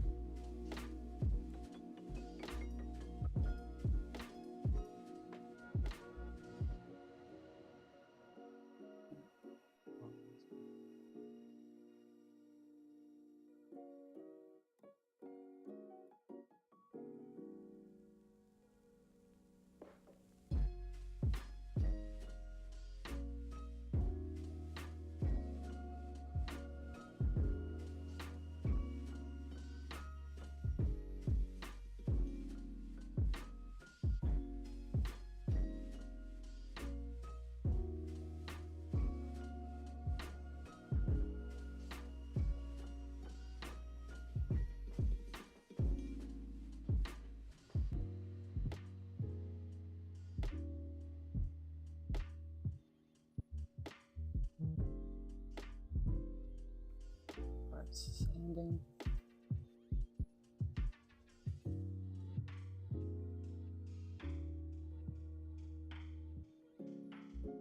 Alright, those are going to be ready for sanding.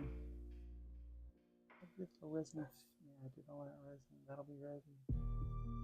Ready for the next round of sanding. I think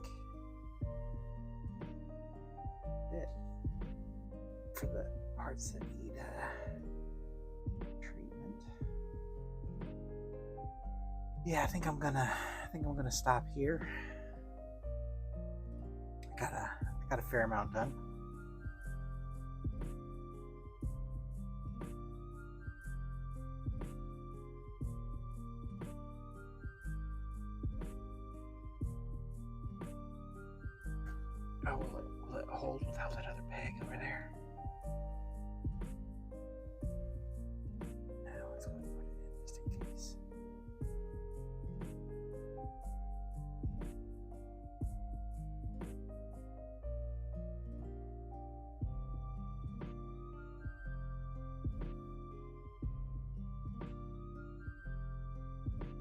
Cool. Starting to look like something.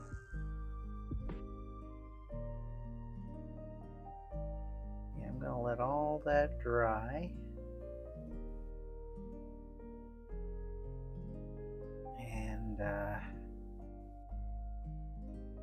tomorrow's session, I'll be sanding and priming.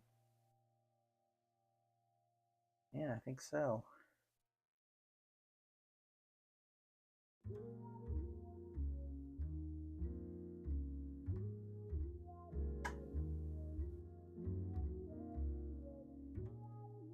A bunch of schmag I gotta keep clean up here. Bunch of loose stuff. Gotta do my last sanding.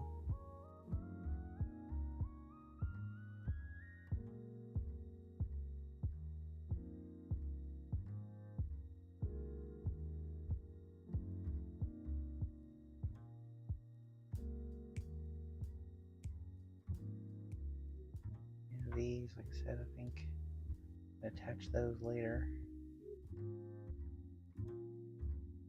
I can't figure out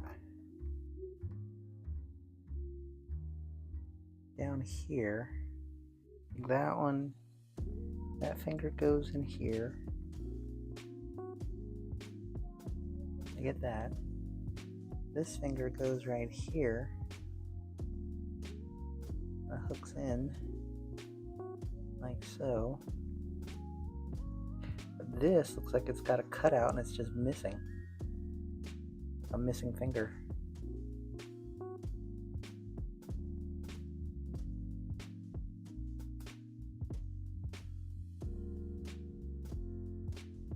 There's a hole in the base. Well, I'm not gonna worry about it. Really can't see it. If you do, who cares? And this little piece of fire locks in there like that. Nothing I can really do about that.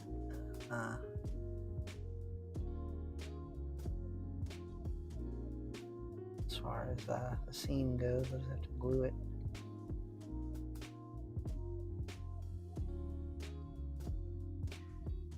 And this arm, I think you got it.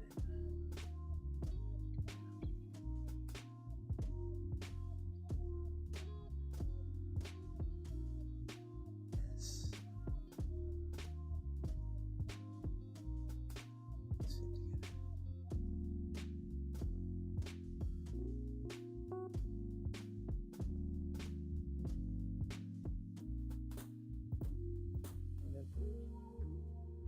Trim down that key a little bit. It's gonna be fine. Got some weight to it.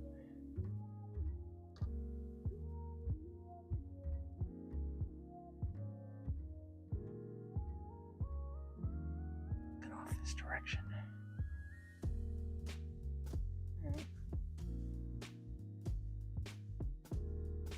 I'm gonna let all this stuff dry and pick it back up tomorrow. Right now, I'm gonna go see a man about some dinner.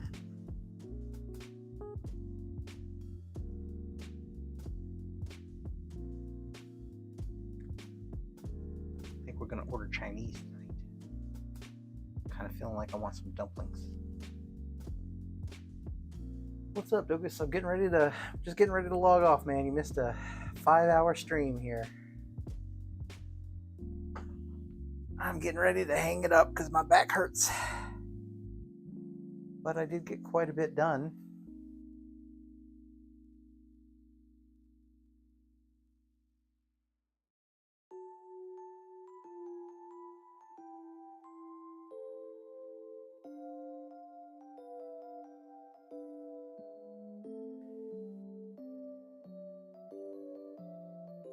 Let's quick clean up.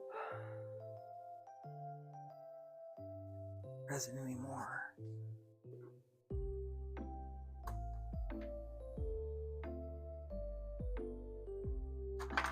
All right, well, I guess you guys don't need to watch me clean up. I'm gonna log off and I will catch you hopefully tomorrow. I'm looking forward to jumping back into this project. So hopefully after work tomorrow, I'll be back on. Take it easy.